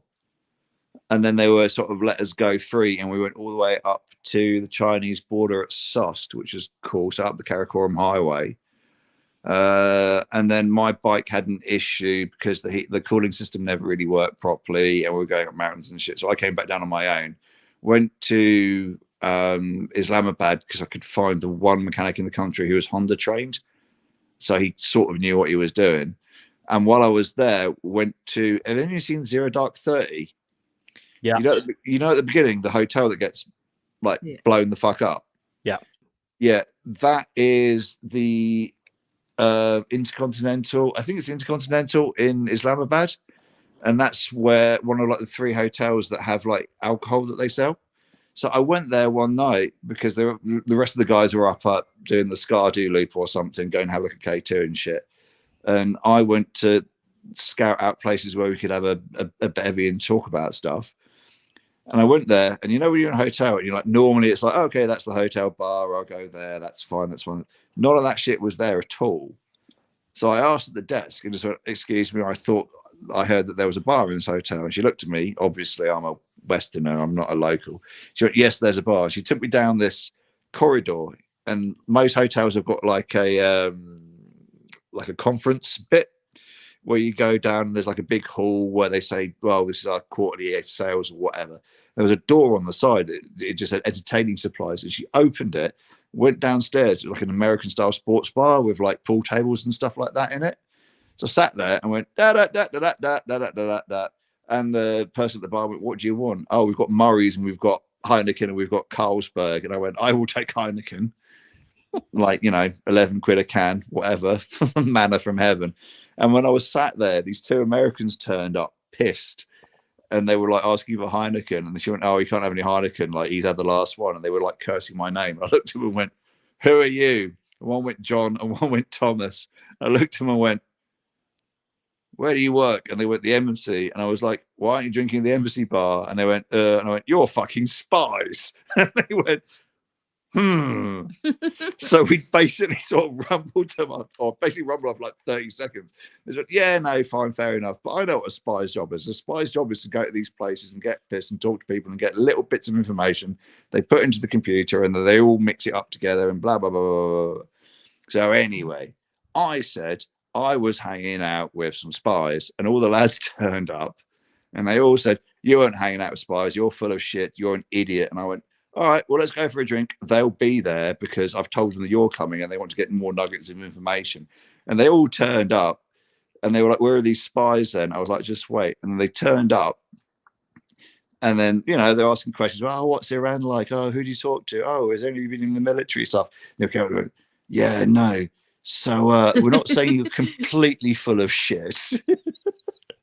There's definitely something going on. It was like, yeah, they're definitely like State Department or some bullshit. But after that, it was crossing the border into India from Lahore. And that border, bearing in mind how big it is, there's no fucker on it. There's like, it's bizarre. It really is that border. It's like huge. There's like 15 stands or whatever. You'd sort of expect there to be like 30 or 40 different trucks going through it every day, carrying shit between it. Nobody. We're the only people who used it that day, I think. So we went through there, did a couple of basically sort of rode around India. So went up to like Rishikesh and came down, didn't go to Delhi, like moved through, came through Rajasthan and all that sort of stuff. Came down to Goa, and then the lads were like, we want like a week's holiday before we go back, because it would basically come up to 3 months at that point. So we had a week, no, it was like 2 weeks or something in a house in Goa or whatever. One of the guys met a girl and he was like, oh, okay, whatever. And he's all wifed up with her now. It's kindly. So all wifed up. Yeah. Yeah, she's nice. And then they all pissed off, and then I was on my own. So I went from Mumbai sort of ish through the middle of India straight up towards Nepal. And then from Nepal, I went from, oh God, the town in the west, near Annapurna. I can't remember the name of the fucking town. It'll come back to me in a minute. Pekora east to Kathmandu. And then at the time, it was 2017, and I had a fixer in Myanmar who was like, oh, I can get you into the border and do the guided tour thing. But that was when the Rohingya thing was going on, and I didn't really want to give like $1,000 to like a tour guide who'd have to give 800 to like his boss and basically pay for what seemed like it could be an ethnic cleansing. So there's a route, I think it's called Eagle Transport in Kathmandu. You put your bike in a crate and they just fly it to Kuala Lumpur, and then you go pick it up. So put the bike up in Kuala Lumpur, and then got it out of customs, rode it around Malaysia for a bit, then got into Thailand. Thailand now, you're supposed to have a guide, but I went to the small border where like there was like an old Thai guy who was just like, yeah, I don't give a shit, just fucking go in. And then after that, I just rode around Thailand for a little bit. Accidentally went to Pattaya, not realizing it was full of pedos. How many miles is it, your trip? Total miles was about 23,000, I think. Fucking hell. So you just nip round a corner then, yeah? Yeah, it was again on a big single thumper. Like, what's that mean? So a thumper is a big single. Cylinder. Yeah, one cylinder. Fucking fair play, mate. So tell us about the whole. That's a fucking trip, mate. That respect. That is, especially going through Iran, man. I mean, I've been into Iran, if you know what I mean, illegally, across the fucking Turkish border, yeah, the no man's land jobby. But yeah, that would have been. Jesus Christ, on that. Did you film it? Right. So, I mean, there's bits and pieces of like film that everyone's got, but no one was really filming stuff because we weren't there to do YouTube or anything. We were there to like hang out. There was an Australian guy that was with us, so sort of attached to us, Paul, and he was on a Bonneville, but he'd modified the absolute shit out of it. So he put a 21-inch wheel on the front of it, and he'd stripped out all of the ECU, and he'd put like I think it must have been like a Holly thing. It's like he'd taken like a Holly ECU, and he'd basically gone, "Oh, I can make this work for a fucking twin." But he was telling stories about when he was in the east of Turkey, there'd be like fucking gun battles between the Kurds and like the Turkish army and shit. Yeah, they fucking hate each other as well. They really don't like it. But the Kurds, all up around like the east of Turkey, north of Iran, lovely people, so nice, Yeah, absolutely fantastic. Wow. So, how long did that take you to do that? On the road for about, I think it was 10 months when I flew back.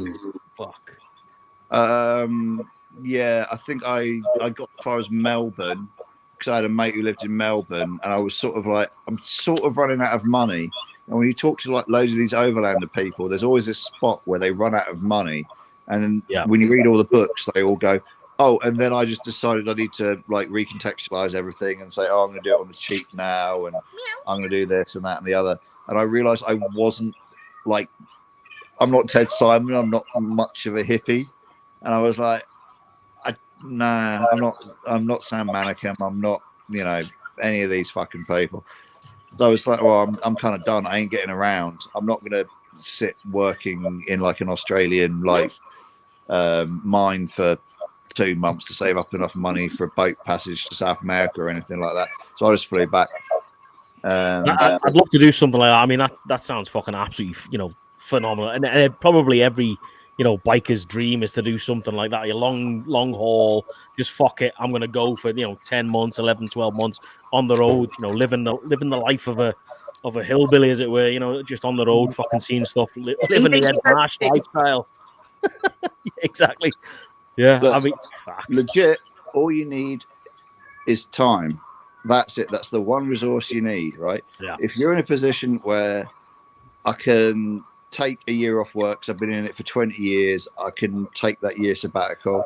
If you're in a position where you're like, I'm changing careers, or I'm taking a year off after doing uni, or I've just retired, I'm like 53 and I'm fine, I can do this shit. That's all you need.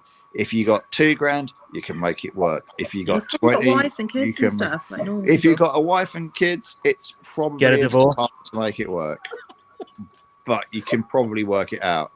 Yeah. Like loads of these people who do like you know, year-long trips, they'll sort of work it out and say, look, I'll fly back, I'll work it into the budget that I'll fly back like every 3 months for 2 weeks or whatever. Like, it's doable. Oh no, right. So Itchy Boots, I don't get on with. I've met her. And? Yeah, no. She didn't like me because she's got an argument with my friend Heather. What about? Social media bullshit. What's that category? No. so when you speak to fucking Ed, ask him when part 3 of the Jeep thing's coming out, will you? Oh, soon. Apparently the cat's got a mouse. So the Jeep thing, he messaged me when he got home. I was just like, I'm home. I was like, did it fall apart like the Bluesmobile? And he just went, so I broke all 4 of the subframes. And I was like, you know, that's pretty amazing. He's an app. Do you know what, mate? I found his channel when, obviously, with 90 and stuff, and when he was passing, he literally drove past my base in Canada in the fucking middle of winter. You know what I mean? And that whole, you know, when he went from north to south sort of scenario was just. I sat and watched that every day for like 4 fucking weeks, and it just. The sort of the entertainment and the you know the factor of just sitting there watching something, addicted to something, got better every episode, and every episode just went on and on and on, and it was phenomenal to watch. And he's got that charisma as well, which helps with the channel, you know. And he's got a bit of a cheeky chap thing going on. He has, yeah, absolutely. Works. Yeah, and he moved to the States. He basically he was. He's actually in a proper grown-up kind of thing. What he does is he's an electrical engineer in the petrochem industry. Roger. So what will normally happen is you've got like a frozen gas pipeline type shit thing. and they'll say, we're installing some new electrical systems. Can you come out to wherever for 6 weeks and put this system in? And he does that. He did that in Florida for about 3 weeks. And then he said, well, I'm going to go to Moab for 2 weeks after this is finished. And he went there and he met a girl. And he was like, okay, Moab is like the best place on the planet. So I'm going to move to Moab. And also this girl's there who I've completely fallen for. And he's like sending me messages going, hey, question. How do you negotiate a threesome with 2 girls and one of them's your girlfriend? I'm going, oh, fucking hell. That's not a mouse, that's a rat. Get your rat out. Where did they get it from? Outside. All right, well, it's better than inside. Fucking hell. Jesus Christ. What? Wow. But yeah, no, Compared to my puppy catches. it's cool. I'd quite like to go to the States and ride KTMs. Like, he offered to sell me his KTM 500 when he moved to the States. I told him that I didn't want it because I may as well just give him $5,000 and just have him ram it into a tree for me in advance. Fuck, you know. Well, mate, when you speak to him next, just tell him that I said his channel's amazing and he's an absolute legend. And next time he's in Canada, let me know because I'll put him up if needs be. Because he's a geezer. I'll tell you who is a fucking legend is Austin Vince. Because fuck you know. Right. Ah, yes, wine. So Austin Vince was the sort of Ed before Ed. He was one who did like Mondo. I can't remember what it was called. Mondo, whatever it was. Mondeo. No, it's not Mondo. That's my shit car I bought at auction. Mondo Enduro. That was it, wasn't it? So you go to any of these overland things, and Austin Vince will be there, and he's got like that Johnny Ball excited school teacher energy. And then Ed turned up at like it was ABR, and because like I'm Ed's mate, I was like sort of hanging out after hours with like the fucking speakers. And there's like a big lake in the middle of ABR, and Ed was like, I'm gonna go for a swim, and just took all of his clothes off and like went in, and then came back out, and then just stood there in the fucking nip. And Austin Vince has sort of got like this, what the fuck, school teacher look on his face, but Ed's pissed and having fun, so he's like, yeah, whatever.